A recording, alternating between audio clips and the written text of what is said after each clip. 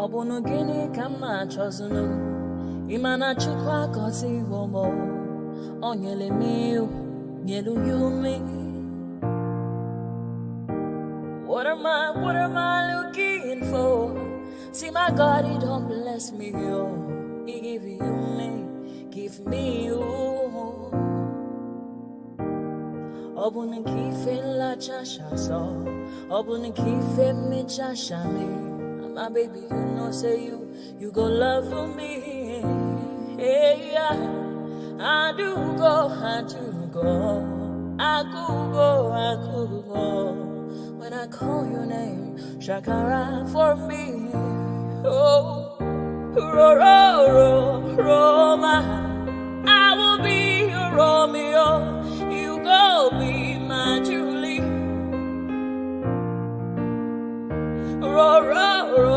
Roma, I will be your Romeo. You go be my Julia. Oh, give me your love and I'll go run away. Show me your love and I'll go use you play. Carry me, go me, I go follow you way. Follow you, they go. Maka munagi, me and you. Okwa munagi, my baby, and me and you. Me and you. Okwa munagi, my baby, Obuzi kife la chasha so, obuni kife la chasha me yo. My baby, you know, say you go love me. I do go. I could go. When I call your name, Shakara for me. Oh, Roma, I will be your Romeo. You go be my Julie. Yeah. Roma, I will be your Romeo. You will be my Julia. Oh, Roma, I will be your Romeo. You will be my Julia. The reforms are there, and we will continue to institutionalize them in such a way and manner that anybody that has the privilege of God and the people of Edo State to become the next governor of Edo State cannot just like a political simkin swagger, cannot just like a political mais gloriosos, cannot just like a political burakio, capriciously set aside the reforms and engage in a suo moto political peregrination.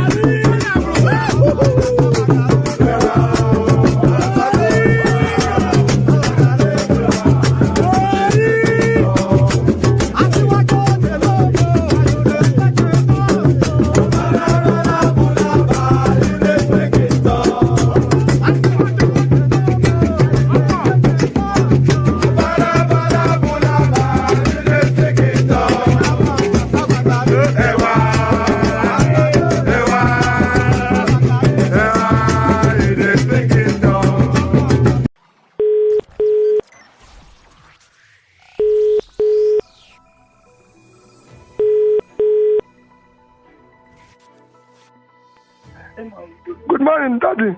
Praise the Lord. How are you, sir? Fine, Daddy. Good morning, Daddy. Amen. In Jesus' name, we are going to get a bright result. Thank you, Daddy. When I hear this your call and prayers, Daddy is very dear to me. And like I keep saying, if this works, you people will never regret this support. Amen. Amen. You know. We look forward to God's intervention. Thank you, Daddy. We look forward to God's intervention. Thank you, Daddy. We look forward to God's intervention. Amen, Daddy. Daddy, I need you to speak to the people in the Southwest. Your people in the Southwest and Kwara. Okay. I've been in touch with Kwara people. The Christians in the Southwest and Kwara. This is a religious war. I believe that.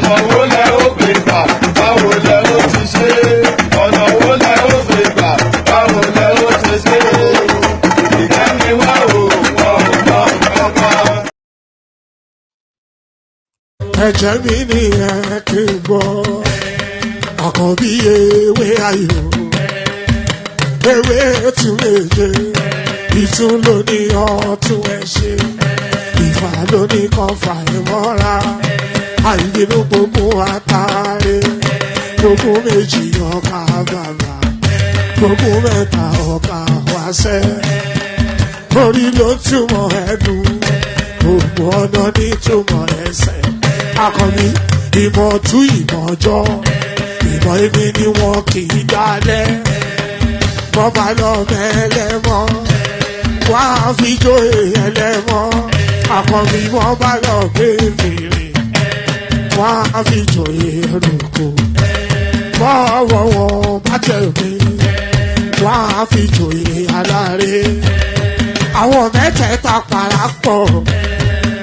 Wọ́n wá jọ ń pẹ́ mọ́, ẹ̀ẹ́mọ́ olóko jẹ. Wọ́n pa Akíntọ́lá ọmọ Ògún. Wọ́n pàdé Ìyọ̀dà ọmọ Àtàràbọ̀bà. Àkànbí wọ́n pàdé Ṣàtàdàdẹ ọmọ ọba Ìjẹ̀bú Mèrè. Aṣíwájú odò gbólùkẹrẹ, ajagun lólòdì ọ̀run. Tó o bá ṣe pé tìyẹ, tó o bá ṣe pé tìyẹ, lọ́ bá ń darí jọ wí. Àgbèrò mi kún gbọ́wọ́, ọ̀gọ́ ti ṣìgìdì máa gbé, àgétì ló máa ń gbé, àyàn ti ìlàyàn ewúrẹ́. Ọlọ́run dákun má padà lẹ́yìn ẹ, kó má gbàgbé ọ̀rọ̀ tẹ́. Aṣíwájú Ọlọ́run dákun má padà lẹ́yìn ẹ. Àkànbí Ọlọ́run dákun wá padà lẹ́yìn ẹ̀. Ọkọ̀ onírẹ̀lẹ̀ Ọlọ́run dákun wá padà lẹ́yìn ẹ̀. All right. Oh, that looks quite. Oh gosh. Maybe I will have the green screen back. That looks so plain and bland. The backdrop. It's just a piece of glass. But there it is. Good day to you. Good to be in your company. And how are you? So let's start it off with a greeting.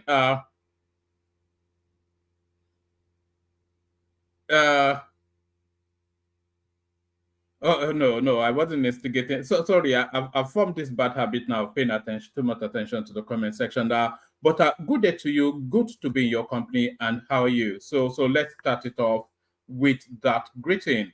Good day to you. Good to be in your company. And how are you? The usual protocol, click on the like button just as soon as you come in, or really not as soon as you come in, because of course, if you're hearing me, you are in already. So click on the like button as soon as you hear the invitation to do so. So I'm inviting you to take that action now. So click on the like button. You already know all the reasons why I'm inviting you to do that. So do that if you will. So do that if you will. And then click on subscribe as well if you're not already subscribed. So do that. Click on like and click on subscribe. So very important, those two spaces. So do that immediately and right now. Click on like and click on subscribe. So do those. And then having done those, now click on this hyperlink right here, the one I'm sending into the comment section. Click on that hyperlink. It brings you into a studio space. As soon as I finish fleshing out the conversation points, I'll let you onto the screen, engage you in conversation. It's just as simple as that. It's an interactive session. So it is a participatory sport. You know, it's not a watch along. It's not a sing along. It's a jolly along sort of. You know, you have to roll your sleeves up and dive into the pit. So roll your sleeves up and dive into the pit. So roll your sleeves up and dive into the pit. Share. You know, I'm using Jedi mind control to see if that works. Let's try a bit of Star Wars Jedi mind control, see if that works. Like, share, subscribe, and then at your discretion, click. So those three are mandatory. You must do those. And then the next few are so the first three are mandatory, and then the subsequent ones are at your discretion. Strongly recommended, but at your discretion. But the first three, there's no discretion around it. You are compelled to do it. So like, share, and subscribe. So do those. And then having done those, if you want to come and join in the conversation, click on that hyperlink that sends it to the comment section. So do that. And then the last direction, the anticipation of 5 super chats, super stickers towards the stream. We always live in expectation of that. So we live in that expectation, and that expectation is buoyed by the super chat already, super sticker already left by Ayo there. So we need 4 more to either match or exceed what Ayo has put on the screen right there. So that sets the bar. So match and exceed it, if you will. So do that, and then your body will be subsumed with a glowing feeling of warmth. How about that? Try that as an experiment and feedback to me. Do all those things I've just said now and see if your body is not subsumed by a glowing feeling of warmth. So do that. So do that. So it's a mixed bag of a session, somewhat because the news cycle is not as giving as it often is, but we will put together something to have as brilliant a session as we've traditionally had. So let's kick it off with this one. And I'm not even fully in the groove yet, but let's see if I can get into the groove as we carry on with the readout. All right, let's see if this will pick up the funk. NJC to select CJN Ariwola successor on Friday. So this guy now, it's just it wasn't even in that space for more than 2 years, I don't think. Ariwola, you know, he succeeded that Islamic scholar. I cannot recall the Chief Justice under Buhari. He succeeded him, and I think it's not been there for 18 months, but I think the mandatory retirement age has been attained. So he now moves, but who replaces him? See, NJC, so that would be the National Judicial Council to select CJN. So the CJN will be the Chief Justice of Nigeria, Ariwola's successor, on Friday. So there it is. Only a couple of paragraphs from this because this is not the main hub of it. The National Judicial Council is scheduled to convene on Friday, August the 16th, to determine the successor to the outgoing Chief Justice of Nigeria, Justice Olukayode Ariwola. Justice Ariwola is expected to retire on August the 22nd upon reaching the mandatory retirement age of 70. A reliable source within the Supreme Court informed journalists on Tuesday that the NJC has arranged a meeting for Friday to discuss the appointment of the next Justice of Nigeria. So so events have since superseded, of course, and a name has been strongly put forward to succeed this guy. But this name now, is this a nod towards 2027? Because, of course, 2027, the elections will be succeeded with litigation as per the tradition with the Nigerian space. So is this a preparedness for 2027? So here it is now. NJC recommends Kekere Ekun as CJN 28 judges. So 28 other judges are nominated for different positions, but the prime candidate, the foremost, most likely to attain that position, Kudirat Kekere Ekun. The National Judicial Council has recommended Justice Kudirat Kekere Ekun to be the next Chief Justice of Nigeria. The recommendation was made in its 106th, let's do that again. That's just reading like a robotic whatnot.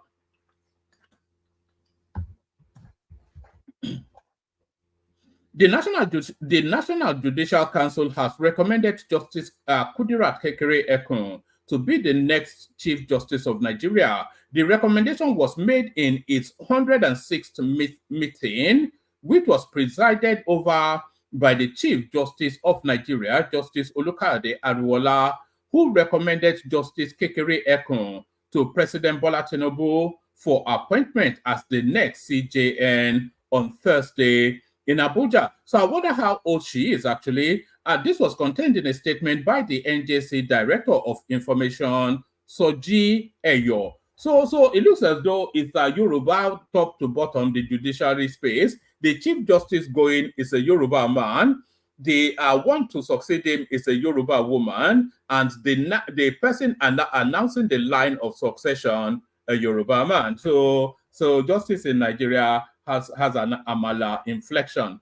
The National Judicial Council has recommended Justice Kudirat Kekere Ekun to be the next Chief Justice of Nigeria. The recommendation was made in its 106th meeting, which was presided over by the Chief Justice of Nigeria, Justice Olukayode Ariwola, who recommended Justice Kekere Ekun to President Bola Tinubu for appointment as the next CJN on Thursday in Abuja. This was contained in a statement by the NJC Director of Information, Soji Eyo, or Oye. Soji Oye, not Eyo, but Oye.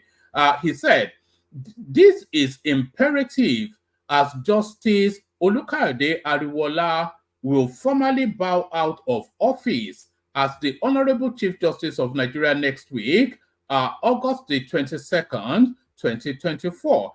If approved by the President, Justice Kekere Ekun will be the second female CJN in Nigeria, the first being Justice Mariam Mukhtar, who held the position from July 2012 to November 2014. The outgoing CJN Ariwola will bow out of the bench on August the 22nd, having attained the mandatory age of retirement, which is 70. NJC also made the recommendation of 27 other judges of state high courts in the meeting, which was forwarded to their various state governors and the president for approval. The council also recommended 27 candidates for appointment as judges of state courts, and a candidate for appointment as Qadi of Sharia Court of FCT Abuja to their various state governors and Mr. President. All recommended candidates are expected to be sworn in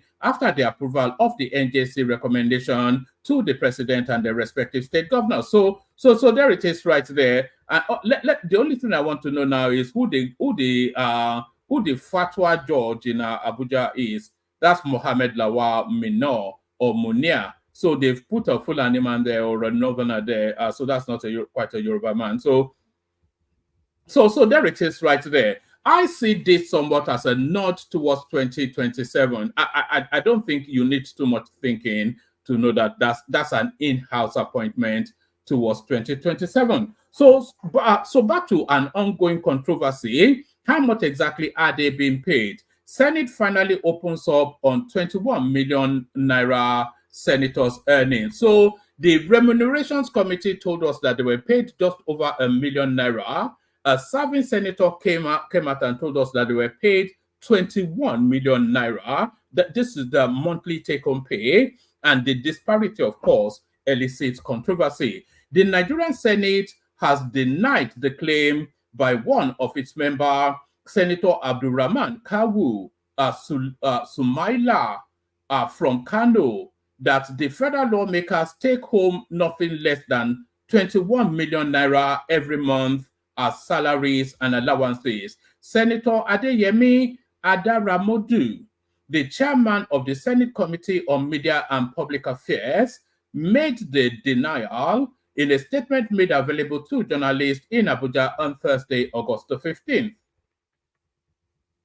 According to Adaramodu, the Kano colleague did not give clarity on how the 21 million naira monthly pay came into existence, noting that Sumaila receives 21 million naira monthly as running cost, which was different from his statutory salary, which is 1 million naira. So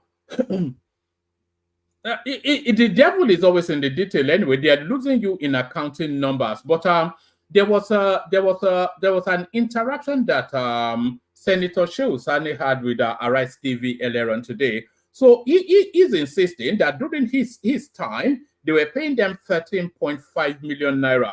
So it's telling you then that 13.5 million naira, whatever explanation goes with it, it lands in their personal account. So it doesn't go into a business account. It doesn't go into an office account. It goes into their personal account. So however that money is being dispersed, so it's just a ruse. It's a bracadabra. If the money goes into their account, it is pay. It's just as simple as that. According to Adaramodu, the Kano colleague did not give clarity on how the 21 million. So he is not denying that 21 million naira is actually credited to individual senators' account, but he's giving reasons as to he's giving the breakdown of that 21 million naira. That's the representative of the House.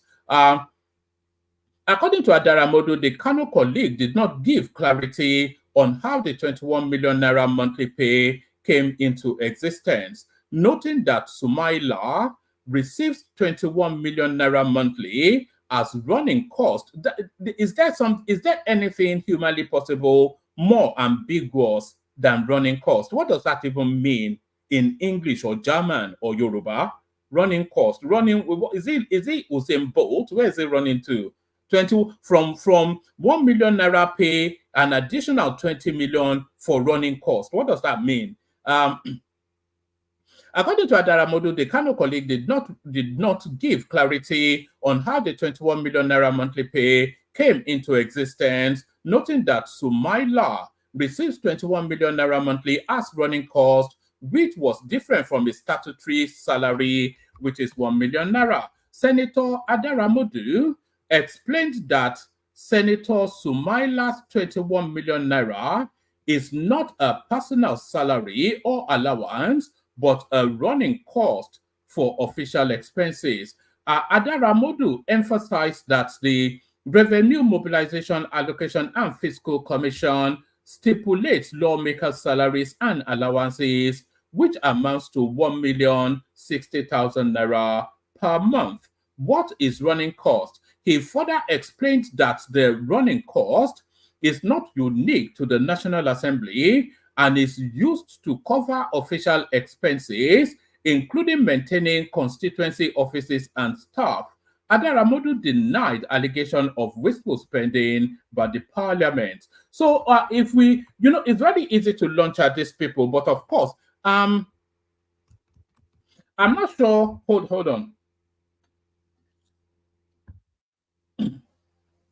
We're not saying this super chat streaming, by the way. Don't rest it all on Nayo. I'm not sure what obtains where you are, but where I am, we have we have parliamentarians, which we call MP, member of parliament. So they represent constituencies. So I'm not quite sure what their package is in terms of salary in London, but I do know that they run a constituency office where they have something called surgeries. So that surgery is then anybody within that constituency that has a particular concern can bring it to his member of parliament to discuss and possibly address. So they run an office within their constituency, and that office, of course, rent, staff, etc., all the running costs is all embedded in there. And that, of course, has to be separate and distinct from their salary. So it's very easy to say, they are looting. But yes, they are looting, but also there is a running cost.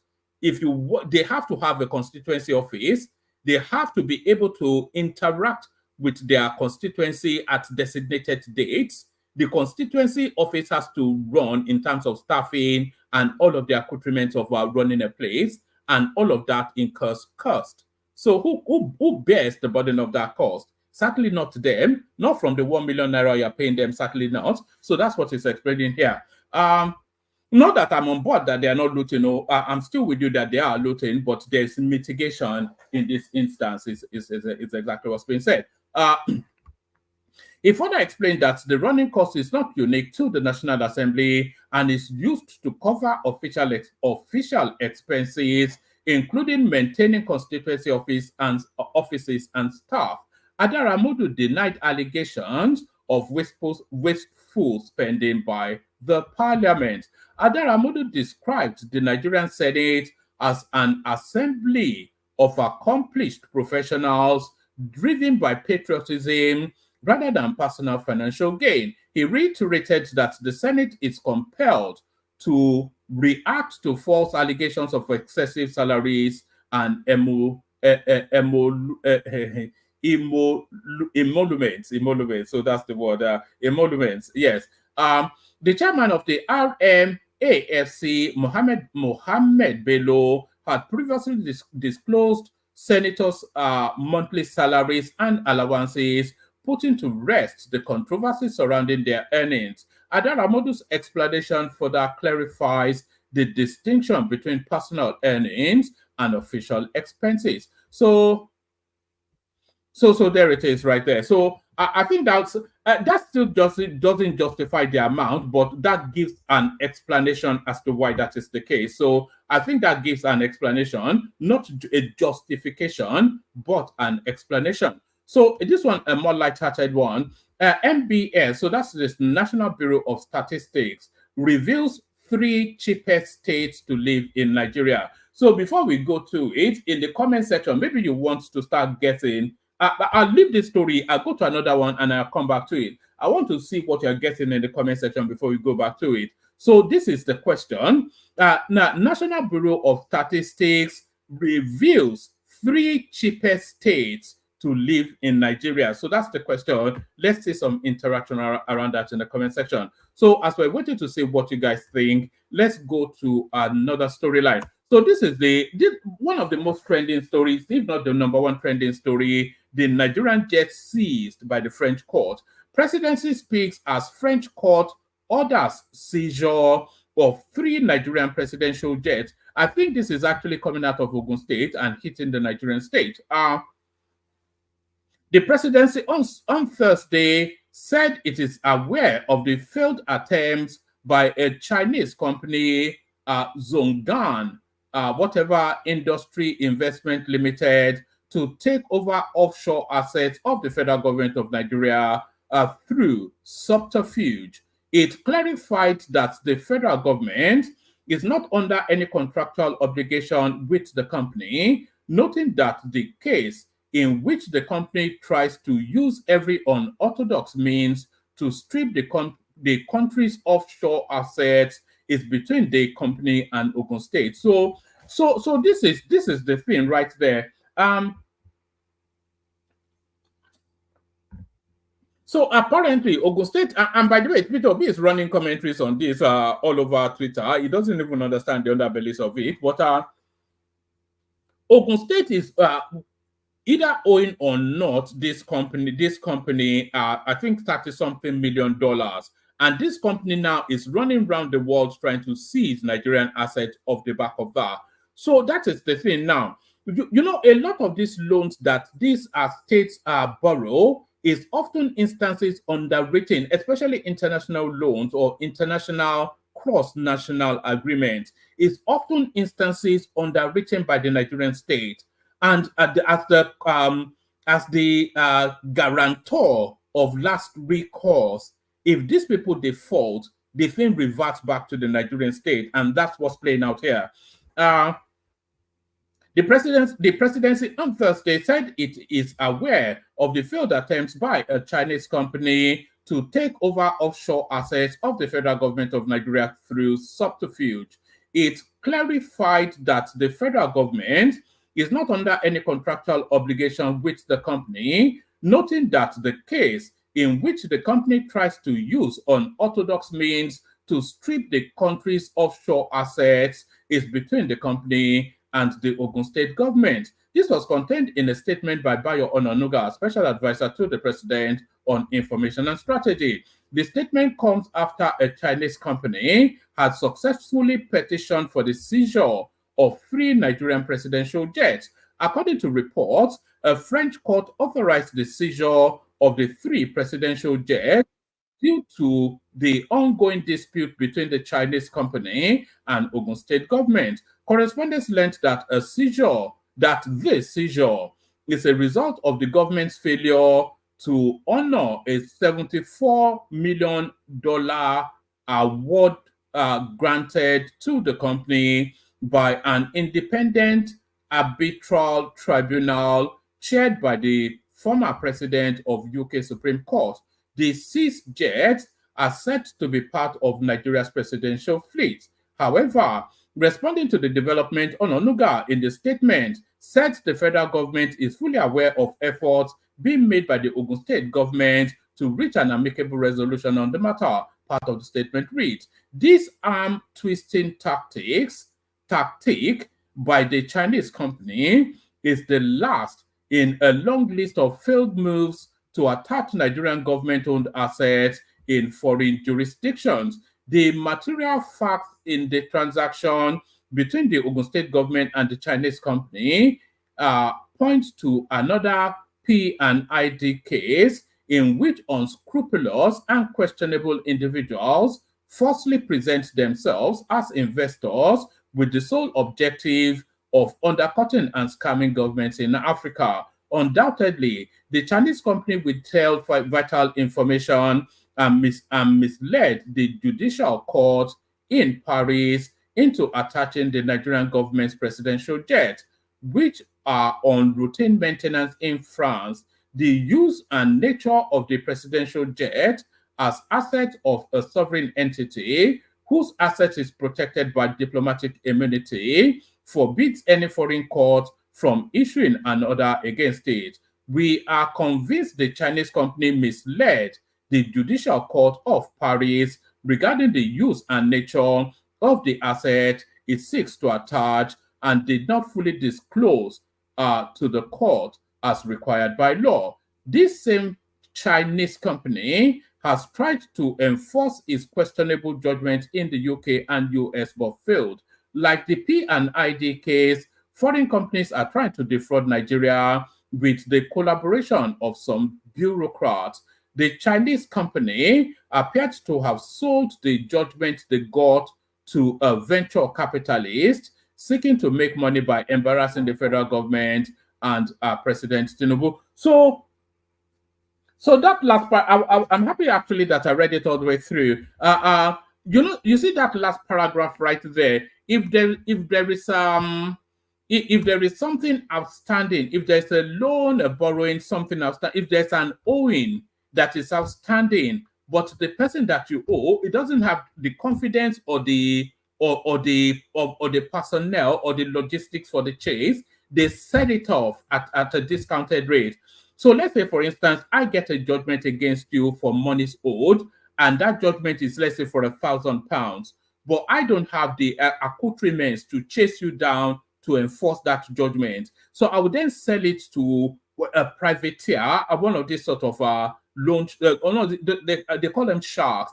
I'll sell them on then. So I got £1,000 owing to me from you in debt, but I can sell it to that company for, let's say, £200, £300. So they give me that up front, and then they pursue you vigorously for that £1,000. So that's how that works, and that seems to be what the narrative is in this mix. So they got a dubious judgment from the UK, then they sold it. It says like the P&ID case, foreign companies are trying to defraud Nigeria with the collaboration of some bureaucrats. The Chinese company appeared to have sold the judgment they got to a ventures capitalist seeking to make money by embarrassing.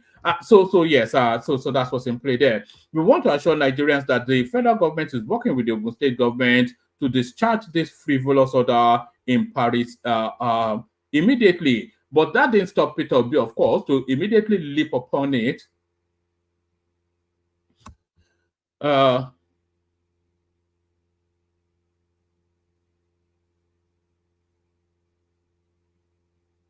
All right. So yes, that won't stop Peter Obi, of course. And I think he has leapt upon it. I'll probably get you that in a moment. So now let's not get back to what I was asking you. See if anybody got it right. National Bureau of Statistics reveals 3 cheapest states to live in Nigeria. So who are they? The National Bureau of Statistics has revealed the least expensive states to live in Nigeria. The report disclosed that Benue, Delta, and Borno states. So did anybody get that? Let me say, I wasn't even monitoring the comment section. Did anybody get that? So the report disclosed that Benue, Delta, and Borno states are the cheapest states to live presently. MBS's July Consumer Price Index and inflation data released on Thursday showed that Benue, Delta, and Borno recorded the lowest rise in headline inflation on a year-on-year basis. So there it is. We don't need to label that beyond that point. So let's not label that beyond that point. Is there anything else that engages? So it's a case of bring your own. I think this session. All right, I'll give you this just as a headline. Nigeria is turning itself into an oil market juggernaut. This is from Bloomberg. So you know how the international space sees us is often different. I think we've discussed that endlessly. How certain types Nigerians like to demarcate the country, but the rest of the world seem to look at us with marvel. Nigeria is turning itself into an oil market juggernaut. Let me see. Do we really need to do this? Let's go into it a little bit.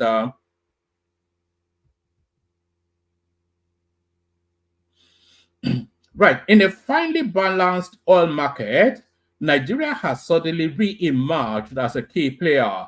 During the past few weeks, actions by the country's massive Dangote refinery have moved prices, with purchases of U.S. barrels initially boosting the crude future curve before a decision to sell them sent oil tumbling. Once fully operational, the plant outside Lagos will be able to process 650,000 barrels a day, rivaling the largest sites in the United States and more than 50% larger than Europe's biggest refinery. A look at International Energy Agency data this week shows why that is so important. If OPEC Plus adds supplies to the market next year as planned, there will be a surplus of 860,000 barrels per day. The group currently plans to add 540,000 barrels per day next quarter. Both figures are close to Dangote's size swing. Refinery ramp-ups are complicated, and there's already been at least one delay. But once the site starts churning out gasoline, it will transform fuel markets in the region and upend long-established trade flows, particularly in Europe, where Nigeria currently purchases much of its supply. Aliko Dangote, the billionaire behind the plant, said last month the plan is for it to start producing fuel in August, though others are doubtful. There it is. It goes on and on, but a game changer, Dangote, as acknowledged by the international. They say a prophet is not without something in his own land. A prophet is something or the other in his own land. So that's what's in play there. I will not contest for president as long as Goodluck Jonathan is around. This is Bala Mohammed. So you have to really understand headlines like this.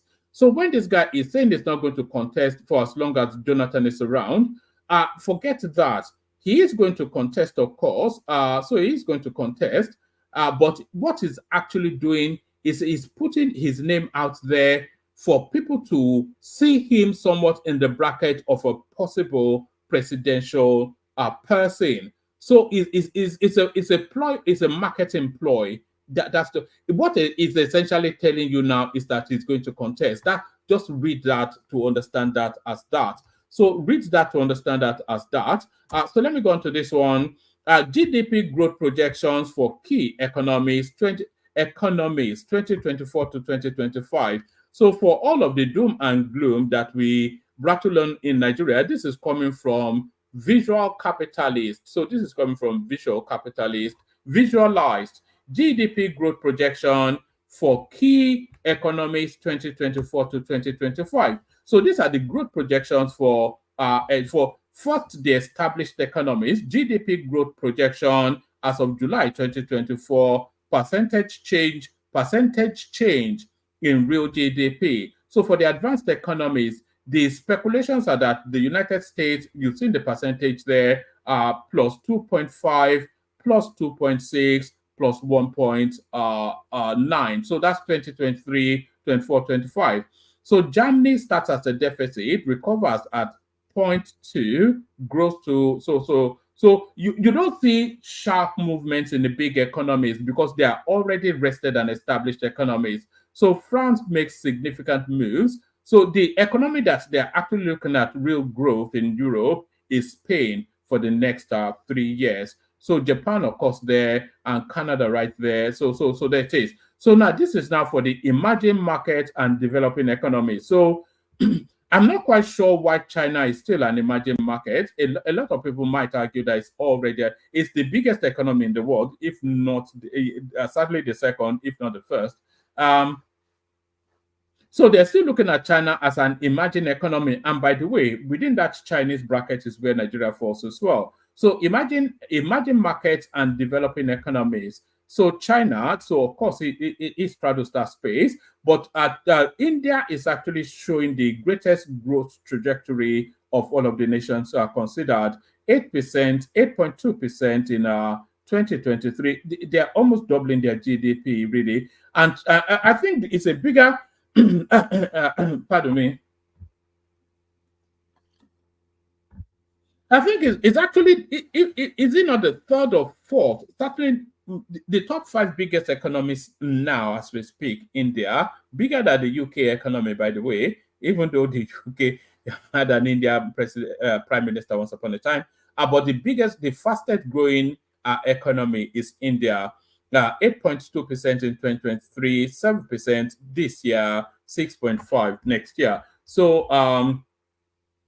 that's Russia right there, which is still showing a positive trajectory, even though it's at war with the Ukraine. Brazil right there, Mexico right there. Saudi Arabia starts at a deficit, and then it picks up this year and then grows for the next year. But Nigeria, there it is right there. It's the fastest by far growing economy in Africa. It's an economy. You see, the trajectory is upwards always. So 2.9% the growth last year. You may say, Ebing Power, forget Ebing Power. 2.9% the growth last year, 3.1% the growth this year, and it holds firm at that 3% even the following year. So that 1 trillion economy that Tinubu promised is almost certainly an underestimation. GDP growth projection for 2024. This was originally posted on our blah blah blah. In this graphic, we summarize the latest GDP growth projection from the International Monetary Fund. So this is actually based on IMF data. So this is actually based on real data, IMF data. So yeah, as we've just gone through, emerging economies. Let's see. What does it say anything about Nigeria? I just want to see before we move on. let's just Nigeria. Let's see. Right. Well, there you are. Anyway, and this is not the first time we've come across this sort of news. By the way, the international community sees us in one way, but us Nigerians, for reasons of having lost an election, we continue desperately to try to run the country down. So we continue desperately to try to run the country down, and this is an example of what I mean. So that storyline of the Ogun State government in tussle with a Chinese company, which led to the attachment of a Nigerian plane. Obi does not know the details of it, but he just heard that something is happening negatively to Nigeria internationally, and he immediately hops on Twitter and starts to say, Chineke me, Chineke me. So there is Obi doing Chineke me on something he knows nothing about yet again, and we're still waiting for his commentaries on the abuse that the Obedient gave the Oba of Benin yesterday, by the way.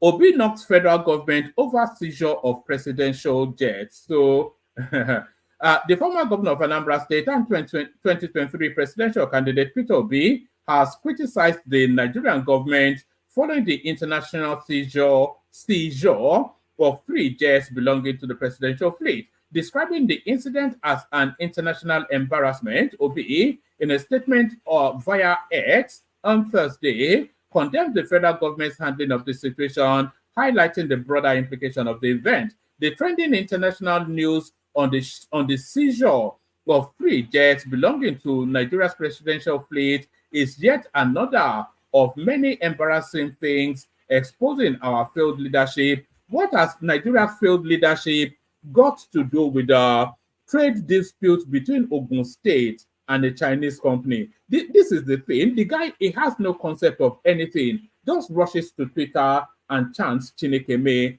all day. The trending international news on the seizure of 3 presidential jets belonging to the Nigerian presidential fleet is yet another of many embarrassing things exposing our failed leadership and our attitudes to the rule of law, even in a democracy. He argued that the incident underscores multiple dimensions of leadership failure in Nigeria, and this guy, man, this guy is from another planet. I hope he carries on in this vein till 2027, by the way, so it makes him an easy pickup.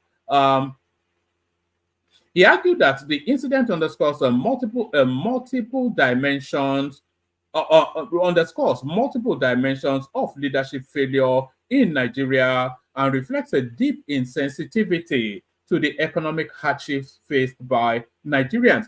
So look at this statement vis-a-vis what is known. So what is known, look at what Peter Obi is saying and weight against facts.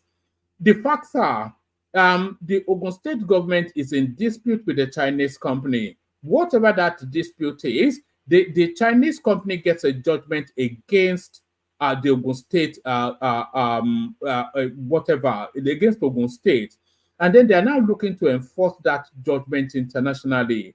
So they've then gone to Paris to attach to federal assets monies owed by Ogun State or judgment gotten against Ogun State. Stay with me, because it's not that complex, although complicated for somebody like Peter Obi because he's not especially bright, but just stay with me.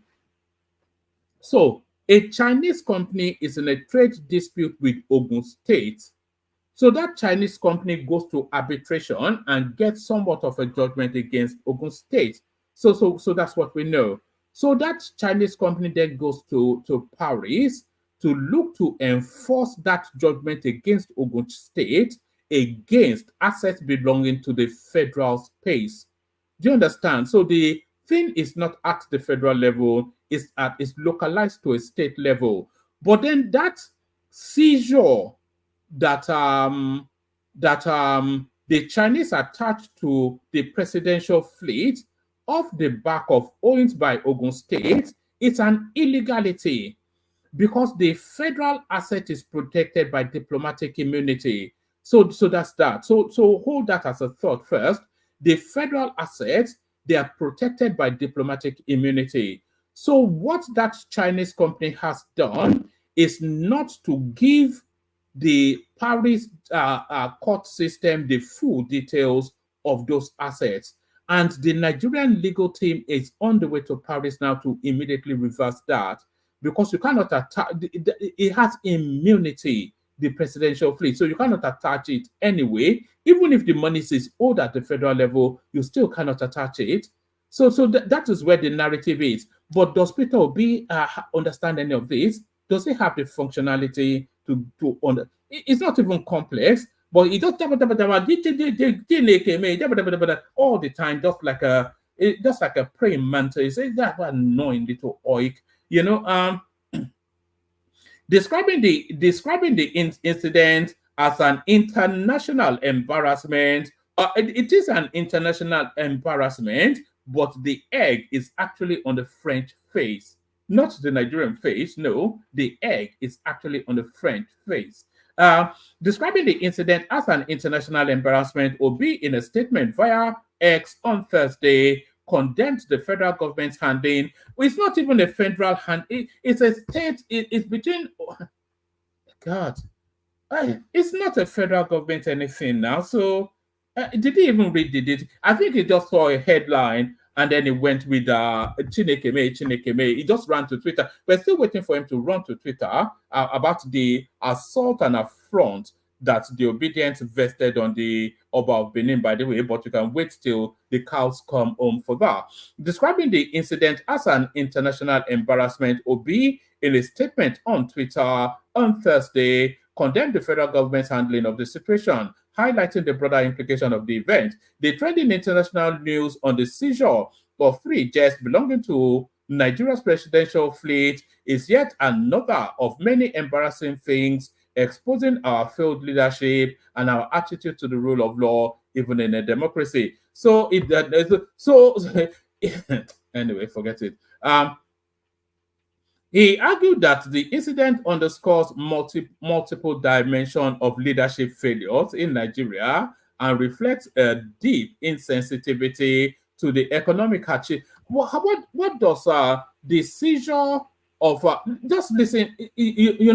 When people say that this guy is brain averse, and what it just does, he knows that his followers are carnivores, raw meat eaters. So he will just go to their cage in the zoo and just take cut the slice of a freshly killed gazelle and throw the raw meat to the carnivores. So these sort of statements are just raw meat to carnivores. He argued that the incident underscores multiple dimensions of leadership failures in Nigeria and reflects a deep insensitivity to the economic hardship faced by the Nigerian people. So let's take that. I'm highlighting it, by the way. Let me even expand it so that you can read it. So don't take my word for anything. So you can read it clearly now. So that's the highlighted space right there. So you should be able to read it. Let me just shrink it a little bit. Look at this statement and vis-a-vis what we're talking about. Look at this statement vis-a-vis what we're talking about. He argued that the incident underscores multiple dimensions of leadership failure. So that already stupid enough. But listen to this now, next half. Reflects a deep insensitivity to the economic hardships faced by the Nigerian people. So how does anything within that scenario reflect an insensitivity to economic hardship? A business deal gone awry between the Chinese and Ogun State, which is in litigation internationally. How is that insensitive? But this is the raw meat right there. So this is the sort of language he throws at them and they gobble it up. How does that statement fit into the stories that obtained, into the narrative that obtained? Reflects a deep insensitivity to the economic hardship faced by Nigerian people. How does a trade... Anyway, forget it, man. The guy is just... When we say the guy is a dunce, you think we're just howling crass abuse. The jet was seized by a French court due to a contract dispute between the Ogun State government and a Chinese company. Correspondent reported that the dispute stemmed from a 2007 agreement for the development of a free trade zone, which later fell apart, leading to arbitration and ultimately the seizure of the assets, despite an independent arbitral tribunal awarding the company approximately $74 million. The Ogun State government has disputed the decision and has not yet honored the award. Obi criticized the federal government for proceeding with the purchase of a presidential jet at a time of severe economic hardship. Oh, okay, so he's leveraged that to go back to his watering hole. So there it is. Paying as much as $100 million for a presidential jet for a country that is the poverty capital of the world and has more out-of-school children with over 40% food inflation. We don't have 40% food inflation, by the way. Over 40%. In fact, food inflation is actually dropping rapidly. I'm sure you've all seen the headlines today. Paying as much as $100 million for a presidential jet for a country that is the poverty capital of the world and has more out-of-school children with over, well, if they say Tinubu drank water in Aso Rock and he had two glasses of water, this guy will be on Twitter. It is endemic of poor leadership that one man can drink 2 glasses of water in a country that has poverty something and the inflation is something and they are buying presidential jet something and he drank 2 glasses of water. Paying as much as $100 million for a presidential jet for a country that is the let me see. Let's skip through Obi's brainless, brain averse, whatever it is. And meanwhile, the Ogun State government, in response to the court's decision, condemned the action as unfair and threatened to contest the order. The special advisor to the governor on media and strategy, Kayode Akinmade, described the judicial action as a new tactic by the Chinese company to seize Nigerian assets in foreign jurisdictions and accused the Chinese company of misleading the Paris court regarding the use and nature of the seized assets. The presidency also reacted, dismissing the court order as fraudulent. In a statement, special advisor to, I think we've already read that. So there's that. So that's Dr. Obi being a dummy, as he always says. Actually, let's go to this one now, because this one rounds off that storyline. Nigeria's Attorney General commences legal steps to recover 3 seized presidential aircrafts in Paris. The Office of the Attorney General of the Federation, Lateef Fagbemi, and the National Security Advisor have commenced legal steps to recover 3 presidential aircrafts temporarily seized by a Paris court order in France. This was disclosed in a statement by the AGF spokesperson, Kamaruddin Ogundele, on August the 15th. The presidency had raised concerns about an attempt by a Chinese company to seize Nigeria's presidential jets and other offshore assets through a court in Paris. So there it is right there. So that's quickly straightened out. So quickly straightened out. Let me send the link again, by the way, for anybody that wants to jump on. Barely anyone in the room. So if you want the conversation, jump on. I'll play you a couple of clips, and then play you the Kegite music, and then we'll see how the session rolls. That seems to be the currency over the last few days. All right. So the first one I'm going to play you, I'm going to title it A Tale of Two Cities. So these 2 clips that I'm about to play you, they are very old. One dates back about 3 years, one dates back even longer, but they tell a story of their own. So we'll pick it off from this. So this is let's just pick it up from here. The infamous Gandola clip. So this is Abdullahi Ganduje helping himself to $1 million in bribe money.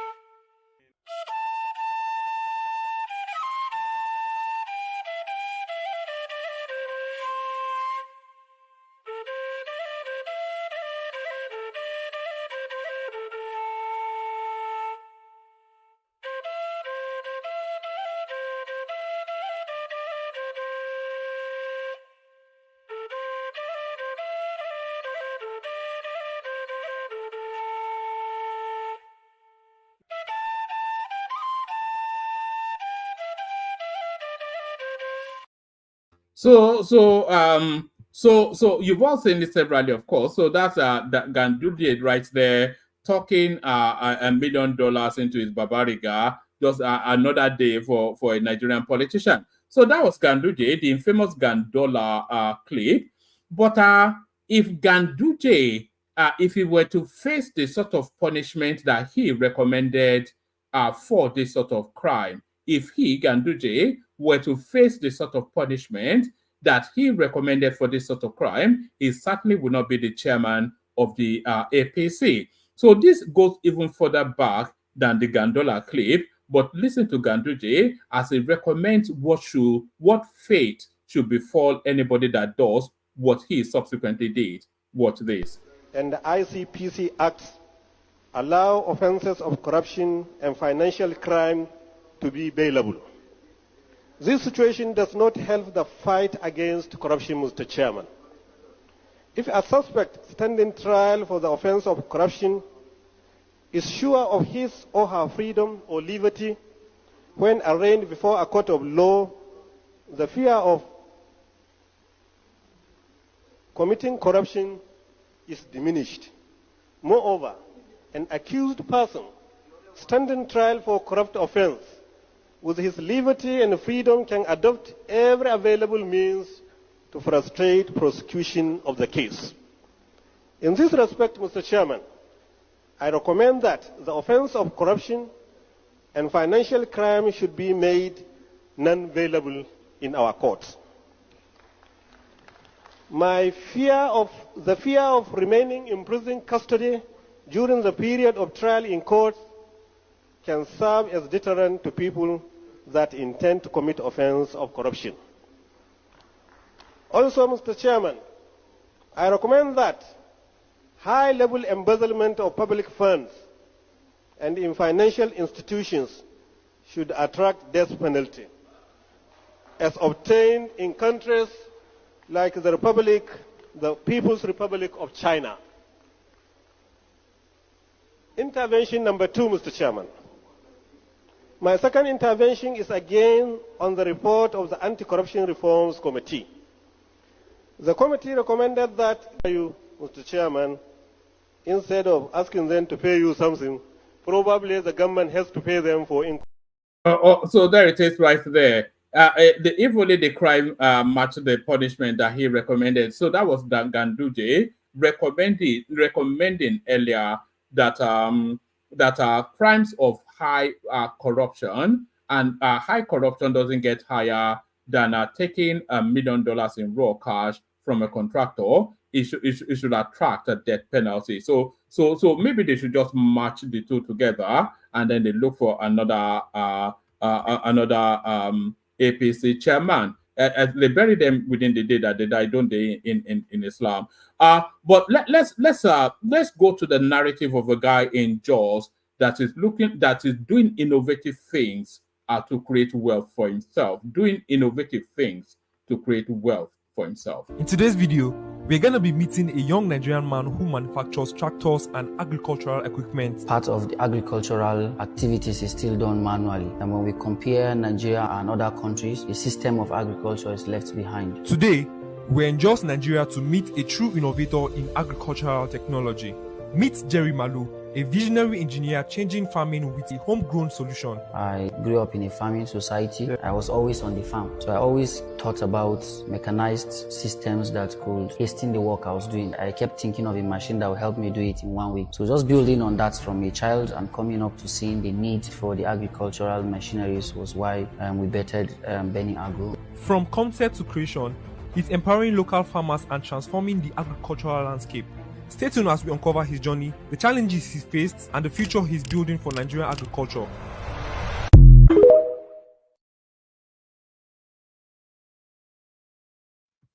So there it is right there, a feel-good story from a Nigerian youth. So a feel-good story from a Nigerian youth are still in that feel-good mode, still within that feel-good mode.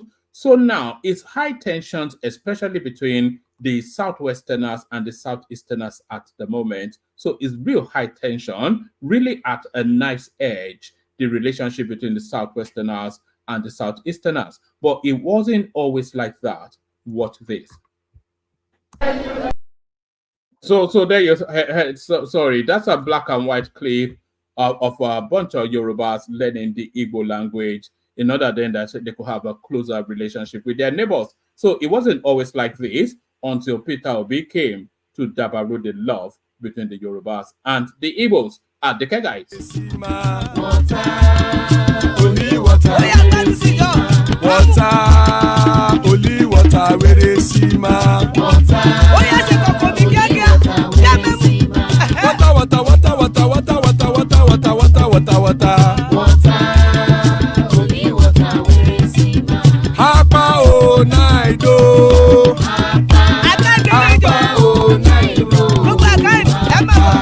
Hapa you don't come oh.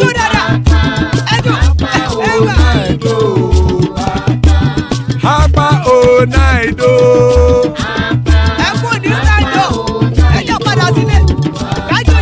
Oro keke elemu ye o. Ibe shodi ya kekere elemu re o. Bobby master kekere elemu re o. Chifu Wela ti kekere elemu re o. Eruku lele elemude. Eruku lele egbe elemudode ojare o. Eruku lele Ghana ti de egbe body o. Ọmọ ẹlẹ́yẹ ẹyẹ o òdìlé o. Odúyẹlá ẹyẹ o òdìlé o. Petrosoname ẹyẹ o òdìlé o. Petrosodunke ẹyẹ rẹ òdìlé o. Ẹlẹ́kọ̀ ọ̀run mú ìní o.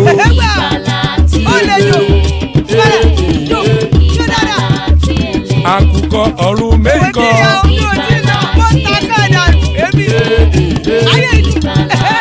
Ikú kò ní ríwà gbéṣe o.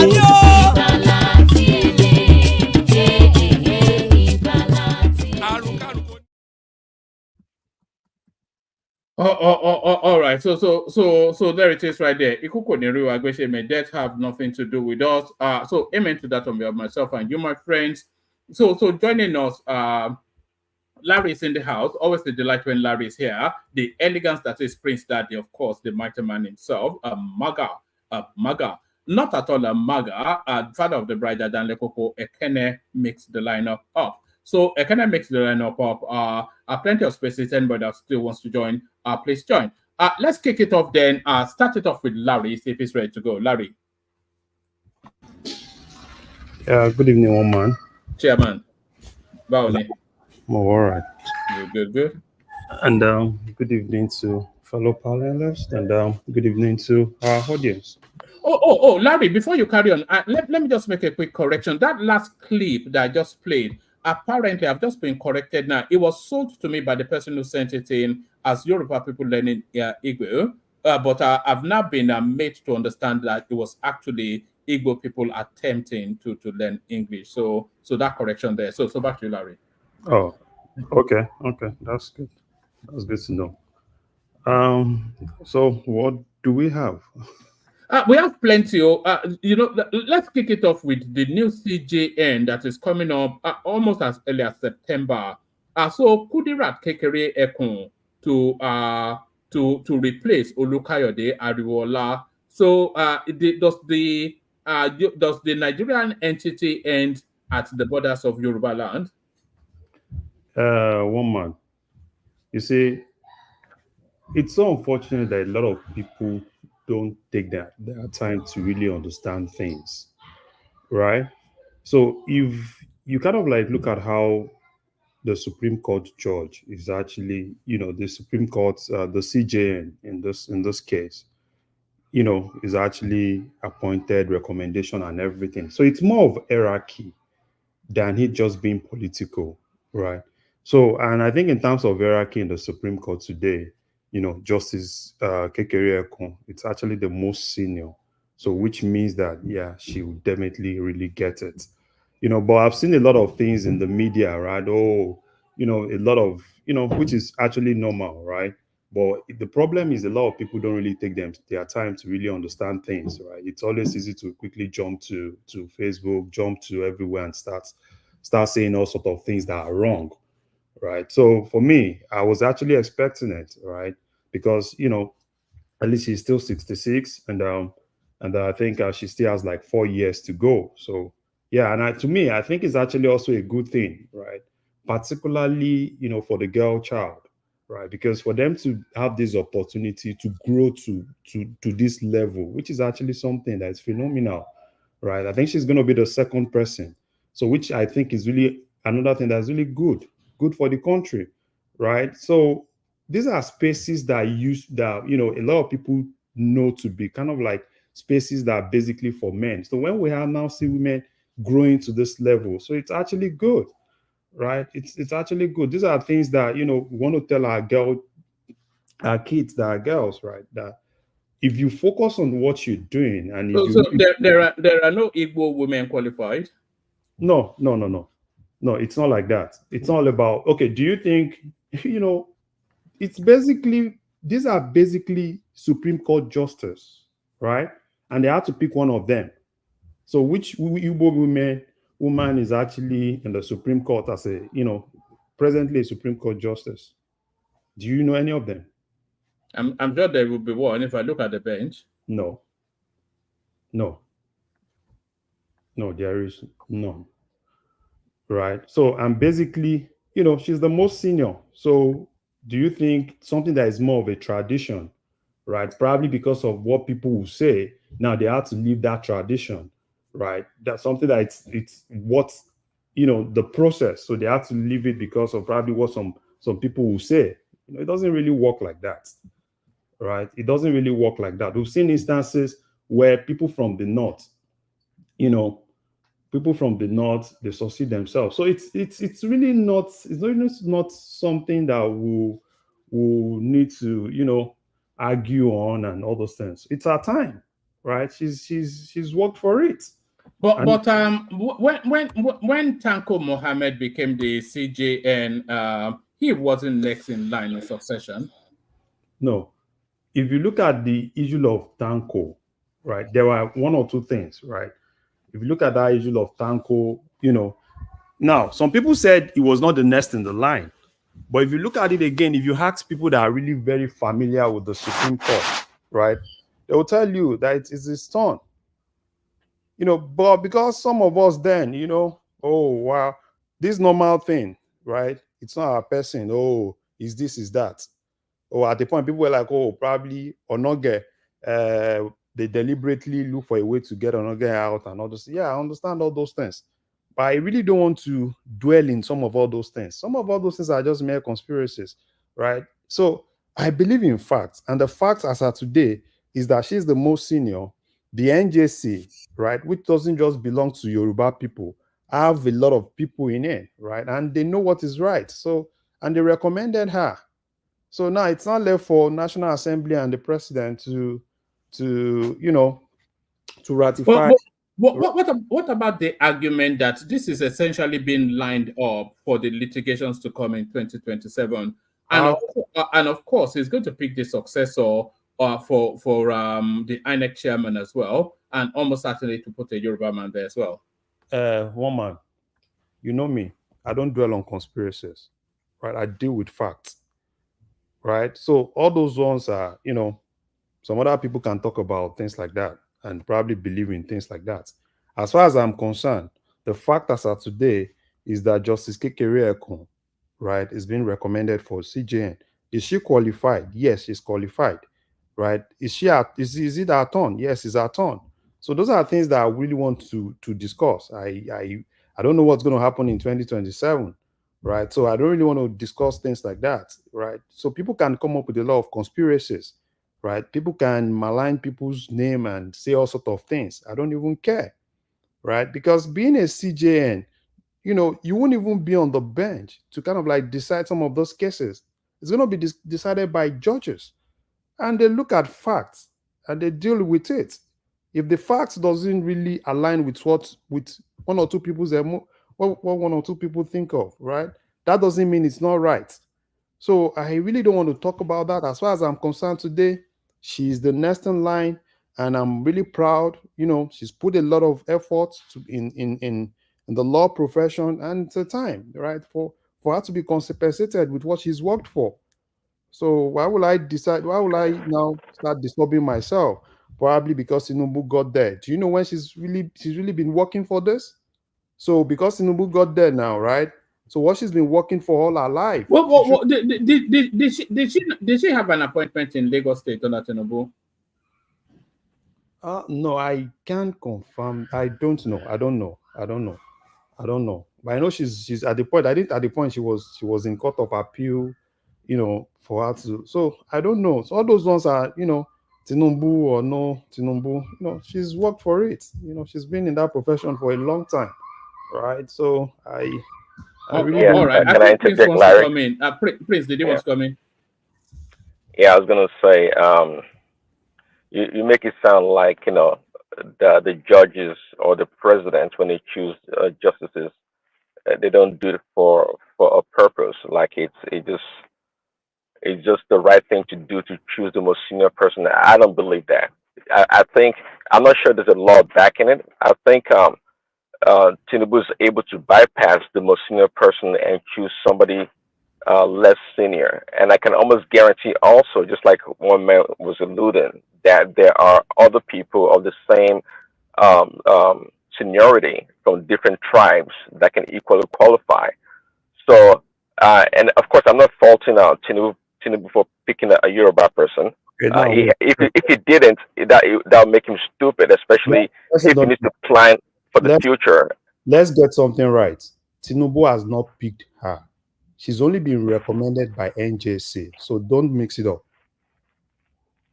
She's only been recommended by NJC. So Tinubu has not even come into the picture now. Say when people are making deals, say no. You can when people are making deals in the background. Okay, hold on, Larry. Let me tell you something. I think you know that already. Things don't happen by happenstance. If you think so, then let's not go there. Things are calculated. Things are done on purpose. Tinubu may not have chosen them, but are you telling me he doesn't have insiders working out things or trying to cajole things in the background? Well, if you say so, I don't believe you. Well, as far as I'm concerned, I don't deal with that. I only deal with the facts that I have. I only deal with what I know and what I see. Are you suggesting that Tinubu wouldn't have been consulted before the recommendation was made? See, woman, you can tell me probably if Kekere Ekun. So some of all those things, let's tell ourselves one truth. Some of all those things in the Supreme Court, a lot of people know probably the next person that might actually get that seat in the Supreme Court. So it's not a matter of probably. Sorry, Larry.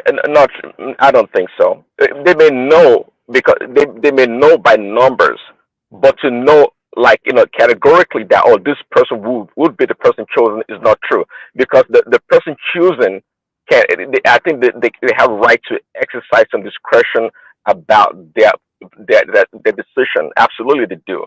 So I don't believe that.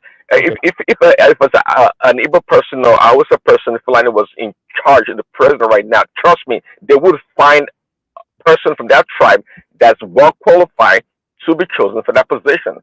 So it's not always black and white the way you make it sound. Well, I really don't want to, I don't want to argue this. I think probably if we have a lawyer that can really help us understand how those recommendations work, that would definitely really help, right? So I don't want to dwell on, probably someone did this, someone did that. I don't want to dwell on that. I want to focus on things I know.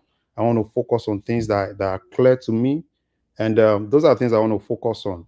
So probably if a lawyer comes in now and really help us, right, to learn, to really understand how some of all these recommendations work, and then we can talk on that. All right. Let me take you to another space. This controversial goings on in France.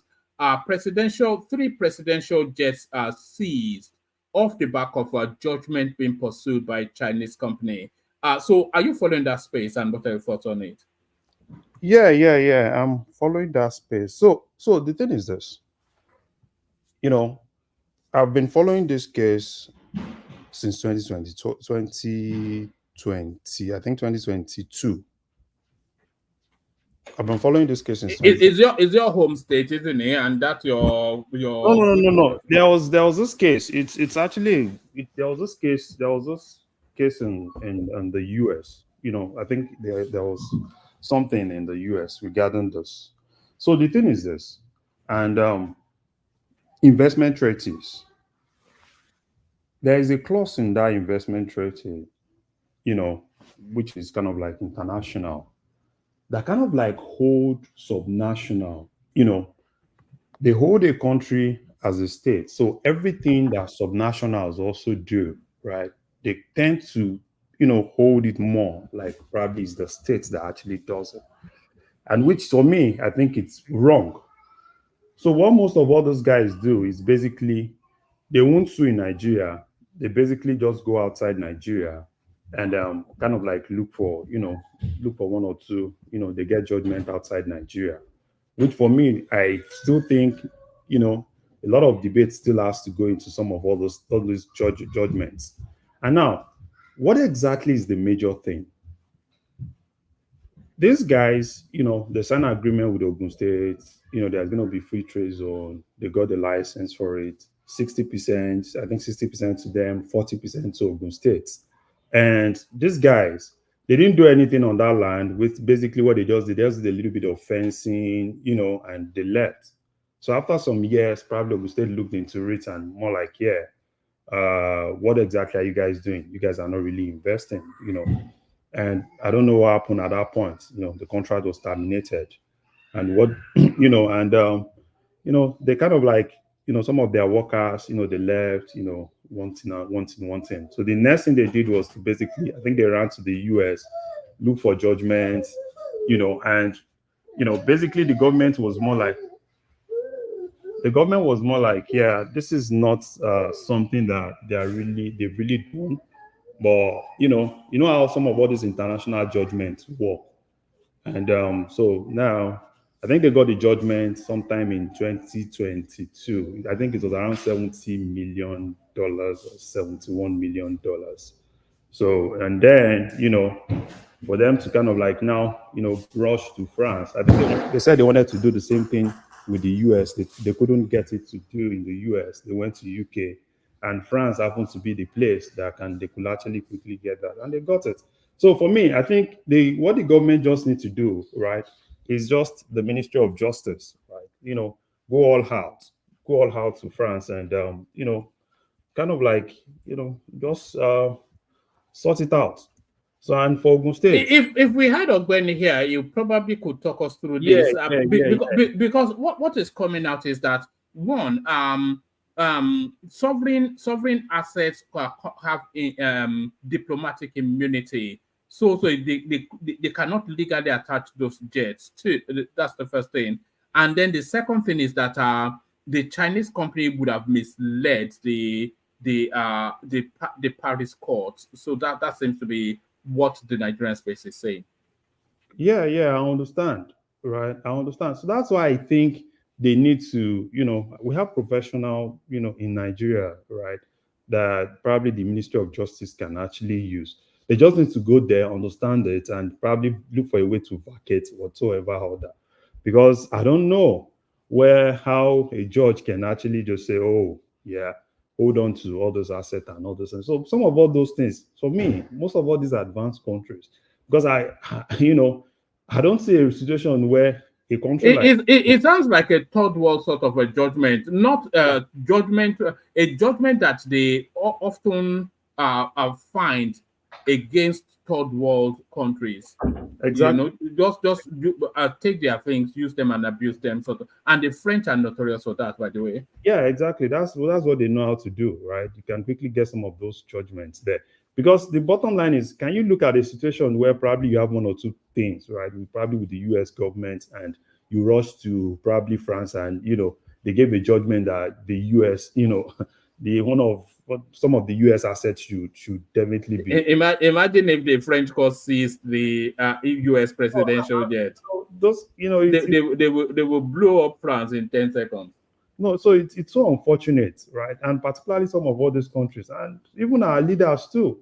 Those are countries they quickly run to, and they strike some unnecessary, some dirty deals with some of all these countries. So that's why it's always easy, right, for some of those countries to not even care, right? They will not even care about whatsoever immunity and everything. They just give a blanket judgment, and they're like, yeah, you have to. You have to look at the whole thing with PID, right? With all those things in the UK, all the rubbish shenanigans that they did there, right?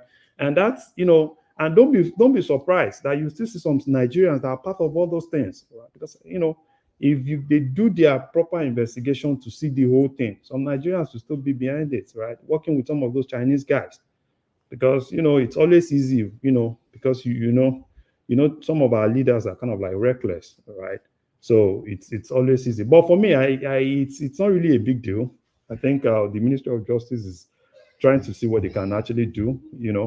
I really don't think that can actually work, right? And these are part of the things that our leaders, right? Probably our leaders need to kind of like make some of this, some of these development countries know, right? The fact that we signed some of this, we are party to some of this international laws and everything, doesn't really mean that we are letting go our own sovereignty for it. Doesn't really mean that we are letting go, some of the things that really belong to us.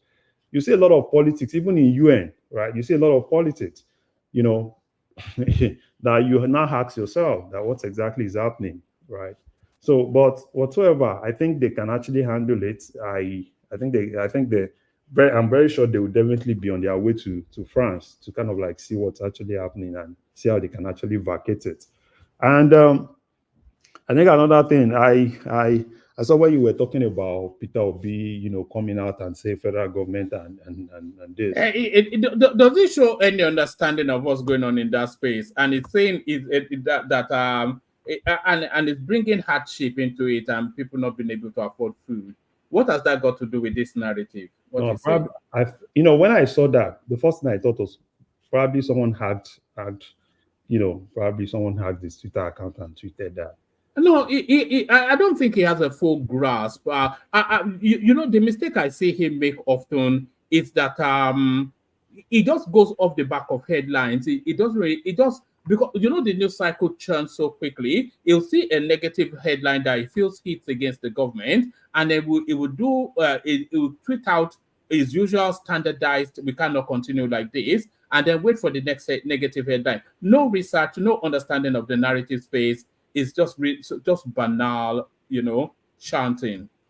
Yeah. So the thing is, probably would have waited and really understand the whole thing, before he actually, quickly tweeted and because it's embarrassing, I think, if he had his way, he would have even taken down that tweet, right? Because this is something that is so obvious. At least it's not just today. I think the old news came out yesterday and you are tweeting today. So take your time to read and understand the whole thing before you quickly decide to just come and, a lot of people still respect him. And I saw a couple of them kind of like, no, this is behind the elbow, right? Like you should definitely take your time to address some of all those things than playing into the hands of the likes of Renault. Because that's a good thing for Renault, and you can always trust Renault. You quickly went out for him, gave him the bashing and everything, which for me, I feel he needs to kind of like learn how to really address some of all those things. Don't be the first person to quickly rush out to come and condemn. Take your time to understand whatsoever, and before you go out, because a lot of people respect him, and for him doing that, it's going to be losing a lot of respect from people that respect him, and some people that are close associates that follow him. I think it's a way of playing his own politics. He felt probably, like I've always said here, that probably he thinks that's the best way to play his own politics. But sometimes, you can do something, and it got to a point that it gets irritating particularly when you don't get your facts right. All right. Let me take you to this. Let me take you to this projection. Then this is being pulled from IMF data to conclude then that year on year positive growth for the Nigerian space. The emerging markets were one of the highest performers. Nigeria amongst that list. So what are you then making then of this this information? Yeah, it's expected, right? It's expected. You know, the projection, it's right. If every other thing, is actually being done the way it's supposed to be done, particularly with Nigeria, I see a lot of positive drive coming out from Nigeria. It's just for the government to be able to know how to really manage it.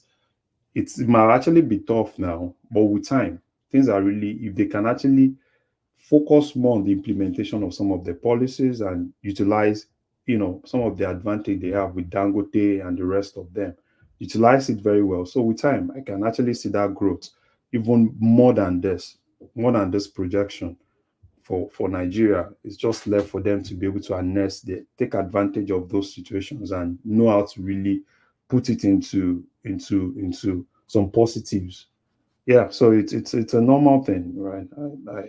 I actually envisage something bigger than what these guys are projecting. As do I actually. Before I go on to Ekene, this $1 trillion economy that Tinubu promised, do you see it achievable, or do you even think it's an underestimation that in a 2-term of him running these policies, he is targeting to double the GDP of the country? Do you see it attainable? Because by my own reckoning, it's an underestimation. You see, the thing is just like I said, we have a lot of hanging fruits that are kind of like positives. So the only thing they need to do is to see how to take advantage of some of those things. I can tell you, there are some countries today, if they have the advantage that Nigeria has, take for instance now, Dangote refinery, that's a lot of positive. You see them doing everything to ensure that they grab all the positives in that. And that's part of what I think, for me, if you ask me, what our leaders really need to be doing. Nigeria is so great that you might not really need some of all these foreign things, foreign investor, foreign that you go all out for, right?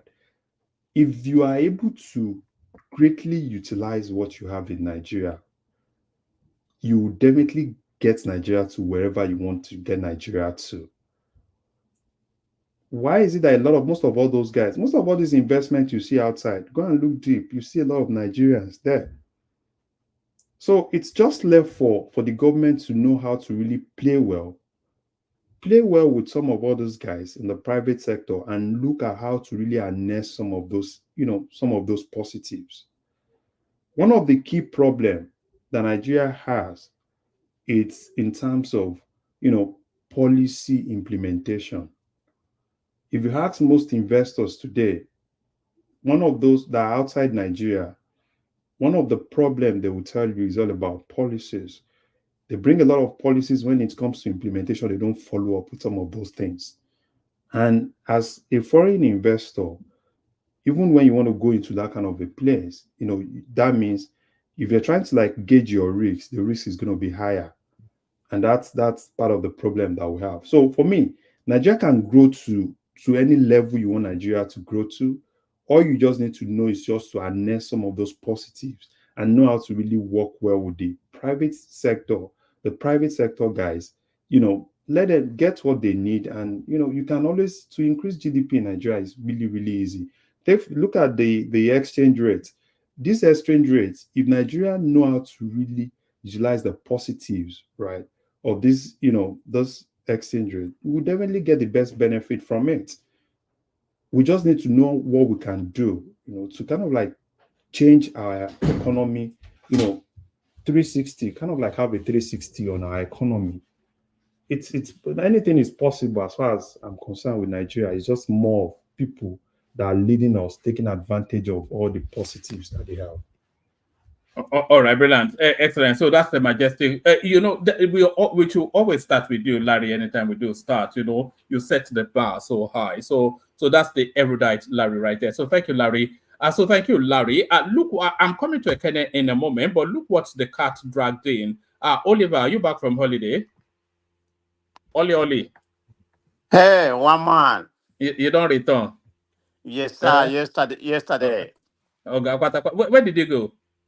Oh man, it was a lot. Almost about 7 cities. You know, I think actually because we went to a city called Casagos. You stayed within the country.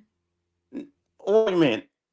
I went to tour Spain and Portugal. Then we went to a city in Spain. I mean in France. Yeah. Where did you go in Spain?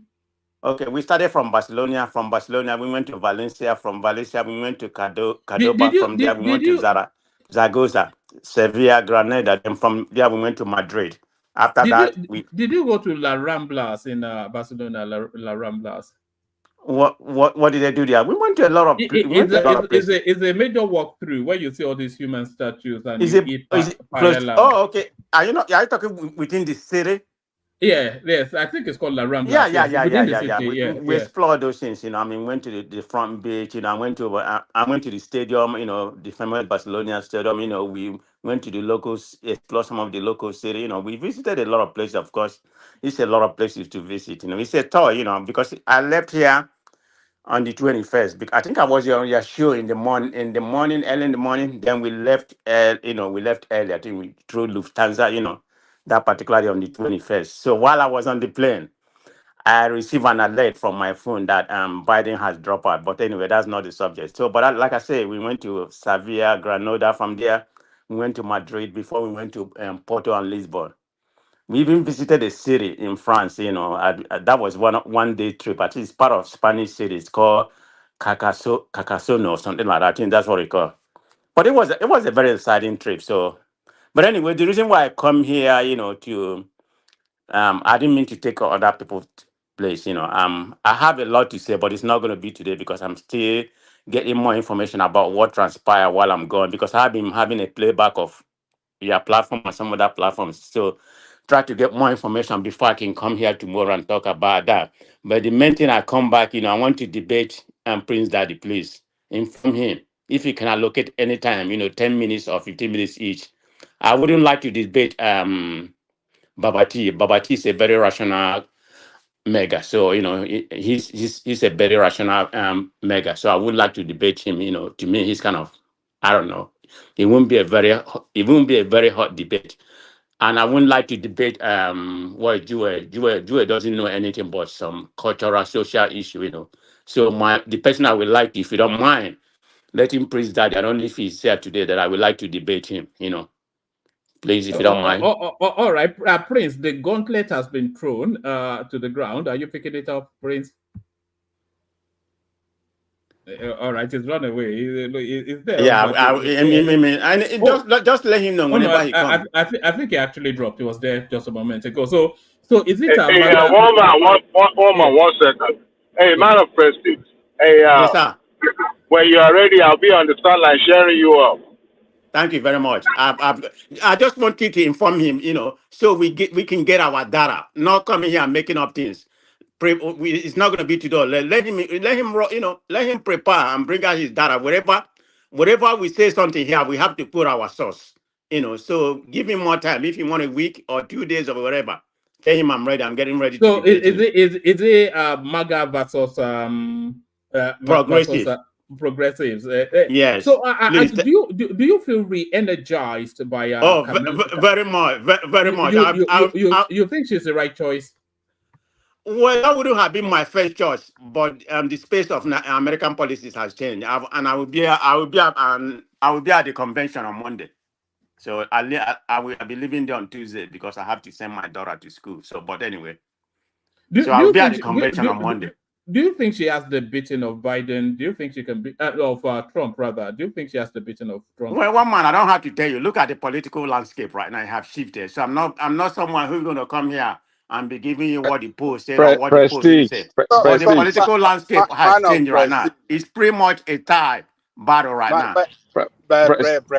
Some polls actually give her the edge, Some polls give her the edge. I'm being realistic. What I mean by a tie, because there's some, you can give and take. You know, I mean, people who people Prestige. who are undecided. Prestige, stop this jumping up and down for your party. In 2016, all the polls favor Clinton, and at the end of the day, she failed. So well, you know what happened. Don't be But over. I'm not here to say. I'm not here to say Kamala Harris is going to win it definitely. But I'm glad. I'm glad where the political landscape is right now. Don't be overexcited over what is not even democratic in the first place. This is a coup within democratic. You know what? Ajali Coca. I don't have time. I don't have time for you because you're not even making sense. You must have time because you are bragging too much, as if all of us are not in America. We are all in America. You're not political savvy. You may be political savvy about Nigerian politics, but when it comes to American politics, I will educate you. Okay?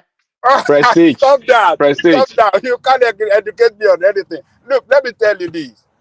These early, how do I describe it? This early, what's the right word? Enthusiasm. Enthusiasm. Momentum. Enthusiasm. Sometimes it doesn't win election. Look, that of 2016, we saw all the opinion poll, all the media, everything was against Trump, and yet it defeated the most celebrated female politician of America. But Trump is a known quantity now. It doesn't have novelty as a exactly. Exactly. I didn't come here. You know, if you don't want me to go in detail, I know it's not my turn, so I don't want to take. Yeah, but President, let me just say one thing. Do you really believe that Americans are ready to vote for women to lead this country, to be commander in chief? Let me just add one thing. It's going to be a new paradigm shift. It's already happening. So let me add one thing. Go ahead. Prestige, I'll say, why don't you wait for the first the two debates that they're going to have after those two debates? Because you know Americans are very visual people. When you juxtapose, when you look at them side by side arguing, and Kamala doesn't really debate well. She doesn't. Don't go there. You haven't seen Kamala Harris debate. She can debate. Prestige, we're both Americans. We no need to.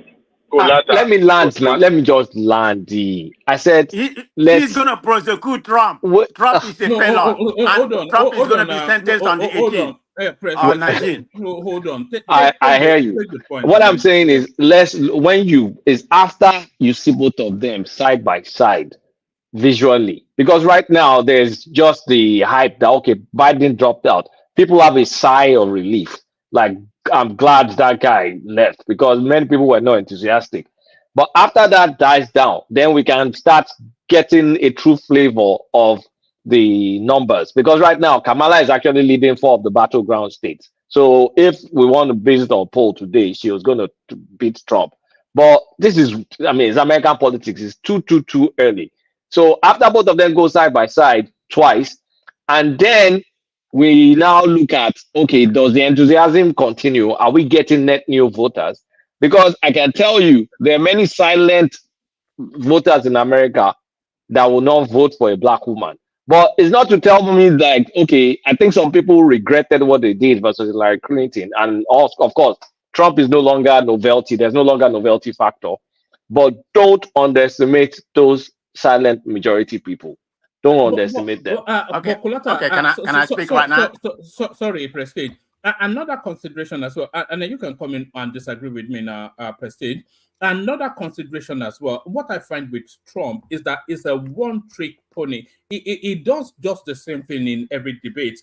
He tries to, he's very short on substance. He has broad strokes, but his real thing is to attack the personality of the person that is debating. And he's done that severally. And I think Kamala, if she's ever going to stand a chance, that is where she forget substance. Yeah, just look for when he tries to get it personal, get one over him, and that's how she could. That's okay. One man. Thank you very much. One man, please. Hold on. Let me speak. Hold on, Joel. Come after Prestige. So, Kulata has spoken well. Everything Kulata said, I completely agree. I didn't come here speaking, like I'm enthusiastic. I'm just saying the political landscape has changed. It's better than what we had before. She may not have been my Woman, I'll be back. first Okay, I'll be back. Hold on. Can you all be right. quiet? That mega guy, please. So I say the political landscape. I like what we have right now. I never say, Kamala Harris is going to win. No, like Kulata properly stated, we are leading in most of the battleground state and tying in some of the somehow red state like Georgia and Arizona. But having said that, we still have about 80 something days to go. A week is a long way in politics. So I'm not here singing that we win. That's not why. I'm just more enthusiastic, like fellow progressive right now. We're in a better space than we were under Biden. And if you look at, this is what I'm going to debate Prince Daddy. I'm going to have my whole facts, both the data, the inflation, which is 2.9 as of today. And we're going to come here and talk about it. So I don't want to upload what I'm going to say every night, but I'm in a better shape. Let me just summarize it like that. All right. Sorry, Dewali. Listen in the background, Prestige, if you cannot stay, because Prince will be back in a moment. I will. I'm going to be here. Thank you, one man. I'm going to be here. Yeah, I think Dewali wants to have a go. Dewali. Yeah, I totally disagree with Kulata and Babaja Lekopo. Look, I'm not a fan of. Come on, man! You are a Democrat that guy, like man of prestige. Both of you are Democrats. Let me say this. I will counter Kulata. We've seen Kulata debating when she was contesting for the primary 3 years ago, and I will tell you this: she debated Vice President. What's his name? Biden. No. She debated Biden and also Pence. And you could tell that the way did you say her rating? She had very, very, very low ratings in that primary. Momentum has shifted. Okay, this time she's a very good debater. The rejected candidate at that time is now the son of the how do you call him now? So the momentum shifted. Now the Kamala we saw during the debate. You cannot compare the Kamala and then with the Clinton at that time, because Clinton has everything more than Kamala. Now everything is supporting Kamala now because all forces are joining together to support Kamala. And she didn't do bad. She didn't do badly when she debated those people. And I can bet you, she won't be as soft as Clinton when debating Trump. She will give fire to fire. You saw the debate between her and Pence. She told Pence to hush, that she's still speaking. That is what I'm talking about. That is the kind of fire that I'm expecting her to bring forward when she's debating Trump. Trump is not something that he's gonna lie, and she knows how to get. She's a woman. You can't underrate woman. All right. I'm not saying that she doesn't have her own flaw, but this time around, all odds are in favor of Kamala. And I tell you, Democrats will maintain this momentum after the convention towards the election. They will maintain it, and we will see how that tide will turn in their favor. The same thing being said in 2008. I didn't give Obama a chance, because the question then was America ready for a black president? He didn't just floor McCain. He won the popular vote, and everybody's jaw was wide open. Even people were doubting themselves. So this time around, they saw what Trump did, and that is going to play in favor of the Democrat, and that is what we are going about. So I'll leave it for you guys to debate on that. And we're going to get a bounce after the convention. So you people just watch. You guys are jumping up now and are very happy over this media. Tell me why we shouldn't. Hold on now. Because we have a chance right now. Hold on, man. Why shouldn't we? What we are seeing is a media hype. You don't know nothing about media hype. Okay. It's all media hype, and what you guys are going to see, you guys will be shocked. By the way, what you said earlier about number one. Let him land. Let him land, so we don't have two voices. Number one, the process that nominated her now, or they are pushing to nominate her, is undemocratic. Americans are not. Are you Hold okay? on, Are you okay? Or are you man. insane? Hold on, man. Look at what is Americans are not. undemocratic. When did you It's turn to not democratic. become It's a not MAGA? democratic. Are you a Hold on. lawyer? Hold Are you a on. lawyer? Do you know anything? Hold on. Hold on. Hold I on now. thought you are very Hold wise for on, a young man. Let lawyer. us talk. Let's You talk. just made an insidious Hold statement. on now. One voice. Yeah. The process they are pushing to nominate her now is undemocratic. They are imposing her. She didn't go through primary process. They're trying to impose her on the party. They're trying to push her to American and with the help of the media, giving her all this hype. You guys think Americans are stupid? Wait and see. Are They're you waiting for you anti-women? guys at the Are you polls. anti-women? Is that your problem? They're waiting for you guys at the poll. And you guys Are you anti-women? I thought you are independent. Now that Kamala Harris has come in, it seems like you have become anti-women. I'm an independent, but I'm telling you that Americans are not. America will not accept this imposition, and America will reject you guys. Can I say something? Let me correct something real quick before you jump in. Please, let me correct something. You see that narration about who been done for her, she being imposed on America. That is not true. What is the purpose of primary? The primary election is a function of any party. You can do whatever. It's an internal family affair. Now, when it comes to primary, there are certain delegates that are being selected from the state level. Okay, they are and we've seen convention in the past that a candidate that was overwhelmingly won the primary was not picked at the convention because they look at everything that would be against them. Remember, it's not about the popular votes. We've seen it in the past. Maybe you go back to the history, you Google it. Candidates being switched at the convention ground. When was that? Tell us the name. I can't remember the date, but it has happened in the history of America before.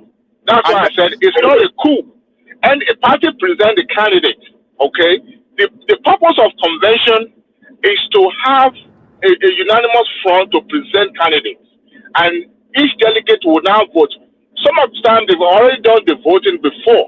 Okay? And other states will now bring their delegate at the convention because they cannot accommodate everybody. So to say that the coup was planned, if you don't belong to the party, okay, you can't have a grievance against the selection of the candidate.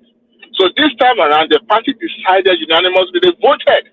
Now is the real nominee of the party. The convention that will start on Monday is just a ceremonial because it's already been endorsed. So what I'm saying is that assertion that there's a coup that brought Dewale, you're making a mistake. Dewale, hold on. Dewale, hold on. You're making a mistake. The convention itself is the actual voting. All that stuff you did is kind of like, convention solidifies it. It's the democratic process in itself. Because when you look at the history of the convention, it was more important than what we have now. So what Acolyte Kekere is saying is not true. Because when they present Kamala, they can present someone else, and if the delegate votes for that other person, then Kamala will not make it. But the fact that they kind of like coalesced and all of them are going to vote for her makes it democratic. If that West Virginia guy stands up and says he wants to challenge, you can challenge her in the convention, and delegates can switch votes. That's what happened. Do you know that they've done the voting already? I don't even have to speak that more. Do you know they've done the voting already? All I'm trying to say is that it is a democratic process. That's all I'm trying to say. I was going to call what Kulata said, because it's not won by popular vote. It's won by the delegate. The delegate can change their vote at the convention ground. That's what I'm saying. One voice, please. Yeah, just okay. Let me tell you, Adewale, look, to us that are independent, that are watching both parties, this is not a democratically elected person. She didn't go through the primary. She didn't enjoy the grassroots support. Is the cabal in the party that are trying to impose her on the party, the voters, American voters, doesn't see her debate. She didn't carry out any debate within the party for us to really know what she really stands for and what she has for American people. So this imposition is not going to work. It's going to be rejected. Well, can I come in? Let me tell you, when at the convention, a nominee of the party or a presumed nominee of the party is rejected, that's to tell you that we have the cabal within the party that turn against him. That is usually the case.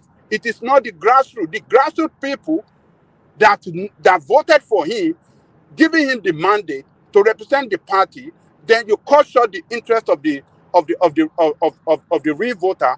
That is not democracy. So what you guys are doing, you guys call yourself Democratic Party, but you are not being democratic in the process to choose the candidate of your party for American people. It's going to be rejected at the poll. I'm telling you people. So wait. Okay, hold on. Can I come in? No, hold on, Prestige. Let Larry come in, then come in after him. I think he's been pushing to come in. Larry. Okay, so the thing is this: you guys are politicians, but the basic thing, as an American, I think what you guys, particularly the Democrats, what you guys should be more concerned about is people that previously voted for the Democratic Party that shifted. And I'm telling you this, when you asked me, and this was actually a conversation we had last Saturday when I went to play soccer, and when I'm talking about like 30 different Africans and basically citizens. And the major thing that we discussed was based on capacity. And I can tell you, the majority in that conversation were not convinced that Kamala actually has the capacity to lead the United States now. And this is exactly, we're still going to have the same conversation tomorrow. So for me, the last time I Sorry, how did you arrive at that? You see, it's a whole lot of issues. And because I think she's as skilled as Obama. She's certainly better than Trump or Biden. No. That's not how I look at it. And that's not how a lot of people look at it. America needs a strong president now. And if you ask me, is she that strong to be able to face a lot of things? I'm not sure. And this is not just coming from me. I heard a lot of guys, right? After what we do basically every Saturday, particularly this time the election is coming. After we play soccer, 10 a.m., everybody sit down. Basically, we are Africans, Nigerians, Kenyans, Ethiopians. So we'll sit down and basically we are all citizens, analyze things. And this was exactly what we did the last election, when the issue of COVID, Biden, Trump, and we all agreed that we're going to vote for Biden. But it's not the same thing now, right? This time around, like I told you here, right? I'm not for Biden. Now, Kamala actually came in and we had that conversation last Saturday. And I can tell you, majority were still not convinced that Kamala actually has the capacity. And what did you conclude was missing? What do you think she's missing? So in terms of someone that is, strong to be able to handle, issues with China, issue with Russia, issue with India, and even within the US itself. You know what will define her, Larry? What will define her will be the debate with Trump. So on that debate, they'll look at the body language. If she's strong and if she carries the authority to be on that stage one, and then if she's able to handle, because it's her instincts that you are looking to see, isn't it really? And if he's able to handle Trump on the quick, then you know. Oman, let me just tell you one truth. That debate that you see is for the Oyimbos. It's not for us. That debate is convinced is to convince. Yeah, let me hold on, and then let Prestige come after him, and then you come after him. Yeah, let me land, right? So I've just told you how we decide. Now, this is my This is how we decide in my community. You know, all Africans who come together after playing soccer, we sit down. You know, we analyze things and we all decide, right? And it's not about all those. Yeah, you see, debate and all those things. Because for me, I'm more interested in. I need a president that can lead from the front. Right. And that was part of why when we decided about Biden, at that point, there was COVID. We're not really pleased with how Trump was handling it. And we felt, okay, fine, we need someone else, that could actually, a little bit calm to come handle things. But this time around, there are issues that probably, for me, I need someone that can stand tall. There are a whole lot of places, a lot of things that I think America is lagging behind. That I feel I need a stronger person. Now, if you ask me, is Trump that guy, right, that can do what I want, right? So Trump to me is just an alternative. And, and this is exactly what everybody was kind of like saying. Trump is just an alternative, right? For me, I think, I don't know. A lot of people, he's black and all those things. We've gone past, for me personally, and some other people, we've gone past that level. Oh, because this person is this, because this person is that. For me, I'm more interested in who can represent America, make me be happy as an American, make my children be happy as an American, and make America get its spot back. That's what I'm really interested in. I really don't want to really argue because I know you guys are politicians, but me, I'm just talking from a point of someone that voted for the Democrats the last time, that has not really been convinced to vote for Kamala. All right, Brian, Prestige. Okay. Thank you, Larry. So, Larry, I'm going to present this in a different form to you because you just made certain comment. You don't trust him, that she probably doesn't have the capacity to lead America because of where we are right now. And my question is to you, how do you determine that? What are the parameters you use to determine that? Before Trump coming to the presidency, Trump wasn't even in politics. Trump was a businessman, a criminal, a crook, who using people money to build Trump University. But I haven't said that. And he's like a game, somebody playing a game. He doesn't have anything about politics. And you using that now because of his 4 years, you already crying him a strong man or whatever you may call him. Kamala Harris has a better credential than him. I mean, this guy is a lawyer. I mean, she was the Attorney General of California. She's a senator. For 3.5 years or whatever. She already have the background. You can't just determine because you see somebody said he doesn't have the capacity. He's not as strong. I mean, why would you even make such an assumption? And moreover, whatever you said about, that's just a circle of friends. That does not determine American election. Do you see a hint of, and this is not to stand the accused, Larry, but do you see a hint of sexism somewhat in that view that Larry just expressed? Yes, I do. I mean, he's on the same narrative with Kulata. I mean, not Kulata. Ajalikoka. So it's about that. Mental security. That's what he thought is video. But having said that's your opinion, you can vote whomever you want. But the point is that the soccer circle. You surround yourself doesn't determine American election by no means. So you coming here to say she's not strong enough. How do you know? Who was Trump before he came into the throne? What was Trump's capacity? Trump was never a politician before and everything. So, but anyway, I don't want to talk this more because I have my information. People need to go read it. You being a foreigner from Nigeria, when you go and read, the project 2025, Sorry, you need we to need read. to It's about talk 900 and about something that. pages. I've Sorry, been reading it. Prestige.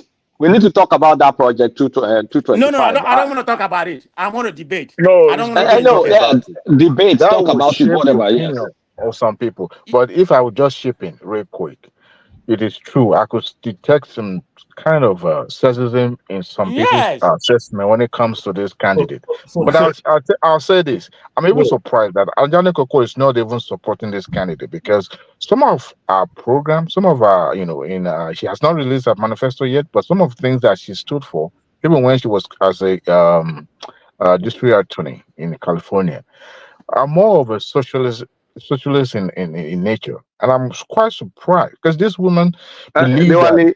Dewale Ajale Goko is a socialist in Nigeria, but an Let me say something. independent in America. Mr. Dwale, I'm kind of surprised. Mr. Dewale, My brother Larry. no. Let me just say something. You just accused me of something. You see the problem I have, particularly the Democrats. You guys have a way of emotionally blackmailing people. And that's the problem I have. Yes, that's the problem I have. You see, Thank you, Larry. That is what they are doing against me now. the black person, this person, oh, you are an immigrant, oh, that you became citizen, or probably this. No, I'm tired of all those things. This is something that we keep talking about every time. And that is not the best strategy. You need to tell me, he's been vice president for 4 years. These are the things that she's done. These are the assignments that she's been given, and this is how far she has actually done that. So, but when you keep coming here and kind of like trying to blackmail, it doesn't really make me vote for whoever you want me to vote for. We don't need your vote. You are the We one don't that need said your that vote. you wanted a strong. So Larry, blood is no longer thicker than water. You know. You don't even need my vote. My vote, Larry, you need my vote. You need your own vote where you live. I need my own vote too. My vote belongs. My wife's vote belongs to her. My community vote. Everybody has their own vote. So this issue of we don't need your vote. Who are you to tell me you don't even need my vote? There's no emotion here. You said you needed a strong president. Citizen, so am I also a citizen. You want your right, I want my right. What do you mean by you don't need my vote? Am I voting for you? I mean, Democrats. You don't need their vote. you I'm a needed Democrat. strong, So I say we don't need their vote. You can vote for whomever you want to. I don't even care. You're a Democrat, you're a Republican. I don't even care. I only care about who I want to vote for. Yeah, fine. But your small African circle does not determine the entire country's way of voting. You're not living in the Midwestern or in the northern or in the southern part of the country. Hold on. So it doesn't determine that. I think you missed what Larry was saying. Larry said in the previous election they did they have a gathering where they do a no holds barred sort of assessment of how the elections are going and who the elections should favor and who they should vote for. So these are high functioning people, and because they read the landscape without emotional attachment, they often call it right. So one man, stop it. Larry is not Nesiva. When did Larry become emotion Nesiva? or no emotion? They make their choice. Stop that They rubbish. made their choice and they chose who they want to vote for. When I voted for Biden the last time, did I come to you to tell me who I wanted to vote for? We were not here to debate that then. So that was then. Determine the election. That was then. You are not Nobody was there on this predict platform election. to debate that. All right. Would you just stop that? It doesn't even make sense. Hold on. Larry, you see that in position. Hold on, everyone. I think somebody came in specifically for this. Henry. So Henry or Hungry or yeah. Hello, one man. Yeah, good to have you. I think you came in especially for this. Yes, I did. I just want to throw a question to the people from Nigeria and the states that are supporting the Democrats. I want to ask them one question. Tell me one thing this Biden administration has done for you. Living in the US, like you've been in the US, just tell me one thing you've benefited from this Biden administration that will make you vote for Kamala again. You want to hear from me? Sure. My student loan was cancelled. By how much? 0. By how much? To 0? Zero balance. Okay. Go on, man of prestige. That's definitely one. I need to see the paper that the council did. Why do you have to see the paper? best I Why are heard you is doubting him? I mean, I know people their student loan has been cancelled. So don't If come you here are and say what you don't know. if you are in Why does doubt, Adewola I have can to get prove it that to across you? to you, Madam Sita. Okay, you man of prestige. What's your one reason why you vote for this administration again? America is in a better space. The economy is booming. Look at the stock market. Better than when Trump was I've there. made Oh the most no, money. don't Look even at the go there, stock please. market. No, Right. don't go Trump there. benefited from the economy that Yes. Look at Obama left if I need behind. to, let me put side by side. Adewola, The you know stock what people are market is missing? better Hold under on. Biden has created the most job in American history, except Clinton. Go and look at it. He has created, and look at the inflation. Okay, sorry. Hold on. Hold Inflation on. is 2.9 today. It's going Hold down. on. I just want to respond from a neutral arbiter. I'm going to say that I'm getting better performance in my portfolio now, to be honest, than during I mean, Trump. all these people just come here, they defraud us. Don't That's mind what me they are speaking. doing. And I nobody's going to I listen to have your small defraudation. That's scale all you are businesses doing. in my community that So completely man of totally prestige. shut down. Man of prestige. Back to your own understanding of what's Okay, going you on. asked me, and I'm telling you I about totally mine. disagree. But based on your statistics on the stock market, I totally disagree. That's you. I know what kind of money I'm making right now. So that's you. That's fine. I don't know what kind of investment you have. Going by Project 2025, do you know that? Going by Project 2025, okay? Do you know that people from Africa will no longer be able to travel to America, and also you will not be able to naturalize or born here? One man. I'm Or spending be born something. I here and think become maybe a Kulata citizen. or somebody has seen it. Go and look He what did Trump it. posted. He has Go done and look something what similar to Trump that posted when he yesterday. shut down the border against the Muslim. Correct? That's Trump's plan.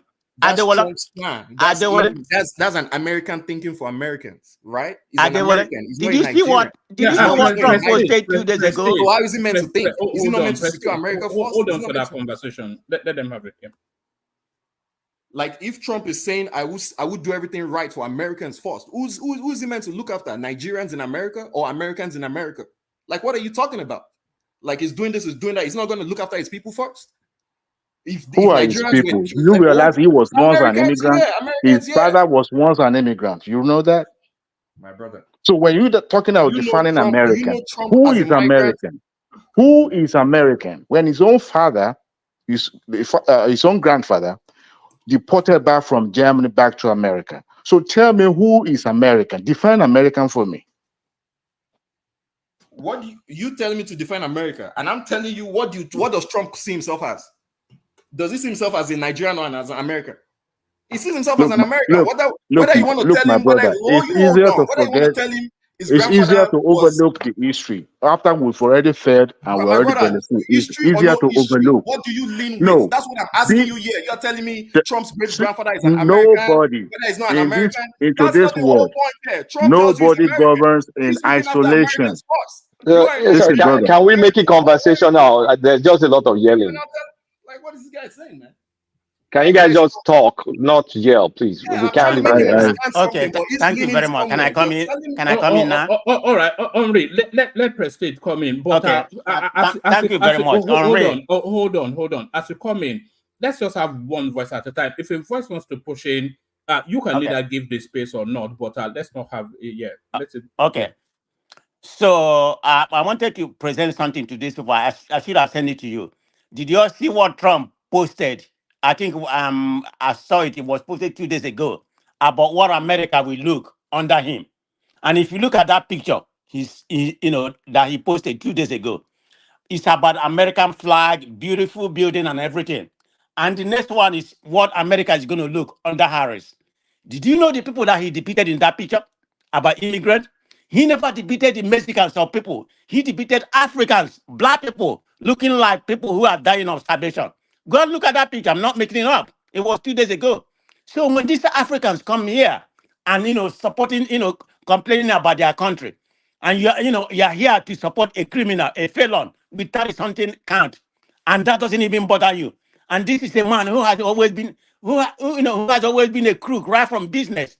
Everything he stands is in the wrong way, and you're here coming to support him. Do you want to go about economy or who has better economy? I mean, it's undisputed. The data is there. Go to politifact.com and get the whole information I'm telling you. I'm not making anything up. Biden has a better economy. Inflation may have been better under Trump, maybe 1.9 or something like that. But remember, that was during pandemic. Nobody's going to work. Gas is all-time low. So, but when Biden started, it was about 5 point something. As of today, it's 2.9. So we're on the right trajectory. And you're going to come here and have this felon to come and mess up things. You people don't know what you are wishing for, okay? But that's not going to happen. So let's keep it like that. Let somebody else come in. Look, Trump is not. How many people has your Kamala or your Biden released from prison? How many black persons have they released from prison?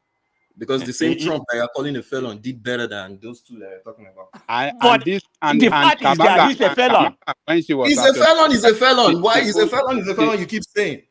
And when she was Attorney General in San Francisco, or what was her position then, she put a lot of black guys in jail. Yes, because he was tough on crime. I want to ask you a question. You just implicated yourself by Jalikoka.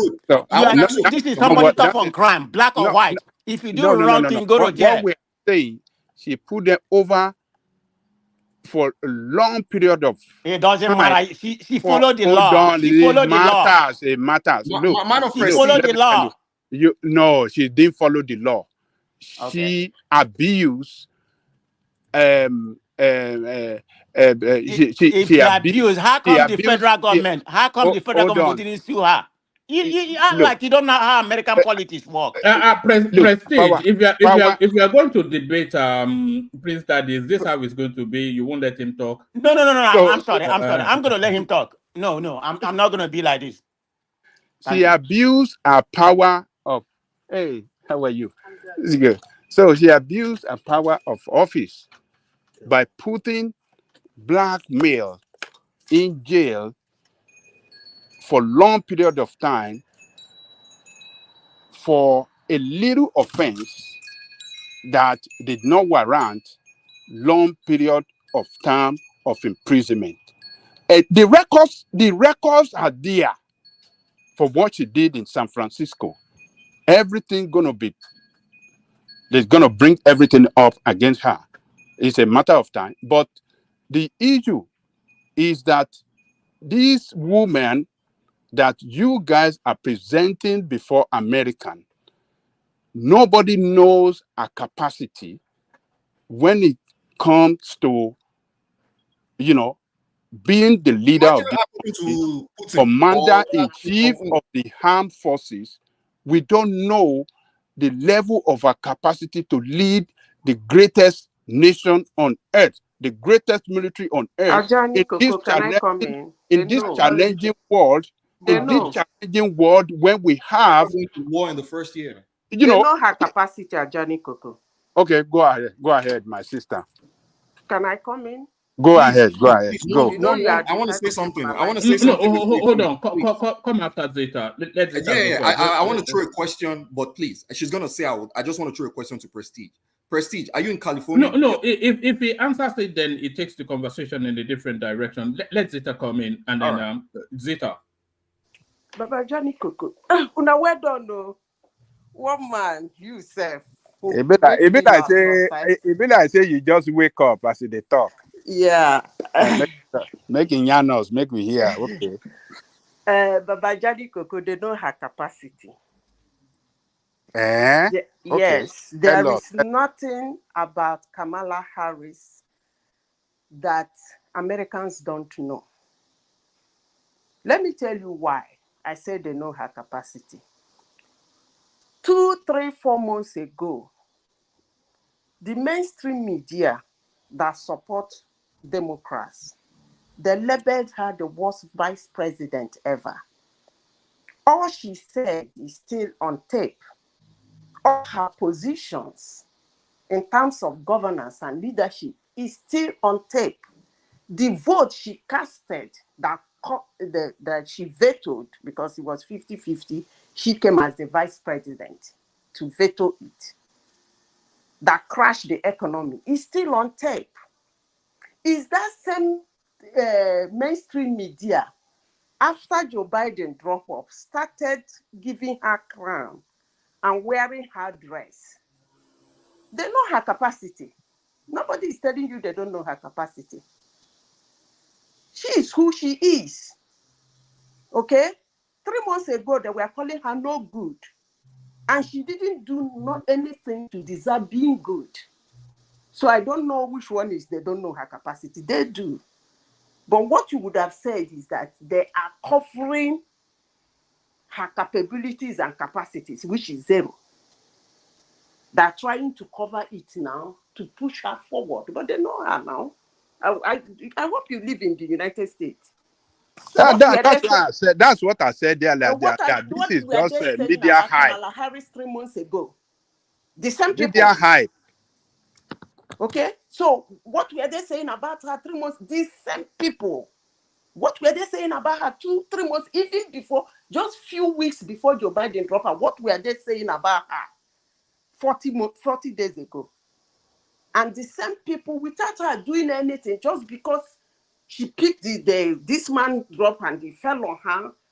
I don't want to talk about that anyway, but all of a sudden, she become a beautiful bride. Is that how you function? It doesn't function that way now. But one thing I have to say is that when you want to do politics and you want to do election, you want to do it with emotions. Most times it doesn't work. But I have one word for people who always attack any American president that discuss immigration. Actually, that is the most ridiculous thing I will hear somebody who lives in America voting on. Like you are voting because the person said immigrants should come in legally. And therefore, you are not going to vote for the person. You want immigration to come illegally. America is a country that, whether you are a Democrat or you're a Republican, their immigration is not sorted out. So any president acts as he wishes on immigration. Obama is a Democrat. He deported the highest number of immigrants in the history of America, 3 million plus. And he's a black man. His father too was an immigrant. So this argument on because somebody said he's going to deport an immigrant or immigrants, you hate him. And therefore he's talking rubbish. Even when he's saying come legally, it's still an issue for you. I don't understand that because deportation or not allowing immigrants come to United States illegally doesn't matter whether it's a Republican or a Democrat. So I don't really get this. I don't understand this argument around Donald Trump, immigration. Obama was not a Republican. He was an immigrant parent, first generation, but he did something unheard of in the history of America. So whenever people come to anywhere, sit down and are discussing who, more especially the immigrants in the United States, who still claim they're citizens, because I don't know how somebody will say he's an American and he bothers himself whether a president is attacking immigrants or not attacking. I don't just get all those drama. But Zita, you made a false argument. Now, when the Kamala Harris said in our campaign, in our campaign plan, in our plan that she said she wants to support illegal immigration. As far as I understand, she's asking to support the bipartisan border, what do they call it again in America? Border security bill. Not like I'm batting for her, but what you said is wrong. What do you mean by she's fighting? One man, can I come in? I need to report. You said supporting someone. You said supporting someone. Hold on, Prestige. You said supporting. Hold on. You said, how will you support someone? One person doesn't want illegal immigration, the other one wants it. But that's not true because their official stand, both of them, their official stance is a bit similar, but you can talk about how they handled the actual immigrants, but from their plans, they're both not supporting illegal immigration. Listen, Kulata. Now, I just want to correct that. I don't have a let dog in me, this you are fight. wrong. I'm not wrong. I'm Hold not wrong. on, let me Kamala finish. Harris does support a Let me bipartisan finish. bill Let for me finish. border security. He's taking, listen, there is one thing Americans don't tolerate. When I talk about American, let me be clear. People who call themselves Americans and they don't fidget being an American. I'm not talking about people who fidget being an American. But that's not the point. We're talking let me about the immigration bill, not whether someone calls You American or said not. she wants bipartisan. Hold on. Yes, she's supporting a bipartisan bill for border security. Wait now. Fault Hold that on. line. Those things are new. They're new. I want to say something. Well, These you are have to new look at what position she's now. planning That's to why do. That's why they call her Chameleon Kamala. Wait, let me finish. Which politician is not the chameleon? Come on. Wait now. Hold on. Let her talk. Hold on. You see, one thing Americans don't tolerate is you being extreme far left. You will lose. They don't like it. That was why Bernie Sanders couldn't get anywhere. You will lose. And it is obvious to her that her extremism is not going to work. And it will never work. That's why she's trying to subpedal in all the things she has said. Her tapes are there now. After all, she campaigned in 2019, 2020. So why are we saying she have this thing, her policies were there? That was why she couldn't go far. She has to drop out of the race because she was far left. So what she's doing now is trying to clean it up, to deceive who she wants to deceive. Okay? She's trying to clean it up, even to the extent of saying she's going to remove tax on tips. But they put the tax on the tips. She can still remove it now. I don't even know how they talk to Americans. She can still remove it now. That's still in power. I don't even know this one. I will. You are there now. Do it. So she's trying to soft pedal on certain things she has said. And looking at her policy in 2019 to 2020 that made her drop out. It doesn't fly. No, can I just interject here? See, there are two things. I come in? I need to rebuttal. I need to wait, hold on, Prestige, you'll go after me. Prestige, you'll go after me. There are two things here. There's Kamala working under the Biden administration. There's Kamala's record as an attorney general, and then there's going to be Kamala's plan as a future president. They're all different and distinct. Okay. As an attorney general, she went after, hold on now, as an attorney general under her own capacity, she went after a lot of so-called illegal immigrants. Under Biden's administration, she had to work under Biden's plan. If she's now saying she supports a border bill, you have to take her for a word because she's yet to be president. As a vice president, you're just a shoe-in. Hold on now. As a vice president, whether you're the border, what did she do now? Hold on now. As a vice president, whether you're the border czar or you're not, you're just supposed to follow whatever the president's policy is. It's not like you have what's it called, autonomy to do whatever you want. So, vice presidents don't work.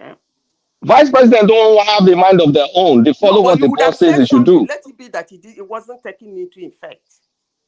You are given a job. I mean, where did you see an American vice president apart from Dick Cheney? Apart from Dick Cheney, have some autonomy to do things that they want to do by themselves without the president, not following the president's policy. Come on now, that's all rhetoric. See. Hold on, Zita. Let Prestige come in. It's been desperate to push it. Yeah. Thank you very much. I'm going to be very respectful, but I'm still going to make my comment in a respectful way. When you're not savvy about American politics, wherever you are, you need to stay on your lane. And you come here and comment on whatever you read on somewhere without getting the real detail of what's really happening. The first statement that was made here, I think a lot of people has made it. The people supporting Trump or whatever they are, have said that the capacity of Harris. And let me ask everybody here. You don't have to respond unless you want to respond. Then I will let you interject. Before Trump come in, what was Trump's capacity? If we're going to base on that, let's base on experience politically. The apprentice now, the apprentice. He's an apprentice. He's a businessman, a crooked one to begin with. So having said that, and what was Kamala Harris before he's gonna, before he's gonna go to the position that he is, because he was a vice president. The vice president doesn't have that much to say. It's whatever the president did. He was under Biden presidency, so he has no say. And she was never an immigration czar. The only time she was sent to Colombia to go and negotiate for them not to be coming here, she was never an official czar. So forget about this propaganda. When people come here and say something they don't know, they need to go to the right place and do the research before they come here and just babble what they don't know. So you just don't come here and be saying, let's talk about immigration. Kamara, somebody want to interject? Yes, the question you asked, that what was Trump?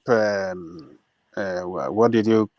How did you say that question before she came to? What was his credential before he ascended to the throne of presidency? Let me tell you, when he jumped into the race in 2016, this guy had no cent in his campaign. No what? He doesn't have no cent in his as a campaign fund. Nothing. What do you mean? What has that got to do with credential? What are you talking about? Hold on. I'm trying to describe to you that Trump is a political genius coming from business, jump into American politics. You're not even making sense. Hold on, man. Hold on. Rattle politicians on both sides, beat all of them to the ground with all millions upon millions of dollars that they had in their campaign fund, and became the president. That tells you that he went through a very tough process to be president of this country. But somebody that you guys are bringing to us now, they have not even debated nobody, and yet you people are jumping up and down and you are championing her to be the president of this country when she didn't go through any process, and you are saying, oh, it is democratic, want the convention, ratify her. Yes, it's okay. Do you think that is okay in a real democratically governed country? You guys should go back and look for the real candidate for this country. We must have a candidate that will go through the process where American people at the grassroots, we vote for her to be the nominee of the party and not this imposition. That is what we that are independent are telling you people. Stop this fraud. This is a package fraud, and American will reject it. Okay, go ahead. Yes. Okay, I'm not going to flog that anymore. We already talked about the process of whereby she has sent to this position where that one is already been flogged. So I don't know if you are just deceiving yourself, or you just coming here to mislead people about the process. We already hold on now. We already told you the process whereby she was, she has sent to the place. But anyway, let me go to the issue of capacity, because that's where we are right now. The capacity. That's where a lot of you keep on flogging that capacity. And I ask you, what was Trump's capacity? Does he have any kind of political knowledge before he came into that position? And he's zero. But Kamala Harris had a lot of credential, from attorney general to a senator. I mean, how are you going to be talking about education? Which area you want to compare Trump before they came in? We are talking about from beginning. That's where we're basing. Forget about this. Trump was once a president, so that qualification No. We're talking about capacity. You can never judge by. You can never judge a book by. Hold on, it's my turn now. Let me learn. You can never judge a book by its color, because you are basing it on capacity from the beginning. That's what we're talking about. You are talking about when Trump first started. What was the capacity? But now you say that he has become this strong man. You don't know what Kamala Harris is going to be, because Kamala Harris is not a president yet. Until she has sent to that position, then you can judge her. Does she have the capacity? Is she going to be a top president? Does Trump have that capacity before he become a president? So that's the point. But let me go on, unless somebody want to interject. Because I wanted to rebut that lady that finished speaking about immigration or something. That was Zeta. That was Zeta. One man, Yeah. can I ask him a I question? want to ask Yeah, a go question. ahead. Before I continue, I need to go back to the immigration Okay. stuff. Man of prestige, you're in California, right? Of course. Okay. Who's your governor? Who's the governor of California? No, just put a position to You him. know the governor then, is Newsom. yes, Why you don't stretch it. betting me like that? Like I don't know my Do you governor. know why Elon Trump moved his business out of California? I know everything. Yeah. Okay. Now Elon Musk, do you mean? Yes. Now you as a Democrat and you as a parent, you say you have kids. Yes. And I want to believe your daughter is schooling in that same state you live in, Cali.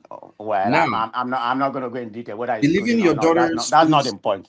Okay, believing your daughter goes to school one day and she decides she wants to change her own gender without your knowledge as a parent, comes back home with the school effects or signs all the paperwork, does everything, and comes back home to you and is like, "Oh, Dad, you don't call me a she anymore, I'm a he." How do you address that? And that's just because of what's going on, because the government has given them consent to do that.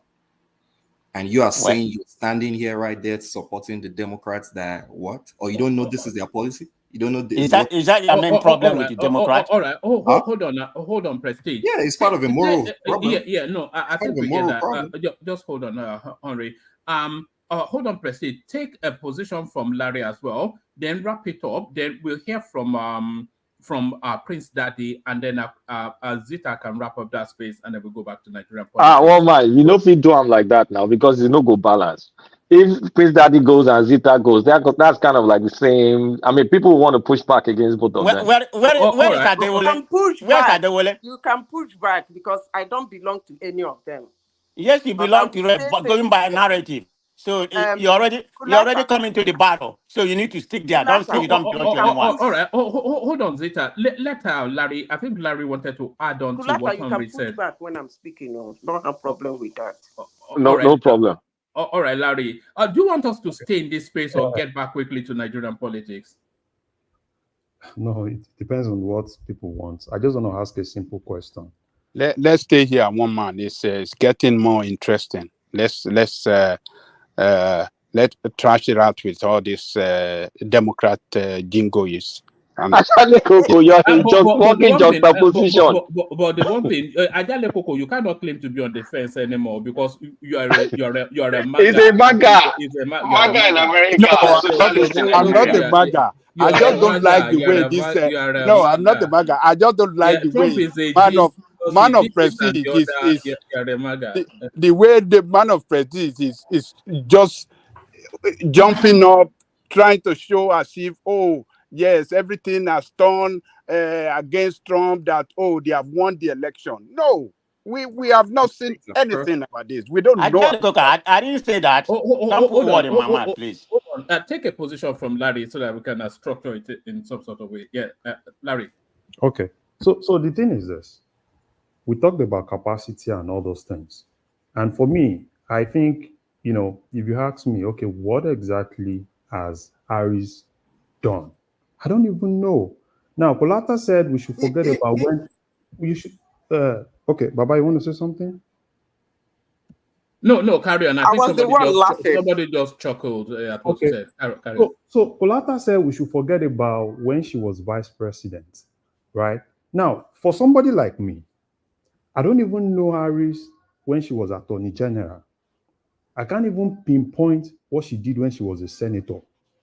The only time that I know more of Harris is her being a vice president, which is the most recent. So if you want to ask me, what exactly has Harris done? I can't even pinpoint anything. And that is, if I want to take, for instance, now, let's say now, you know, I'm in a conversation tomorrow, and okay, I'm like, okay, fine. Someone asks me that question. What exactly do you know about Harris? What has she done? I don't even know anything. I can't even pinpoint. And that's part of why I felt I just sponsor any bill, a notable bill before. If they are trying to like promote Harris, at least what I wanted to do was, okay, let me hear something. At least I can hold on that one and go and say it tomorrow. I can't even pinpoint anything. Now, another demography. Now, let me just tell you this. Another demography within the immigrant space that is going to go all out for Trump are people coming to America on F1 visa. Let me just tell you this. Everybody coming on F1 visa wants a Trump. Because if you know what people go through after you finish your studies, before you have a company filing for you, before you get a green card. Now, Trump is giving a blank check that in as much as you come into this country legally and you're finishing your study, you don't need to struggle for green card. That's another demographic that I'm seeing, right? If you go to most of the immigrants that, F1 visas and everything, right? Because it's another thing. So for me, if I can't even pinpoint one single thing, but for you to tell me, forget about 4 years, that is most recent that I know. Larry, before the eye octane voice, it's not like I'm still going to say my own take, but when you ask, okay, what did Mike Pence do as a vice president? Vice presidents don't do anything. Colata. Oh, answer that question. What did Mike Pence do as a vice when president? you get to my turn. Mike Pence, right? He's not the one vying to be a president. I'm just trying to tell you that you can't use vice president. Narrative. That comparison. You can't pick a vice president and say, what have you done? Because they don't do shit. When you are telling me, what are you saying? You are telling me to vote for somebody to be president. And you are telling me that... But what I'm saying is a vice president's job experience is nothing to write home about, whether it's Republican or whatever. The only exception to that is Dick Cheney. You can't tell me to close my eyes and forget about the last 4 years. You're not getting it. Continue. Sorry, do you disagree with what he's saying that what's that term they use in Nigeria? Spare tire. Is a spare tire? Are you disagreeing with that? Because what Kolata is saying is that the role of the vice president is essentially to show loyalty to the position of the president, and just, do you know that? And what it's also inviting you to do is to disagree with you. Hold on. It's inviting you to look at her record pre vice presidency when she was a senator and a prosecutor in whichever state. No, the role of Harris Disagree with last both of 4 you. years. Harris is even more powerful than Pence because Harris has a say within the legislative arm. If this is going the other way, she can fling it. That's why for me, she's even more powerful. Did Pence have that power? No. Pence has the same now. Naturally, the vice president is the head of the state. No. That's political. There's no influence that Harry has that Pence doesn't have. That's what when it comes to tie, when there is a tie, a vote, she still has a vote. So it's the same thing with Pence. Pence had a vote when it comes to a tie. I mean, when you have a vote, it's a party line vote. So if you subscribe to the party's ideology, then you like the party. If you don't subscribe it, you'll say they didn't do anything. I don't know why this is controversial. No. It's been a grand rule since. So it's not just coming up. If you've lived in California, I don't even know. I lived in California for a short time and I ran away. Yeah, so if you've lived in California, so now I'm now throwing that question to you. Can you tell me one thing that I can use to probably convince some other people that this lady has done? I'm not batting for Kamala Harris. I'm just fact-checking people. I can tell you how I feel. Governor of California. Was she the governor of California? No, she was just a prosecutor. She was just the what's it called? What is the thing there? She was the district attorney or whatever. This argument against Harry is unfounded. Kulata, I have my own personal beef with Democrats. Same thing I have with Trump. So my case is different, but I want us to at least say the things from the truth. Because if we're projecting our biases and now saying this, I don't like that. Because what did you expect the vice president to do? Really? Only Dick Cheney. Well, the vice president can do the job that's given to her. She can do the job that's given to her. She was the powerful vice president.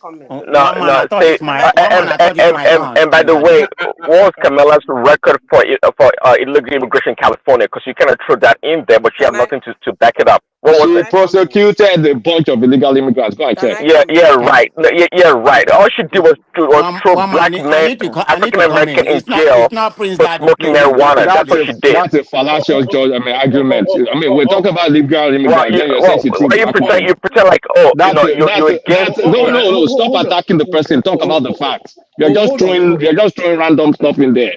Hold on, Prince. But she never denied it. That's a fact. You're throwing random stuff. Did she prosecute illegal immigrants? It is a fact.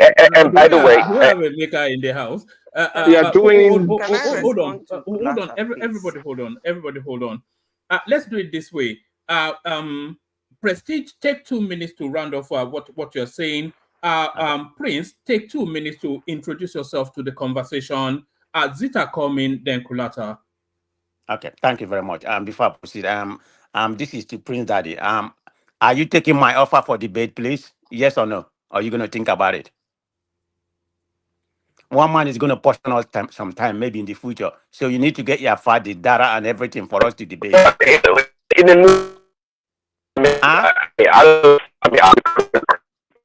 can't hear you. You saw these MAGA people know they pay for internet connection. We can't hear you. You are playing the guitar. Prince, your connection. Let me go ahead. Hopefully you hear me. Prince, we can't hear you at all. Maybe go out and come back in, Prince. Okay. All right. Yeah. So I think people like Larry, and some other people here, they're just missing the point. They keep on sticking on that capacity, and I keep on telling them what was Trump's capacity before he ascended the throne as a president. Forget about his record for 4 years or whatever, because you all are here denigrating Kamala Harris. That she doesn't have, she doesn't have any record to go. She can be a good president. And he came from a business world. Will you just stop? It's my turn, please. I only have 2 minutes. Don't say that. Don't interrupt my time, please. Hold on for him. Yeah, carry on, Prestige. So the point I'm trying to make, if you want to look on credential before you become a president, Kamala Harris has a better credential. He's from the senator for almost about 4 years, 3.5 years or something like that. An attorney general of a whole state, the 5th largest economy in the world. This is the attorney general of that state. And you're here, Trump has nothing. Trump was just a businessman and a game show host and some other things. Before we're talking about capacity, before you become the president. So when you're talking about don't go with Trump 4 years, go before then. And people here are talking, like they don't know. Some people need to stay in their lane. They don't know anything, They just come here, and babble like they know something. I don't know who is buying all what you're saying, but it's not me. So you can speak here to the next day. I'm not buying what you say because most of you don't know what you're talking about, particularly the MAGA and somebody from somewhere, not even in America, coming here, speaking what they don't know. So that's all I'm going to say about that. All right, brilliant. Hold steady. So yes. So Prince, you get 2 minutes to come at it. And it's a compelling position by Prestige, by the way. His argument is that forget Trump's 4 years, coming into the presidency as a fresh person, and you have to look at Kamala as coming fresh. She's coming from us with a stronger pedigree in politics and achievement politically than Trump when he came in first time around. So that's his argument, Prince.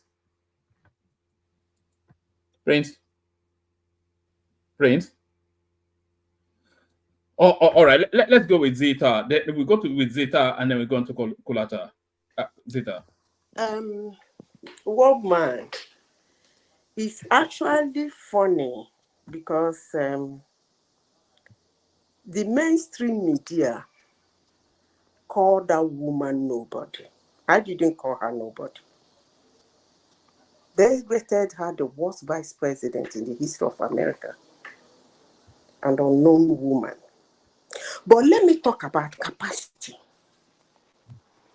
What was Trump's capacity? You see, one man I've been talking about for months now, I've been hammering on the lies we push out because we are not being asked questions.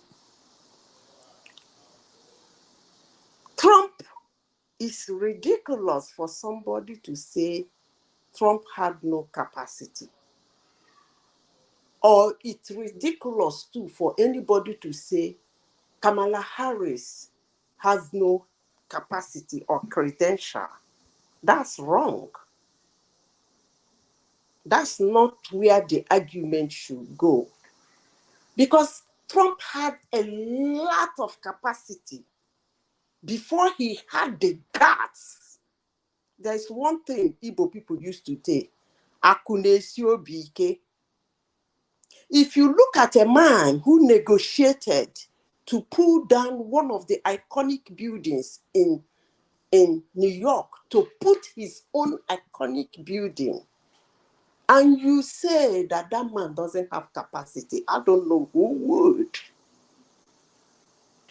If most of us has been able to get up to the 5th floor of that building, and if you look at that building, the edifice, everything, that even when he won the presidential race in 2016, they were discussing whether he would like to live in the White House because of the edifice he was living in.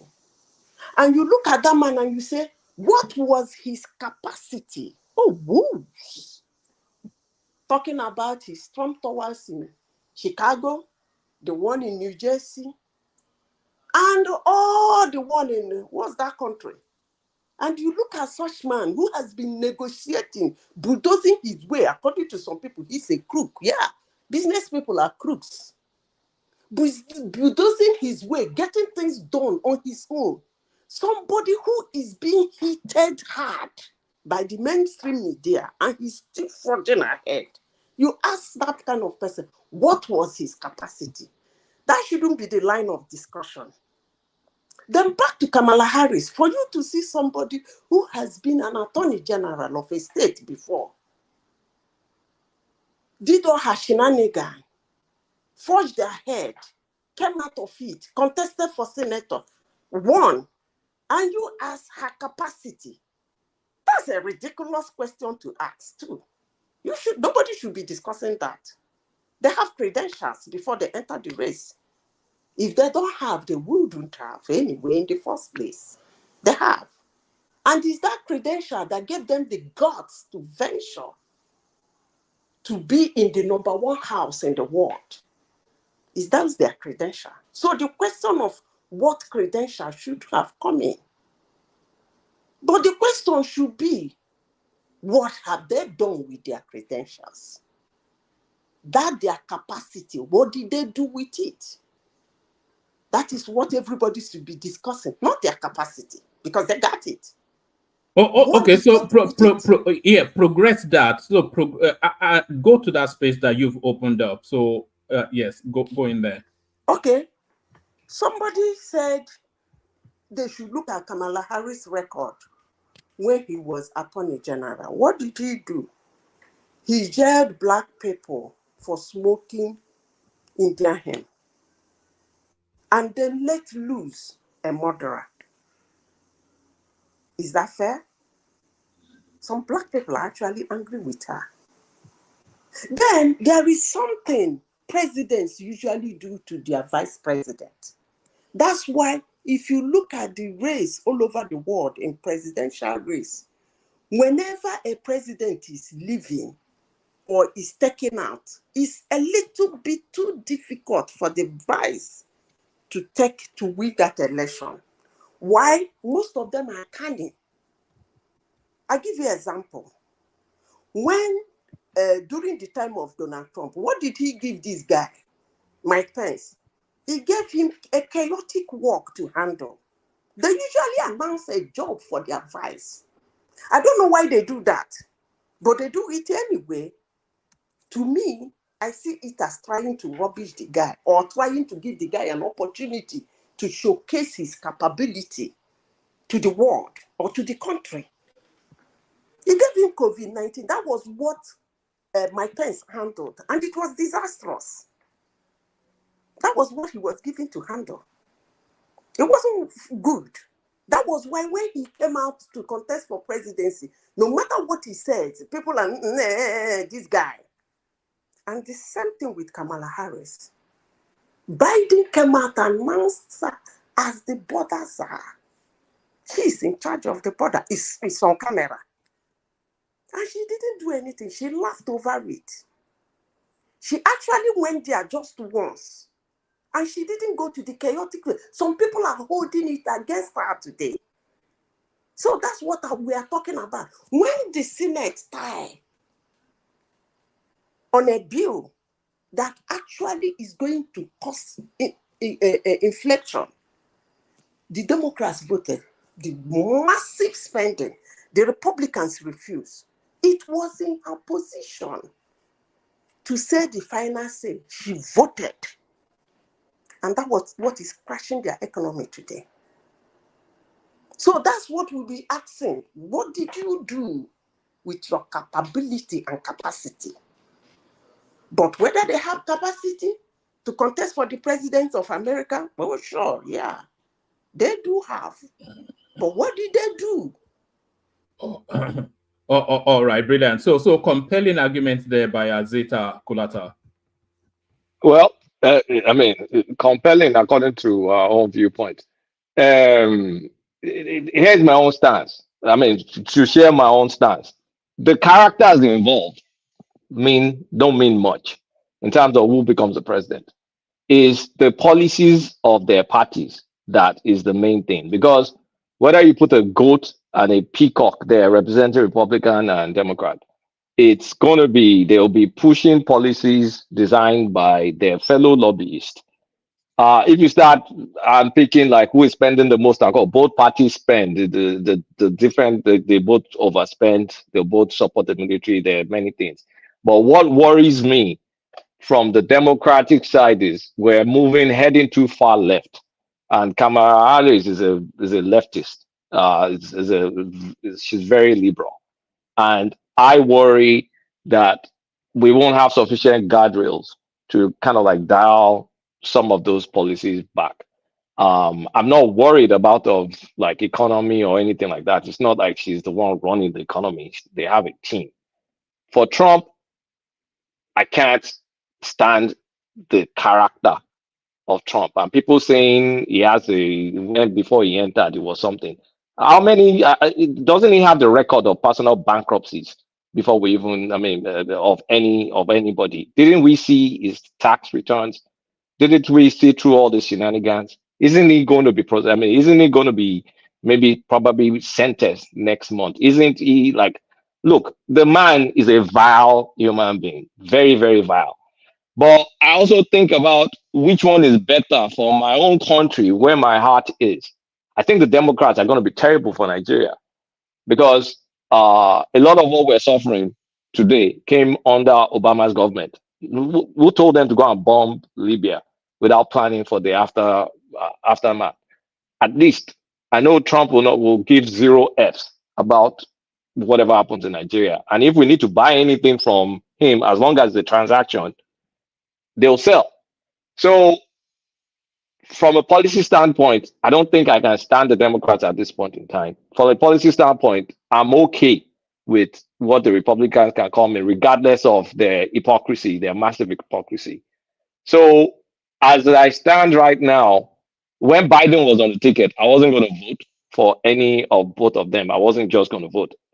I still think I'm close to not voting, but I'm leaning more for the Republican policies because of Nigeria, and also to kind of like slow down the massive run to liberal ideas. I don't want to I don't want 55,000 genders to be the norm. Like, you're creating chaos and confusion in the society. So I don't like that. And I don't want a place where we say Nigeria needs weapons and then you're telling me some Leahy law to do one thing or the other, while Israel is free to go and bomb the shit out of people. So I think this is the first time I'm actually expressing that I'm leaning more Republican, even though I'm an independent voter. But now I'm leaning more Republican. I think Harris is too far left, and the people pushing, because it's not just her, the people that will be pushing her, the business side, the lobbyists, the interest groups are pushing for something I'm not willing to stomach. Not now. at least it's going to happen. I know we can't stop it, but let it gradually seep into the society. So I feel their past record, their this, their that. If we need, I mean, I don't think it matters much because at the end of the day, it's going to be bills. I mean, it's going to be bills the parties will support and how they vote or not vote. So the few executive things, there's enough guardrails from an executive standpoint that the individual matters doesn't matter much. And in terms of like, oh, says Trump has experience in president. Well, he has his report card. They did not vote for him when he was going for office. They didn't vote for him. Biden won. So that kind of like expresses that record, that so-called presidential record he has. So at this point, I will probably, I'm still thinking, should I vote or shouldn't I vote? But I will definitely vote local, and I'll vote conservative local. For presidential, if I'm going to vote, I will lean towards Republican, but I'm going to hold my nose. It's going to be a terrible vote for me. So that's my take. In terms of the international stage, how do you think somebody like Harris will be able to square up to somebody like Putin and all these sharks in this? It's the same way Obama and all that stuff. Like America, look, Harris herself is just going to be the figurehead. America is an institution by itself. It's just whoever is on top. It really doesn't matter that much. America is still America. It's just what is their stance? What is the democratic stance in terms of foreign policy? And if you think through it rationally, they fight a lot of laws and they're very hypocritical. Republicans too fund a lot of defense, fight a lot of wars too, but Trump was an exception because of his willing and dealing characteristics. So what I can't tell was if that was a fluke or if it was intentional. Because with Trump, you can't say there was too much chaos under Trump that he almost ran everybody crazy. I don't want that chaos anymore. Kulata, can I come in there? Sure. Don't you think that chaos was created? By Trump? No, by the media.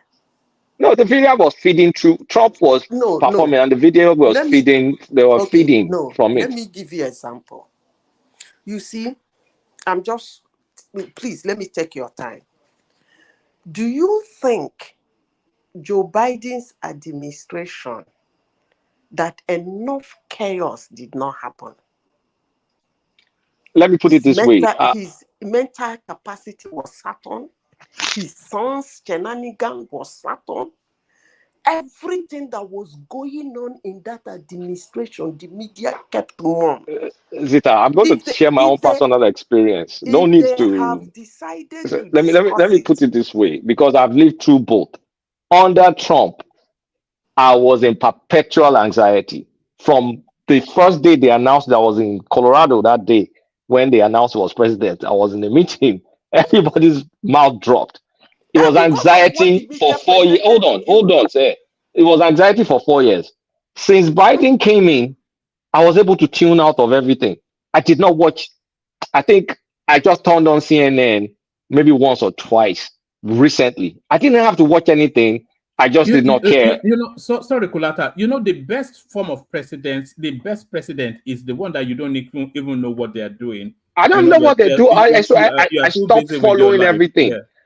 But I still worry about the left, the hard left. If there's a lot of middle ground, middle is fine to play with. Play a little left, a little right, as long as it's still within the middle. But there's a rabid push to just get some things pushed. The agenda is very obvious. And I frankly, I'm going to be honest, I don't like it. I don't like that left-wing agenda. I can't stand it. And I don't think we should rush into it. That's what I wanted to. There's something you said. I listen attentively, even when I don't want to interject. You said, we're going to have it anyway. Do you think eventually, yes. Mm-hmm. No, I don't think so. Okay. I don't think so. Kulata, can I interject? Listen on the ground. You will find out that it is not going to fly. Don't worry about it. Can I interject? Yeah. Yeah.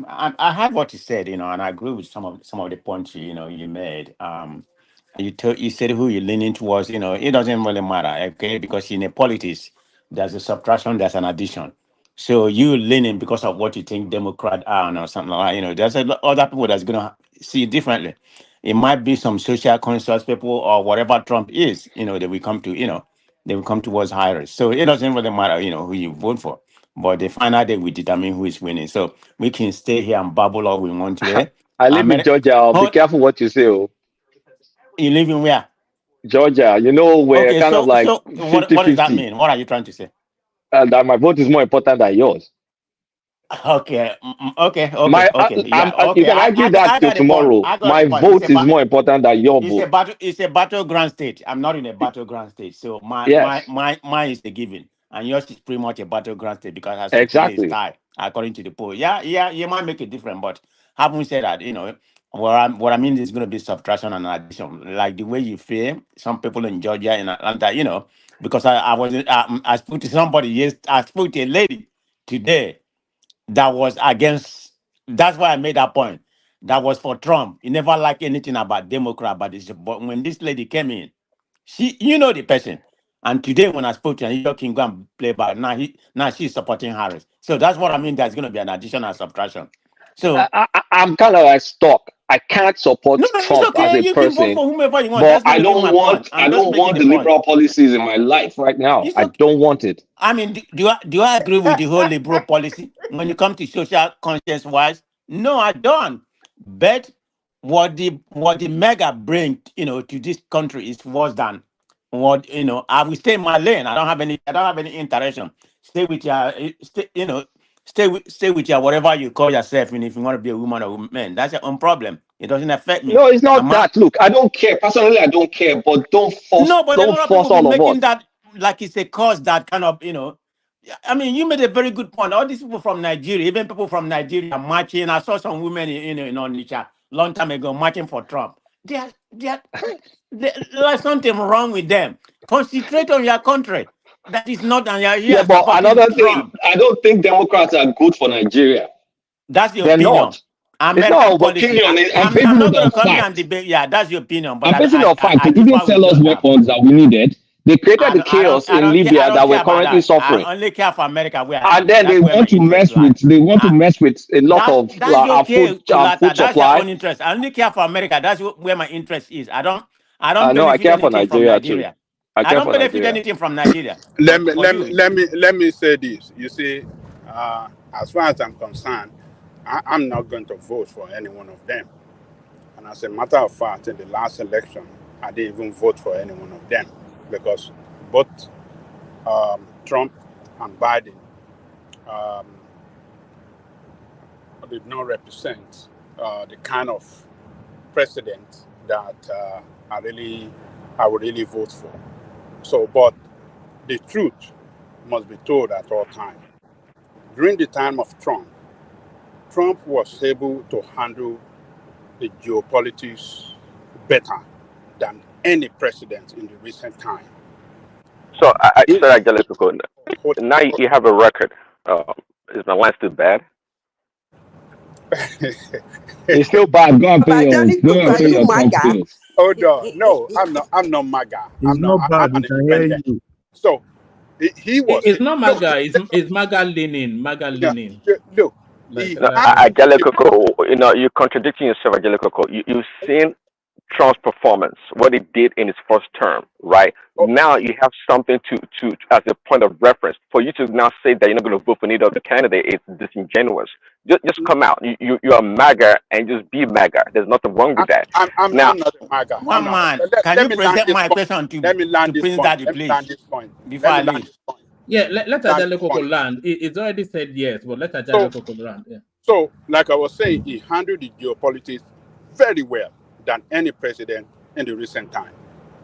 The military-industrial complex in the United States that pushes for war around the world was able to resist them. There is no president that have done that in the recent time. He resisted them. The North Korea did not fire a single shot during his own time.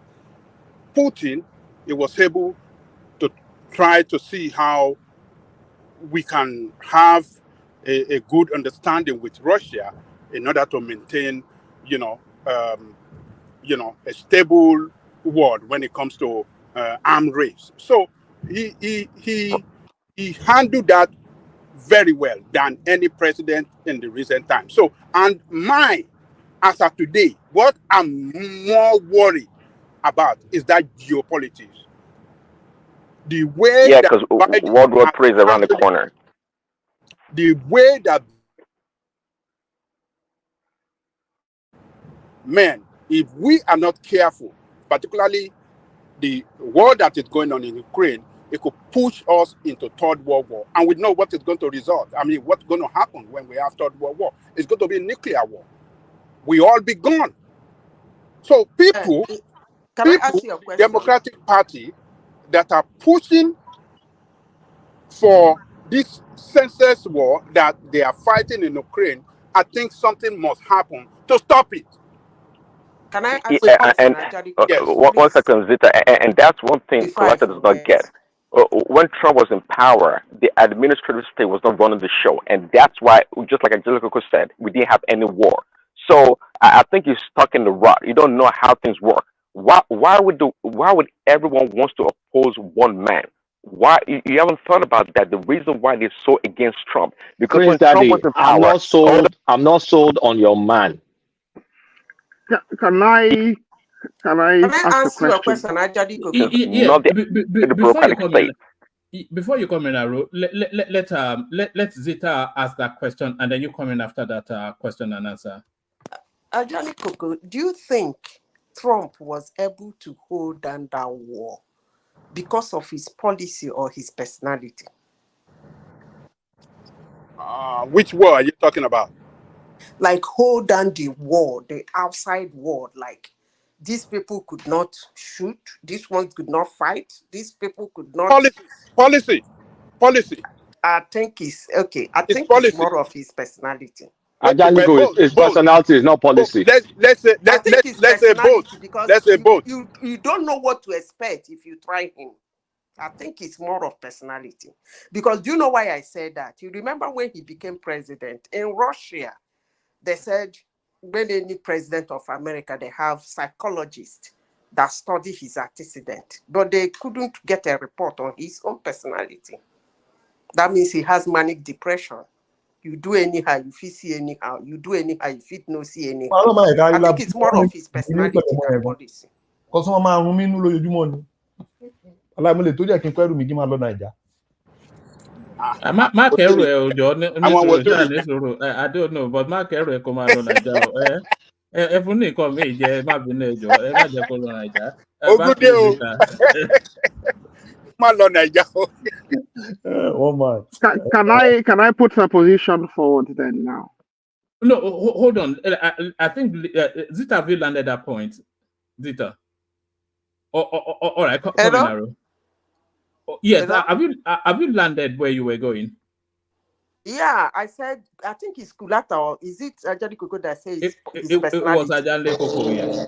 Who said it's his personality? Is it It's me that said it's his personality because the policy are Republican policies which are pro-war, and he was pushing. He used his personality to kind of like push against those policies. Yeah. So it was all his personality. Can I say where I say I think I will agree with both of you that is personality, but why I'm saying it is policy is that his own policy is non-war policy. His own policy is not. He was able to resist the warmonger in his party, Republican Party, and as well as the military-industrial complex. He resisted them. That no, look, the ISIS that was created by Obama, he was able to finish the job that Obama, the Democrats, they were doing for many years that they couldn't finish, that they couldn't even win. He finished them in a matter of months. He brought peace to Iraq. He left there, and you know, the North Korea that was very, very, that peninsula that was very, very problematic then. He was able to he was able to have dialogue that all these politicians, these crooked politicians, didn't want to do. He was able to have dialogue with. We can be friends. We don't need to go to war. Let's be friends. And the guy listened to him. And the guy never fire a shot. What does that tell us? It tells us that, look, if America, pushes for peace around the world, America can achieve peace in this world instead of using this almighty military power as a way of resolving problems, as a way of, how do I describe it? As a way of challenging others in this war, in this world. So Trump brought in something to show to us as an American that, look, we can pursue peace in this world and achieve it. So that I give it to him. And I'm more worried now that the geopolitics, as we are seeing it, it could end up it could end us in a nuclear war. And somebody got to do it. And it's not Democrat. I don't see Democrat achieving that. They cannot do it. That's the problem at the moment. One man, can I speak just 1 minute on this geopolitical issue? No, hold on. Can anybody hear me now? Yeah, we can hear you, but let's hear Aro Gidigba first. Aro, come in. Thank you very much, one man. Good morning, everyone. Well, it's good afternoon, wherever you are. And I do acknowledge you all. But I want to put something, because I'm, like one man, I'm quite distant from this American, politics, the center of it. So I'm looking at things from the outside, but, so I can be dispassionate about some things, I don't have a dog in this, I don't have in this fight. So this is what I want to ask. I've heard Kulata, I've heard Baba Aja, and I've heard some others who seem to be undecided voters, who, conventionally, I think culturally, the vast majority of us are conservative in our personal ideals. So, conservatism itself, I say that with some regard. And I hear this thing about liberalism.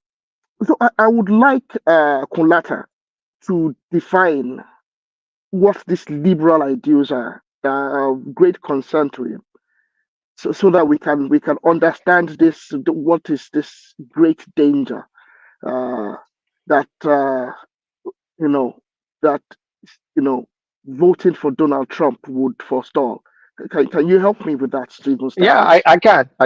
There's a rapid push for I see it kind of like an attack on traditional values, meaning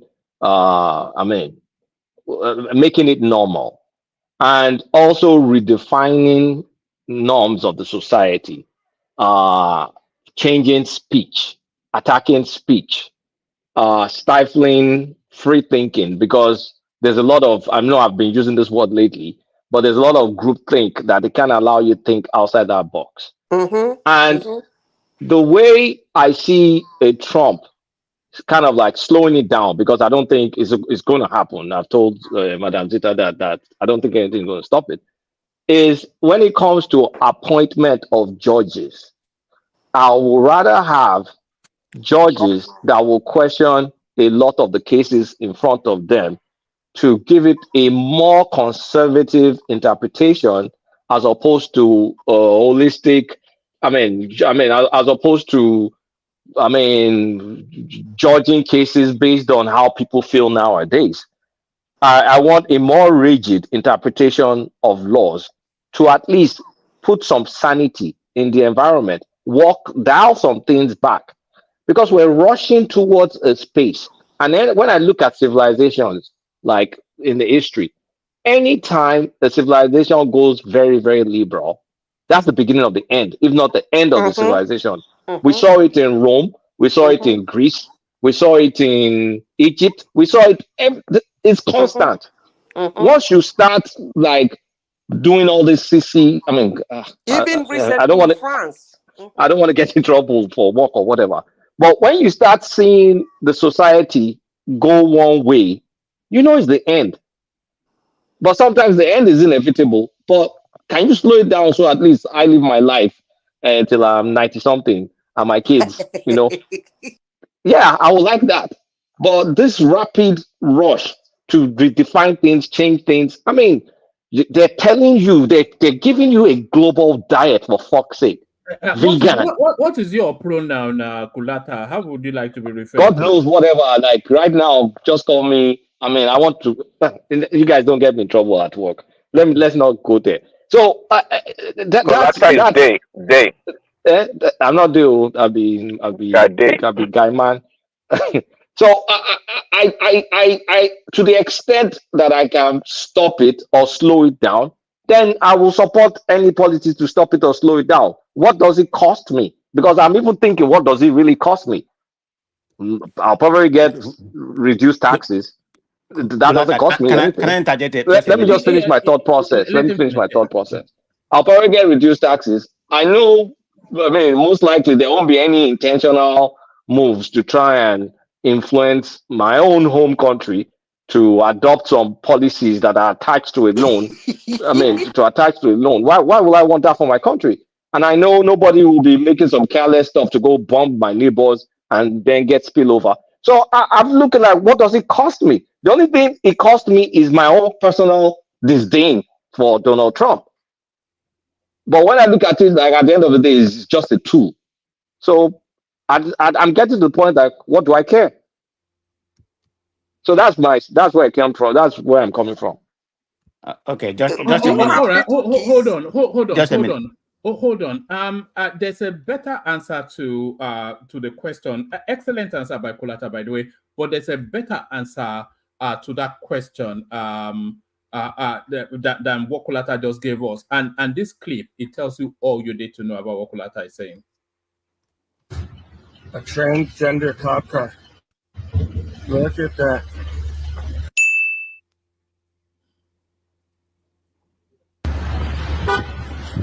No volume. I don't know. You guys cops or you just identify as cops? Oh, no volume? Yeah. Was there no volume? Was there no volume? There was volume now. Yeah, no volume. No, I can hear. I can hear you now. Okay, I hear you now. Yeah. Play it again. Play it again. Don't worry. Carry on. I'll just grab it and then I'll put it in the studio. It's easier that way. Okay. Can I come in a minute?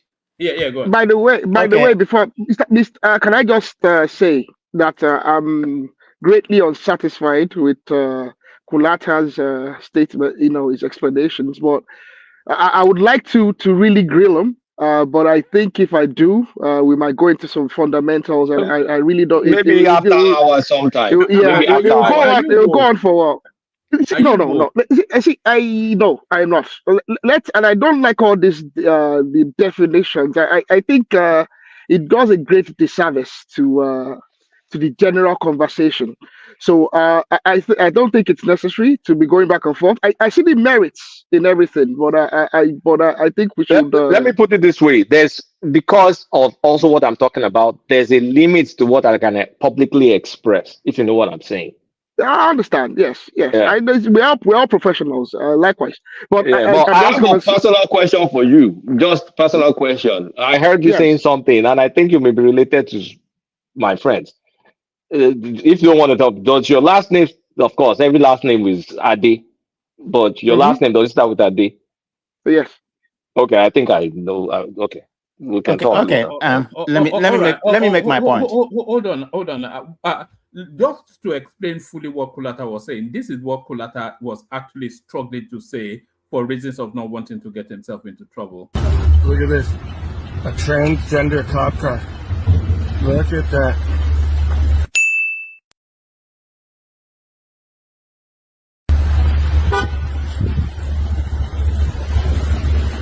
You guys cops, or you just identify as cops?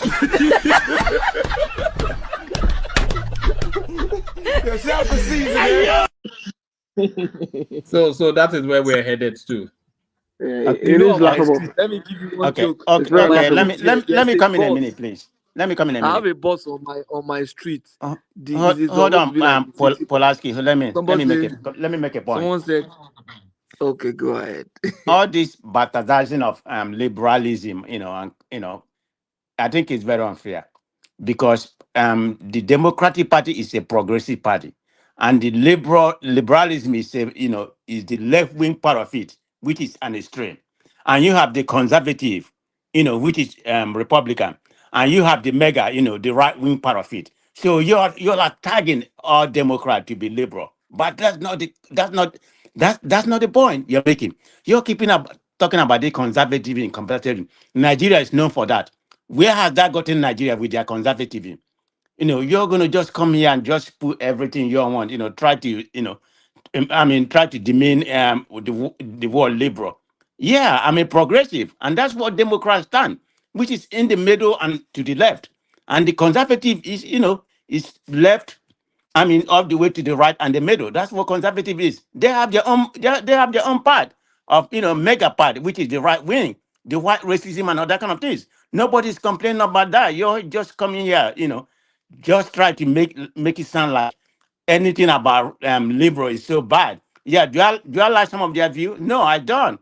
But I stand for what they stand for. So I'm not going to be that much about that. Let me go to the geopolitical issue because that has Presley, been before big. you go there, I'm going to read a 10-second statement.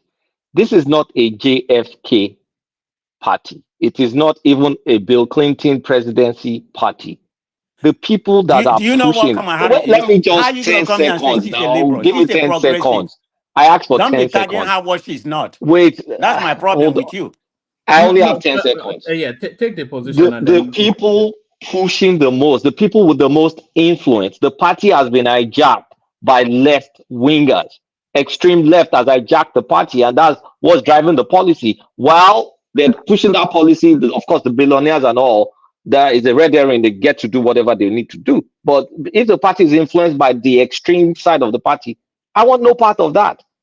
Okay, that's your opinion. And Nobody asked you to want a part of it. You're not Kulata, do you compelled to know? do that. It's your opinion. Kulata, do you not have any concerns about the inverse of that, the Republican Party, and the desire to swing very hard to the right? I have concerns, but on a scale, on a balance, I think I can stomach that than this. And you live in I'm not saying Georgia, you there's no said. concerns. It's not an absolute. It's just what is my tolerance level. Kulata, You live in you are Georgia. perfectly within your own right to Hold on, choose what Prestige. you can Hold stomach. on, hold on, Prestige. I think Aro is about to establish something. So you live in yeah. So sorry, Aro. What Kulata was telling us was that the Democrats were latching too heavily towards liberalism in a way that would destroy the fundamentals of human beings as we know it. But what you are That's saying a is false that narrative now. hold on. What are you are saying? Aroke, and correct me. Is that the Republicans, they are going to, because and you have that Trump has all of the accoutrements of that tendency that they could latch so far to the right that it could be equally as injurious as latching towards liberalism. Is that what you mean? Well, yes, and I don't count Trump because Trump believes in whatever benefits Trump. Okay, if tomorrow Trump believes that liberalism is what's going to save his skin, he's going to wake up one morning and it will be the greatest liberal alive. So it's just, I think he finds a comfortable army of individuals that he can use at the moment to the right. I think it's very like I said, I'm not American. They to me, Americans come across to me as quite. It's like watching animals in the zoo. Really, forgive me for saying that. You know, just the intrigues of you know. If I That's go to personal. That's personal. I thought Nigeria was the zoo, not America. But continue. well, no, yeah, but yeah, Nigerians are silly, but Americans, it's like Can I tell watching. you why he said that? What Hold on for him. Let him make that point. Carry on, to Aaron. me, and I think you know, I know Europeans tend to look at Americans in this you know this way. Like you go to the zoo, and you're looking at orangutans and apes. You know, you know that these animals are more intelligent than I don't the believe you us. just call Kulata a baboon. I mean, No. But Let one the man, Europeans talk now. Let them finish talking. And we one control you man, guys, but talk. one man, you cannot claim that as a British that you don't have this perspective that these people it's just like the animal farm. They are from the colonies now. What do you expect? They are from the colonies. You know, you expect them to be able to reason at a higher level. You know they're intelligent. You can see the amount of technology that they can bring forth. You see all these things, these wonderful things in America, but and then you look at the social politics of it, and you just wonder, you know, I mean, how do they reason? So, well, you know, whatever. Forgive me, but that's how I see it. I just see it as. That's neither. You're just using the opportunity to take cheap shots at America because, of course, we dominate Europe. But I don't want to play Fansat one. I thought you were going to talk about the risk of the extreme right that I'm not seeing. That is a danger to the society that I should be scared of or be concerned. You are far too intelligent for me to have to tell you that. No, you tell me now. I'm waiting for you to say it now. Hold on, Aro and Zeta. Kolata, go to where you are going because I think that's where the conversation is leaning to. Because I allayed my fears about the rapid rate that the society is going. I mean, liberal. It's super fast. And you now counter with the narrative that, okay, what about the reverse? And I'm saying I've weighed the pros and cons. And I'm looking at, on one side, the left side, the velocity is so fast. The only thing the right side or extreme right can do is actually slow down that velocity because the velocity is still unidirectional. It's still going left. So give me examples that far right will do in America with our given population and mix that should make me worried. You know what, Kulata, you're just making a lot of conjecture here without any basic fact or to paint your narrative. Can you tell me? I asked a specific question. And I told you before when I make my statement that both sides have their own side, the far right and the far left. Yeah, we know, but tell me why I should be scared. That America is supposed to be in a better place. Quantify to me why I should be scared. Give me like 3 bullet points. Why should I be scared of the far right? Okay, for one, because of Trump, the kind of person he is, what is happening in British right now? The kind of person he is didn't matter to me between 2016 and 2000. Remember, he's a lame dunk president. Remember, he's going to be, if he becomes the president, he's going to be a lame dunk president. He's not running for second term. We have a constitution and some guardrails. So he's going to do whatever, Next one. We have guardrails for that. Next one. What do you mean have guardrail for that? We have institutions. We have a constitution. Yeah, the institution is very powerful. There's a guardrail for institution to truncate some of, There's a reason it was impeached twice this last go. Let's continue. What's the next one? Is it not the same thing with the liberal? There's no guardrail. No, it's not the same. We are talking about one person, and I'm talking about an ideology. You just have your narrative you want to paint. I'm not saying you can't give me 3 points. That's all I can get. What do you mean? I've given you 1 point. The far right. And I countered it that is just an individual. No, it's not. You are making it to be like that. Okay. That's just the way you perceive it. Now, until they actualize it. And when Trump come in, you even have a city. Have you read the project 225? How the immigration, if you have. That's what I was expecting you to talk about. Hold on. Let me make a point. If you come here, after 1985. Immigration started, whether it's citizen or whatever, is going to be reviewed. He didn't say what he's going to do. That's in project. You read. So you think America would lie down on the floor America will lie down on the floor and let those that if we that get happen. that, you think that will pass through the Congress easily like that? I mean, Jesus come Christ. on, man. It's just a view. It's just like you have a view about liberal. Is most of are they going to pass? Are they going to pass the Congress? Just you don't pick guys. one point.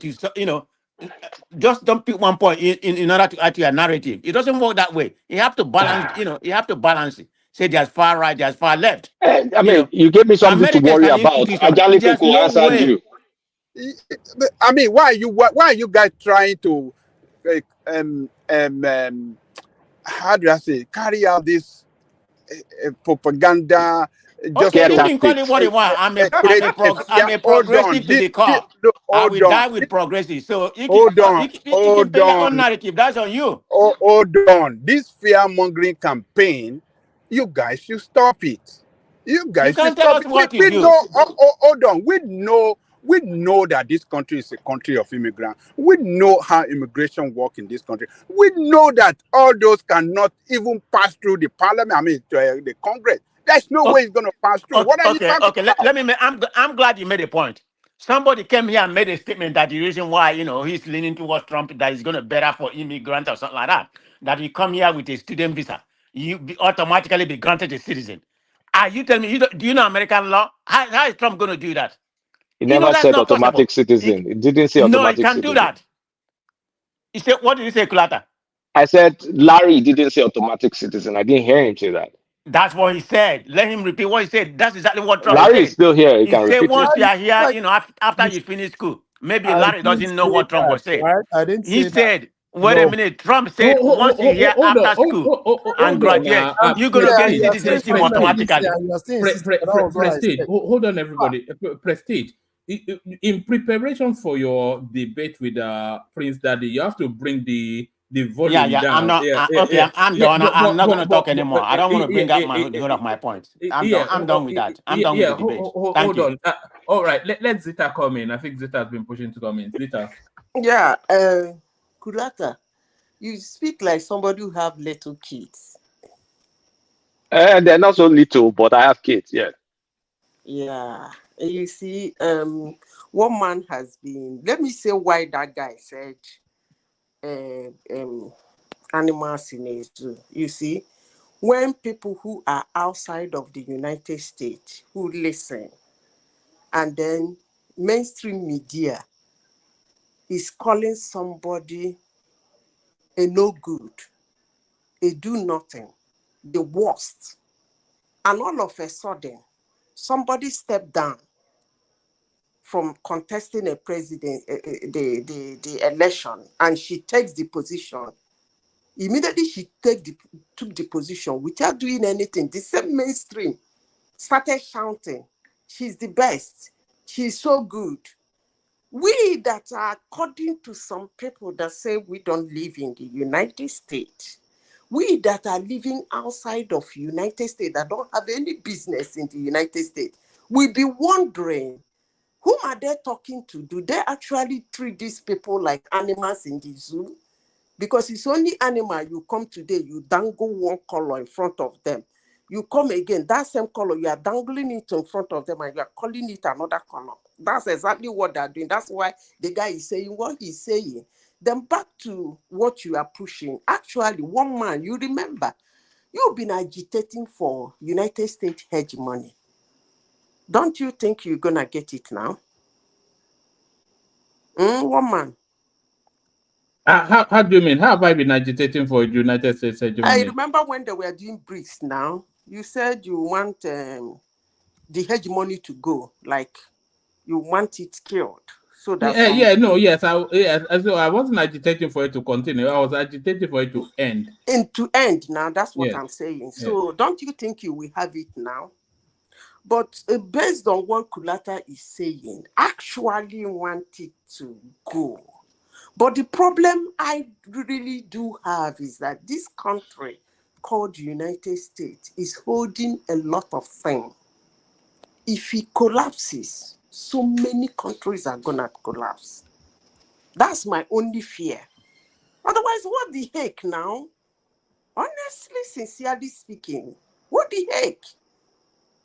After all, Rome collapsed. Egypt collapsed. But those countries then were standing alone. Rome was just Rome in their own kingdom. Being big, everybody was watching them. Countries were not chained to them. The same with Egypt. They all collapsed. Countries moved on. But this particular one, just as you wish, I wish that too. But unfortunately, if that thing go, we all gonna collapse. That's my take. But otherwise, what the heck? I've had it up to like this in my neck with them. Exactly this thing Kulata is showing as concern. Sometimes I can't even believe it is Are happening. you concerned about the wokeness coming out of America? I am sick and tired of being sick and tired of the wokeness. In fact, some people have had it up to their neck. Honestly, at a point I said, I really want these people to go. Wallahi talai, this is a global platform. But looking at the countries surrounding them and how everybody is holding on to them, is going to be catastrophe if they collapse. That's why I don't mind people who say, no, let's vote Trump so that this thing can put a break, small break, maybe the march break small before they get there, or probably they might not get there. But the rate they are going, Jehovah Jireh. Have you ever seen a country human beings are walking into, like, are you seeing what is happening in their southern border? I don't understand this. I don't get it. Honestly, sincerely speaking. People come to talk about their emotions. America is turning into a den of iniquity. Is that? I said it's turning into a den of iniquity. I'm telling you, it is funny. One man, you won't believe the stories coming out of there. When was it never a den of iniquity? One man. You won't believe the story coming out of that place. Could you live there? This is to Aroki Digba and you, Zita. Could you live there? I couldn't live there. I could. I went there. I was there some what? In Philadelphia not long ago. You will not believe the stories that are coming out of there that signing in paper. The one that is vice president, is he not the one that put tampon in young boys? I mean, woman, look, if not for one thing, we shouldn't be discussing them. I too am sick and tired of it. Honestly. And I am sure some Democrats are sick and tired. Look at some of them are losing their primaries. Some of them that are really far left, they're losing their primaries. Some that once struggled, spent millions of dollars to win the election. But still, they're thinking to that level. No, now. Remember what one judge told me? I said, you said it's freedom of speech. He said, yes, freedom of speech doesn't mean you should open your mouth and say whatever you want. Otherwise, the whole world will be chaotic. That's exactly what is happening in America, I'm telling you. So I know people like Kulata that have very young people, they will be scared. We are not there. You know, sometimes, you know what I wonder? I wonder what the world looks like in 50 years' time. You know, if it's going at the rate that it's going now, then you wonder how it's both technologically and in terms of the moral underpinnings and how society and civilization is shaped. If it's going on the trajectory that it's going now, it's just. Do you know what? There is no space for people like us in the world. Do you know what it means for somebody to get a 2-year-old girl in the street in the United States and arrow her, and the person is arrested and released? Man, one man, I have had it up to my neck. This looks like something somebody will carry bazooka. I'm telling you. And you watch the person on camera released. There was a story. Let me tell you this. This was during the Olympics. The one that just happened in France. There's a story of this guy. that Art, as you said, is a coach of I think gymnast or whatever, and then he out this quite a few of the girls, age 14 thereabout, those early teens, and then he went through their system and then got his license back, and he continues to coach. Can And you then he went to the Olympics, and then because he was coaching internationally, and then when he went to the Olympics, leading a team to the Olympics, the people that he took to the Olympics were competing against the people that he hired. What and nobody did anything about it, So, and it was anyway. It's a fast changing world, but no. One man, we can't take this. So we can't take this. But what can you? I think Kulata is right, though. You can only slow it down, but you can't stop it. I don't think. What we do is to keep slowing it down until the fades away. Yeah, it's not fading away. It will. It will. It's not fading away. It will. I hope. Look, listen, I hope there is not going to be uprising on this thing. I'm telling you, because if you watch what is even going on in that country that started this shenanigan, if you watch those ones that were advocating for that thing, they lost their primaries. They are Democrats, so they lost their primaries. The guy that won Cory Bush, he came out and said, these people are crazy.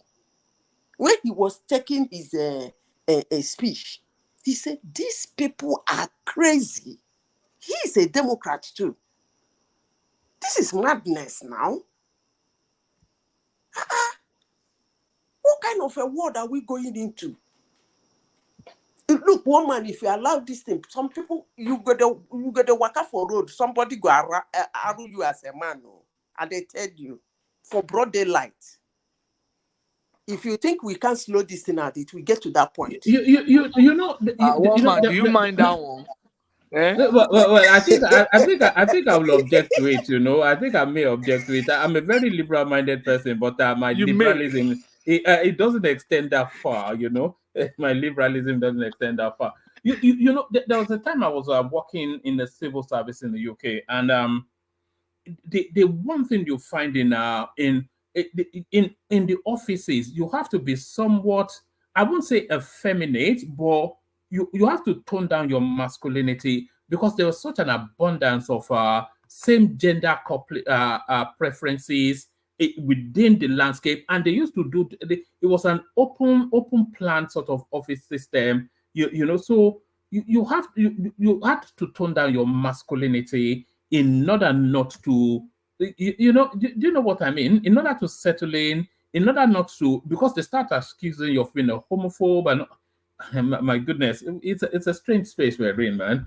But yeah, Patrick, you wanted to come in. What's your take on all of this? It is very, very sad, actually. I think I stand with Zita and Kulata in this. I am saying that Trump has his own problem, but he belongs to, now he's running. Let me not say he belongs, because he doesn't come across to me like somebody that has an ideology, but he's running on a platform that has an ideology that can help extend the life of that society. Like Kulata said, it's eventually still going to happen, but at least we can slow it down. So he's running on that platform, and I think we need to rally around. Like Adewale was saying that, how can you don't tell people that the Republicans want to tell people what to do with their bodies, and yeah, I'm saying that we have freedom in a way, but we can stop you from abusing yourself, because if you abuse yourself, you will extend that to others, and that's what we are seeing. Because society is like a boat. We are in a boat, and then you are rolling. If there are other boats on the sea, and the way you row your boat, that means the way you roll your body. If you roll your body in a way that you can run into other boats, then we can say, okay, even though you are the one who has a boat, you are the one in the boat, but can you run into other boats?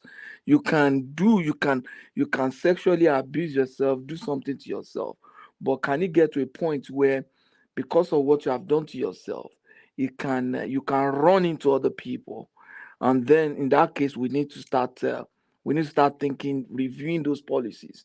You understand? That was an analogy that was given by C.S. Lewis, talking about the interconnectedness of society. Society is a body, and with body parts, and if a part can decide, okay, I want to run the way I like, and the society empowers that part to run the way it likes, because they feel that, oh, we're liberal, we don't want to dictate to people what they will do with their bodies, or what they do with their lives, or what they do with something that is, as long as it doesn't affect me. But the point is that you are now creating a group of people that are so free to do whatever they will do with their bodies, but these bodies can eventually run into other bodies in a crew of boats running on the same sea, and that should not be allowed. And that's the implication of what you are seeing now in the society, where someone harms someone. It's just a perverseness. Nobody wakes up one day and then degrade to that point. It's a gradual process. It's empowered by certain things. Someone knows that you could just get a shake of hands, or you could just get a slap on the wrist, or you could just get 1 week, 1 month, 2 months, and so he's not thinking. And so that's the kind of society that we have come to stay, and we don't want it to degrade further. Can That's my I position. can I make a statement and leave it at that? And I just want Yeah. this to be an instructive statement to all of us, that the corruption of the mind and immorality is not something that is peculiar to the liberals. So I think we should take note of that in how we reason.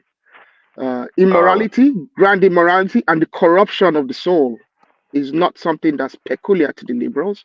Historically, we've seen that. And that's a fact. So Yeah, I was speaking right. yes, I do understand. I see, and I think the fears that many of us have, I share. I have young kids as well, and like one man said, you do wonder what life will be like in 50 years. So I have great concerns. I am a very moderate person. I'm conservative. I'd rather call myself a conservative individual. But I think we should, see that the corruption of the mind and the corruption of the Yeah. soul is not specific to the liberals. I wrote, Want to yeah. institutionalize it. Exactly. Thank you for saying that. Thank you very much for saying that. That's the answer to the question. See, the liberals and other things is trash. We are all human beings, and we are corrupt by nature. It's in the Bible. If you believe in the Bible, we are corrupt human beings, by nature. So that's not the problem. But the problem is to institutionalize bad behavior, to codify them is the problem, and that's what liberalism and progressivism is all about, and that's what we're fighting against. So people like Kulata can pretend that they're gonna only vote locally conservative in a conservative way, but nationally they would not. See, our society is gradually being eroded right in front of our eyes. And some of us are pretending like, oh, there's nothing going on. Oh, if you want to be this and that, be free. Do it in your closet. It's a lie.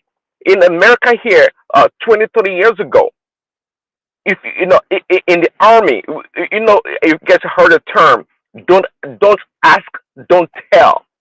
Okay, in the military, if you belong to the other party, fine. Just don't talk about it, because the military does not condone it. But today, one man, if you know what is going on with Americans military right now, you'll be crying. The military has been a bastion for strength in this country. You But can say today, that again. yeah, and the problem right now is that naturally, the kind of people that go into the military now, they've been discouraged and they've been mocked. And American military is gradually decaying right in front of our eyes. We have military officers wearing skirts, to the military office, or whatever they do. oh my, it is crazy what is going on here. And when people like Kolata and Prestige, for that matter, they come here and cape for Kamala Harris, is so deplorable to the core. Kamala Harris, number one, she has no value and she has nothing to offer. We all know that. This lady, you can Google the video, one man. It's out there, and I saw it many years ago. When she came to the United States Senate, she said she was the first Asian woman, an Indian. She never once in her lifetime identified as a black person, even as a Negro. But today, oh, she's jumping up and down. She's a black woman. We should all vote for her. Say this is all ridiculous and garbage. When she was the DA in San Francisco, she jailed black people, black men specifically. And when they asked her if she ever smoked marijuana before, she laughed and cackled about it and mocked the people she's put in jail. See what's going on in America right now. It's so abhorrent when people like Prestige and Coletta talk about it. See, we just had a coup in America. Nobody's talking about it. If it was Niger or Mali, we jump up and down. For the first time in American history, they're going to have a presidential candidate that nobody voted for. Nobody voted for her. Well, is that not the idea of the election that she's going to be voted for? I'm sorry? Is that not the idea of the election that she's going to have the opportunity to be voted for? That's not the way the system works. Okay, should we cut corners? Should we cut corners for some people and not others? Is that what you're telling me? No. I thought there's a primaries, then there's the general election. Is that not the way it works? Bill Clinton did not install Al Gore, and that's why they went to the election and it lost to George Bush W. There's a reason why we have process in this country and we follow the law. This lady went to if she's going to be voted for, she's going to lose. If you follow what goes on in America, see, just like they rigged the election for Biden in 2020 when he sat in his basement doing nothing, not campaigning, and for some magical reason, he won the election. He won the election by the most votes ever in American history. It's a joke. Only a fool would believe that. Trump absolutely won the 2020 election. There's no doubt about it. And this time around, the reason why they're so comfortable with Kamala Harris because they've done it before successfully with Biden, and they think this time around they're going to do it again. When Kamala competed against Biden in 2019, she did not even go past the primaries in their own party. She got less than 1% of the vote. Even black people, Negroes, they vote for her. They didn't vote for Kamala Harris. Nobody likes her. Nobody voted for her. So this so-called effervescent exuberance you guys are talking about that everybody's excited by Kamala Harris is a joke. She only has the machination of the Democratic platform like Prestige and Kolata that are jumping up and down for her. And all the so-called white men or white stay-at-home mom that are so happy about Kamala Harris, it's all a lie, it's all a joke. And all the damn money that she's not making any damn money.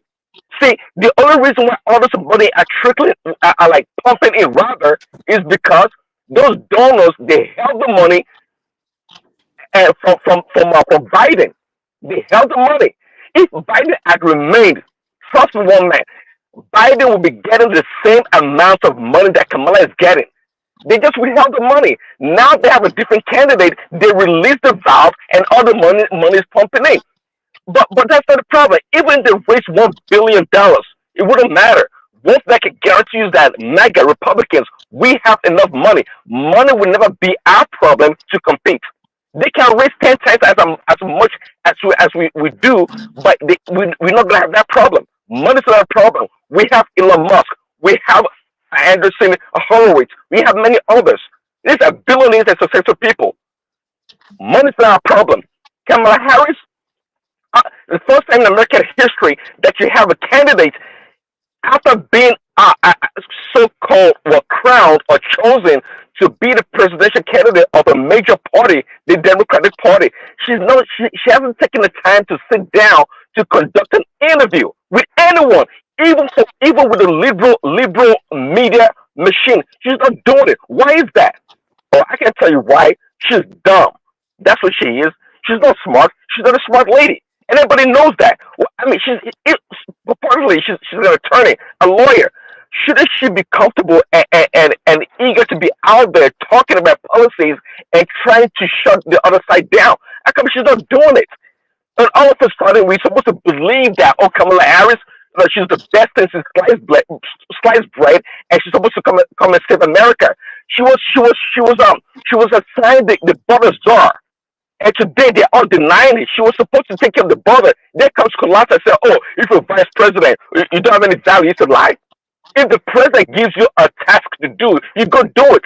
That's a value. Obviously, you don't have power over the president, but when you're assigned a duty, you do it. So it's not true that if you're vice president, you don't have any value. Yes, when people vote on a ticket, they are voting for the president. But once you become a team, when tasks are delegated to you, you go do the task. Kamala Harris, she's the worst human being ever. She has no value for America. She has nothing to offer, and she's horrible. I'm telling you, it's not about being partisan. It's about stating the facts. It's absolutely about stating the facts. See, again, I'm repeating, a coup just occurred in America, United States of America. If what happened in America had happened elsewhere in the world, people, America would have probably gone there and invaded that country. And in fact, it did happen. It did happen in Venezuela in 2022 or 2022. No, in about 2019 or so. They were trying to push out Maduro, and this guy came. What's his name? There was a guy that was running against Maduro, and because America did not like Maduro, they were trying to install this guy. I can't remember his name right now. Yeah, Juan Guaido. Google him. America was trying to force this guy to take over from Maduro, but the will of the people, quote unquote, I know Maduro himself is corrupt, quote unquote, was already established, but they were trying to usurp that government. The same thing just occurred in America, and nobody is saying nothing about it. Why? Because the liberal media is not talking about it. People like Adewale, for example, Prestige, they smart people in their own right, but they have refused to think outside of the box. Think for yourself. Right here in plain sight, things are happening, and they refuse to accept it. Just about 3 weeks ago, Prestige was jumping up and down for Biden. Oh, Biden's going to win. Biden's going to do that. Even enigmatic. Oh, Biden's going to do this and that. If Biden was so great, if the economy is so great, the border is so secured, and international relations is so beautiful, then how come they push out the best president ever, Biden? Oh, so they be gaslighting us. Oh, Biden is not saying no. It's great. His mental acuity is so perfect. The man is sharper than it's ever been. They give us all this garbage, but we see right in front of our eyes that this guy is declining. This guy is becoming a vegetable. But they keep lying to us. But people like Prestige just refuse to look, just look what's right in front of you and make your own decision. At the end of the day, it may be personal, Colata. You don't like Trump. That is fine. But the man has delivered. He's done it before. Just like Acolyte Kekere said, when he was the president, we had a zero war. North Korea did not fire one single missile. No one attacked Israel, and Russia was won by Trump. If you go against Ukraine or invade Ukraine, game over. And Vladimir Putin listened, and he didn't do anything. You don't have to give him credit, but when the guy came, he did the job. Prince Daddy, stop gaslighting us about Prince Daddy. The one thing I know about Trump is this: when Trump, and I think Trump is going to win, by the way. When he does win, the Chinese, the Russians, the Saudi Arabians, and North Koreans, they're going to be dancing a jig, okay? Because the best thing that could happen to them is Trump winning, okay? If Trump wins, no. And you're in a gaslighting. when Trump wins, let me put it to you. Are you familiar with Nord Stream 2? Nord Stream 2. Are you familiar with that? Let me just say this. Hold on for him. Let him. Let me say this, Prince Daddy. Okay, it is Trump is going to win. All right, and I'll be here when China does invade Taiwan, and I'll tell you I told you so. As soon as Trump wins, China will go ahead and invade Taiwan. The Saudi Arabians are going to just go ahead and just finish Yemen, okay, and finish them off. All right, they're going to then tie in, okay, like they were going to do with Israel, okay, and officially recognize the state of Israel. Please, okay. Russia is going to go full force, okay, and attack Ukraine because Trump is going to cut NATO funding, okay. So what is the reference point? Let us just don't let us say if I was like Trump is this great guy that knows how to deal with. No. You're rather gaslighting us. Angelica, please jump in. You're rather gaslighting us because when Trump was in power, none of this happened. None of this. All of a sudden, you're telling me that China is going to invade Taiwan. Because they're shouting. They know how to handle them. Okay, what happened when Trump went to Saudi Arabia? Okay, the Saudi Arabians know what he likes. They know how to placate him. It's like playing with a kid. Please stop gaslighting us because just like Colata, you guys provide some information that are baseless many times. I'm telling you, how come it didn't happen? Now, if you're telling me that when Trump's in his first term, all this things happen, then you have a point of reference, then I will listen to you. But right now, you're just gaslighting. You have no base for your claim, so I'm going to discount what you said. And I forgive you. He was using his office to pay his debt. So it was cutting deals. So yeah. Well, you could it was cutting deals with Saudi Arabia, China, and all that stuff. Yeah, right. That's what it was doing. Your fellow he never took a dime. He never took a dime for a dime. He didn't take a dime. No, so who bought that property? Hold on now. Let it be conversation now. Do they do gra? Especially when we start talking about this Breitbart and Newsmax matter. So Kushner, how did he get? Let's talk about policy. Now you've been talking since. You be Brukubale. That Fifth Avenue building that Kushner was in debt to. How did he cut the deal with the Saudis to finally pay for it, to get his family off debt? How did Ukraine pay? Answer. Don't use question for question. Answer my question. Is either you know or you don't know, and if you don't know, say you don't know, and let's move on. No, to me that's a. Do you know? No, I know. Do you know? Okay, so answer the question. Kushner, well, see, your question is basically like I said earlier. Just answer the question. The Kushner family are millionaires. They're multi-millionaires in real estate. They were in debt. The Kushner patriarch was in debt to the gills. What? Wasn't it even locked up? It was locked up now. It was locked up. The dad was. The dad was this stuff. Was the dad a politician? Was his dad a politician? Why did he bring it up? They were in let's stop this soap opera. Was the son a politician? Was Trump supposed to bring his son-in-law? Was Trump supposed to bring his son-in-law into the White House to be using it to cut bills? Kennedy brought his brother. John Kennedy brought his brother, and he became the Attorney General. What's your point? His brother was qualified. Now, his brother was qualified by every single standard. He was qualified. What was Kushner's qualification? As a successful, what was his daughter's qualification? Because he has boobs, Abi. What was his daughter's qualification to be working at the White House? Don't go into the gutter. We're not talking about this kind of stuff. Answer the question. You can play this Breitbart TV and be doing my name because I couldn't talk. Answer the question. People are suffering. We're talking about real economic policies. No. You answer the question. What was Ivanka's qualification to be in the White House? Well, she was Ivanka. No, she's a successful. She was a what? Businesswoman. She was a what? She's a very successful businesswoman. Cut that crap. Cut that crap. She was working for her dad with multi-bank. She had deals all around. She had deals around the world in her own. That was nepotistic. That was nepotism. And that's the first time I ever heard that in the world. Say, let's concentrate on the real issue here. I don't care about that personal stuff. I mean, when we talk about the real issues, I've talked about the real issues already, but I've been hearing you saying a lot of nonsense for the past 30 minutes. Tell me tell me about them stealing money from the American government, like the Bidens, like the Clintons. I will listen to you. But they have their own personal businesses around the world. The Biden and the Clintons and the Trumps, all of them are together. There's nothing different. The only thing is Trump is just you can't see the difference. It's just a vile character. Well, that's fine. You don't see the difference. And by the way, when Trump was in charge, he was in charge. It just happens to be a felon.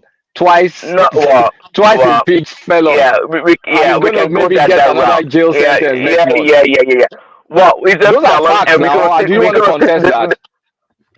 Of course, that's how you said they rigged the election. That's how you said they rigged the election. Based on what? If it pleases people like yourself, that is fine. Hold on, please. Yeah, just hold on, please. Let's calm down a little bit. Yeah, it was getting too emotional. I mean, Kulata this prestige, Kulata prestige. No, it wasn't emotional. You guys been spinning a whole bunch of garbage things. I've been listening to you guys. Praise Daddy, calm down. You see, calm down, okay? November is around the corner. But you see, your guy, okay, approached the court again and said, look, you got to postpone this sentence because we need to have it after the election. How come? Well, how long is he continue to play because this it's called election interference. That's what it's then called. The leading candidate of a major party. Prince, hold on. Yeah. For the Prince why not allow the court? I used to think he was putting it on, but I'm not sure. No, the guy is not faking it. He's a true believer. You see, if this religion aspect of it that get people so emotional this way. This guy represents nothing when it comes to humanity. He has zero sympathy. He has zero affiliation with religion. In fact, he doesn't even know Christ. When they asked him if he has ever asked God for forgiveness, you know what he said? He said, well, he never does that because he doesn't see any reason to do that. Anyway, that's that about that. So I'm kind of wondering, why would he not allow the court to go on with the sentence? Then he can now appeal it as he's entitled to. How come he's trying everything in the book just to make sure that that sentence is postponed? How come? Do you want an answer? Or you want to talk? Answer. Well, it's quite clear that what is going on by Machance, the so-called corrupt judge, and his daughter profiting from this dead case is that they are engaging in election interference. There's no doubt about that. And let me tell you, the goal here is to sentence Trump and put him in jail. If maybe they can lessen it and put him in a house arrest, so they can derail his campaign and to try to handicap him. That's the goal here. We all know what is going on. So that's the only reason why he's asking for the case or the sentencing to be suspended till after the election. There's nothing wrong with that. It's not about appealing it. Of course, he can appeal it all the way to the Supreme Court, I believe. But that's not the point here. The point is that they're trying to curtail his momentum right now, his progress, and handicap his election. I know you don't know that. You know why you don't know that? Because CNN hasn't told you. It's a simple thing to put together. I don't need CNN or Fox to tell me. I can think myself. Not ex-president. Not ex-president.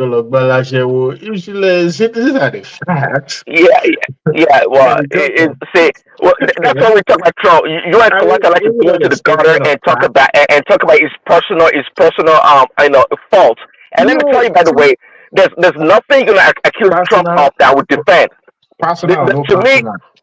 No, that's all you have. That's all you have. I was listening to Acolyte Kekere earlier. Talking about Trump's accomplishment in international relations. You guys had a rebuttal. Nobody had damn thing to say. But you like to talk about a shower and all this other garbage that don't put money in people's pockets. You don't want to talk about that. You know how he was convicted? Because they got him through his ledger book, through his legal representative, the one that was convicted, because he was already indicted. This is for. They convicted him based on those ledger that reflected that the amount that was paid that was exactly, and it was documented with purpose for it. And his lawyer actually kept the record. So that was how he got convicted. So I don't know how you guys want to argue that on the moral side.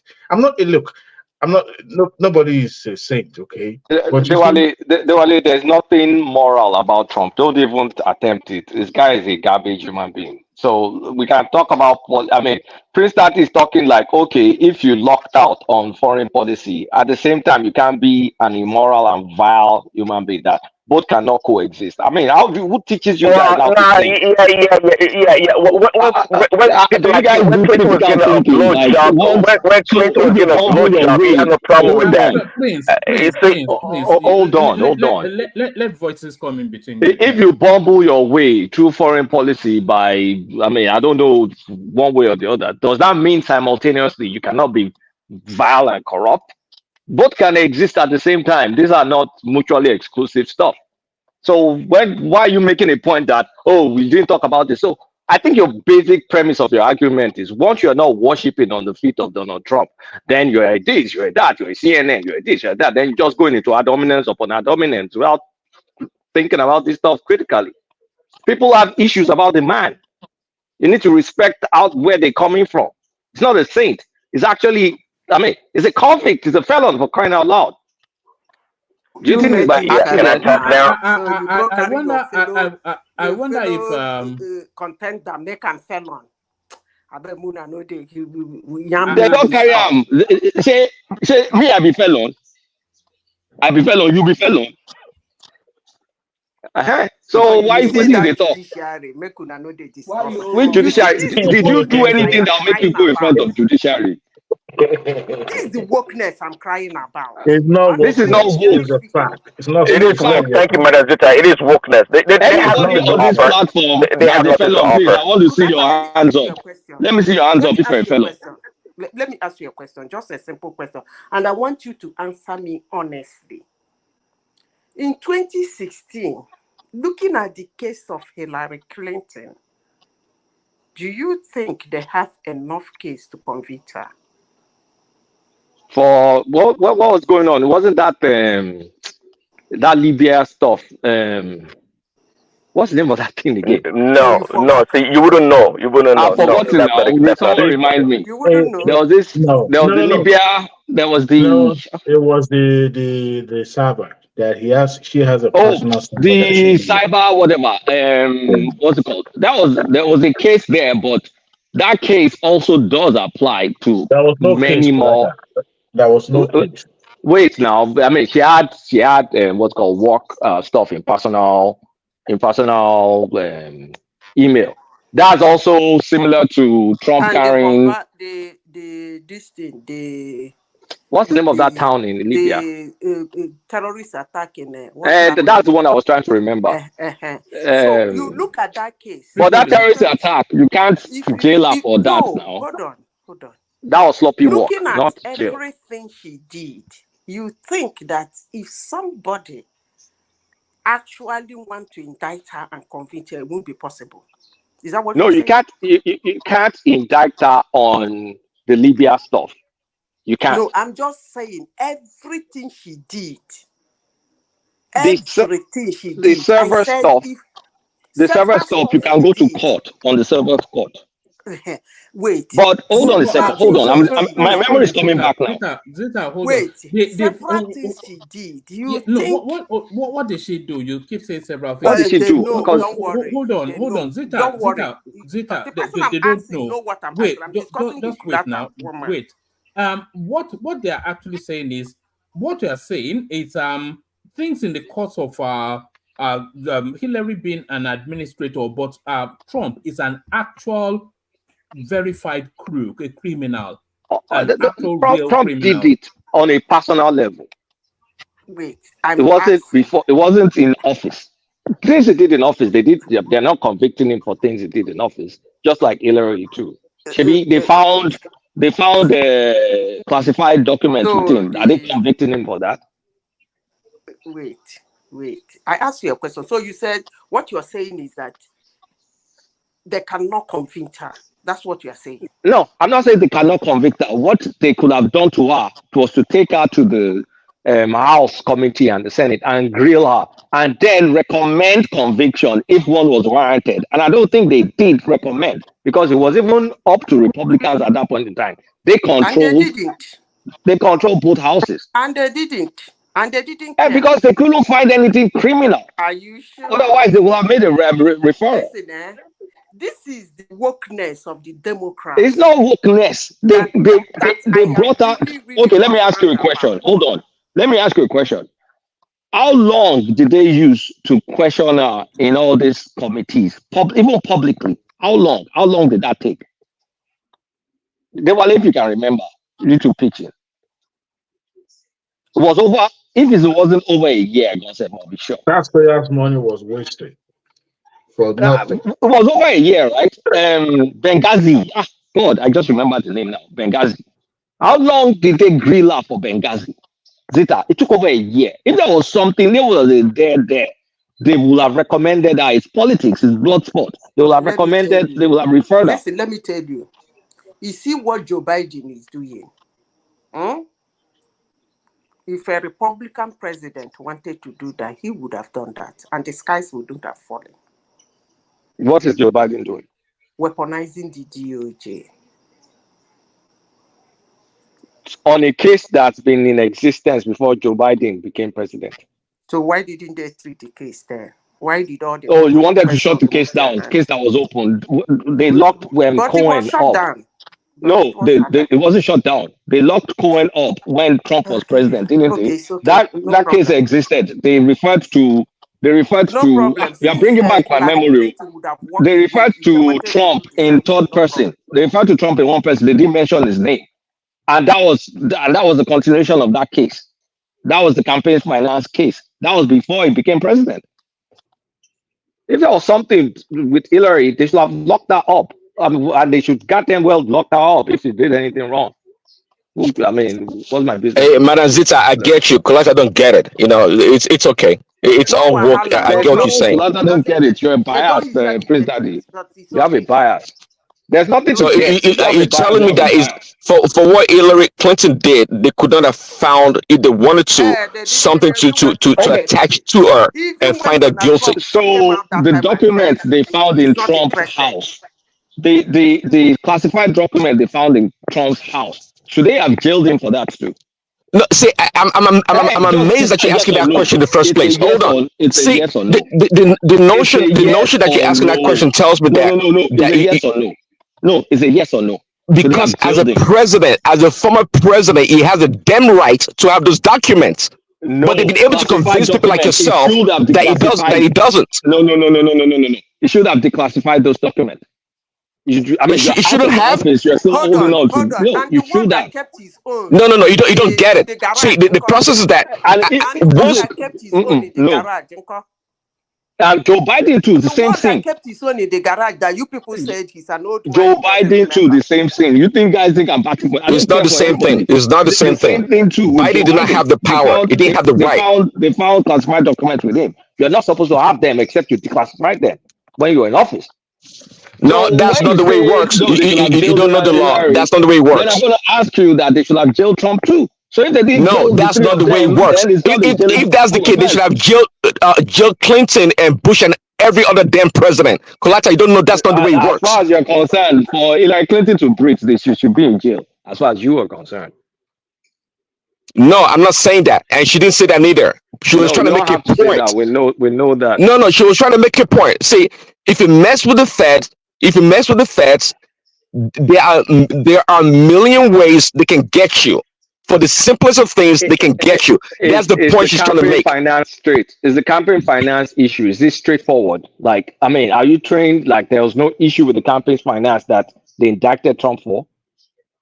Campaign finance? What are you talking about? Which one is that?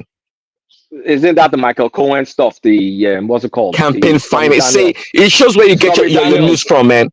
It shows where you get your news from, dude. Listen, Stormy Daniels' issue was all campaign finance stuff because the money he paid out, the hush money, was not declared. It's all campaign finance. It was not campaign finance. How could it be? How could it be? It was. God, go read it up.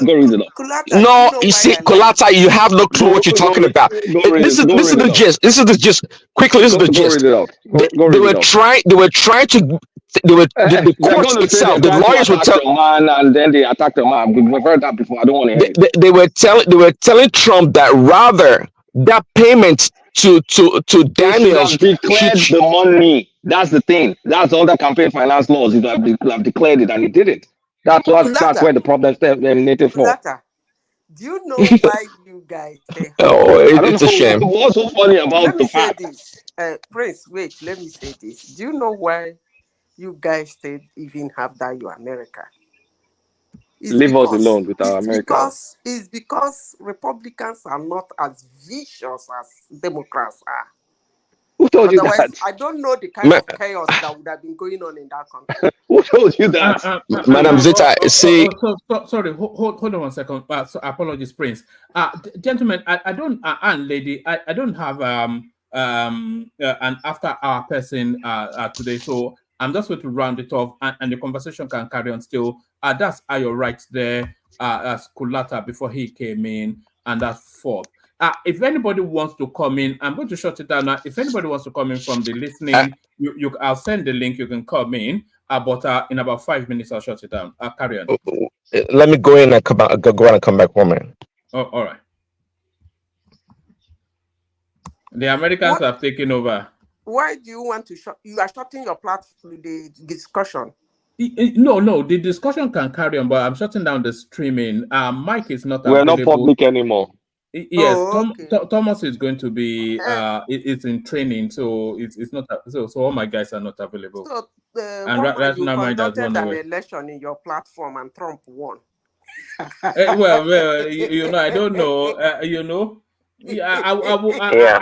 I think it's more sexy to have a Kamala Harris as president. I think I would have loved that's more exciting. President too, but not her. She's not. She's Kulata. I don't want her to laugh away the country. Look, I would have loved a female president because she laughs like a jackal. She laughs like a jackal. Kulata, that Stormy Daniels case. When did it happen? Look, you got Google is your friend. Don't disturb me. Okay, I think it's over 20 years ago. So now tell me. At what point in time? It's the cover up. Stop acting like an Olodo. It's the cover up. Jesus Christ! Stop being like you don't have. These are public records. Stop it. It's getting irritating. What are you talking about? Google is go and read about the case. It's the cover up. Hold on. When did it happen? Did it just happen Did it happen 4 or 5 years ago? What you're saying? The hush money. When did Michael Cohen use his own personal money to pay? When did it happen? Sure, you know now. When was Trump? When was Trump? Okay, I know. Okay, I know CNN didn't tell you. I know CNN did not tell you, so you don't have an answer. Let me help you. You don't have an answer. 2015, 2015, 2016 period. Come on, stop it.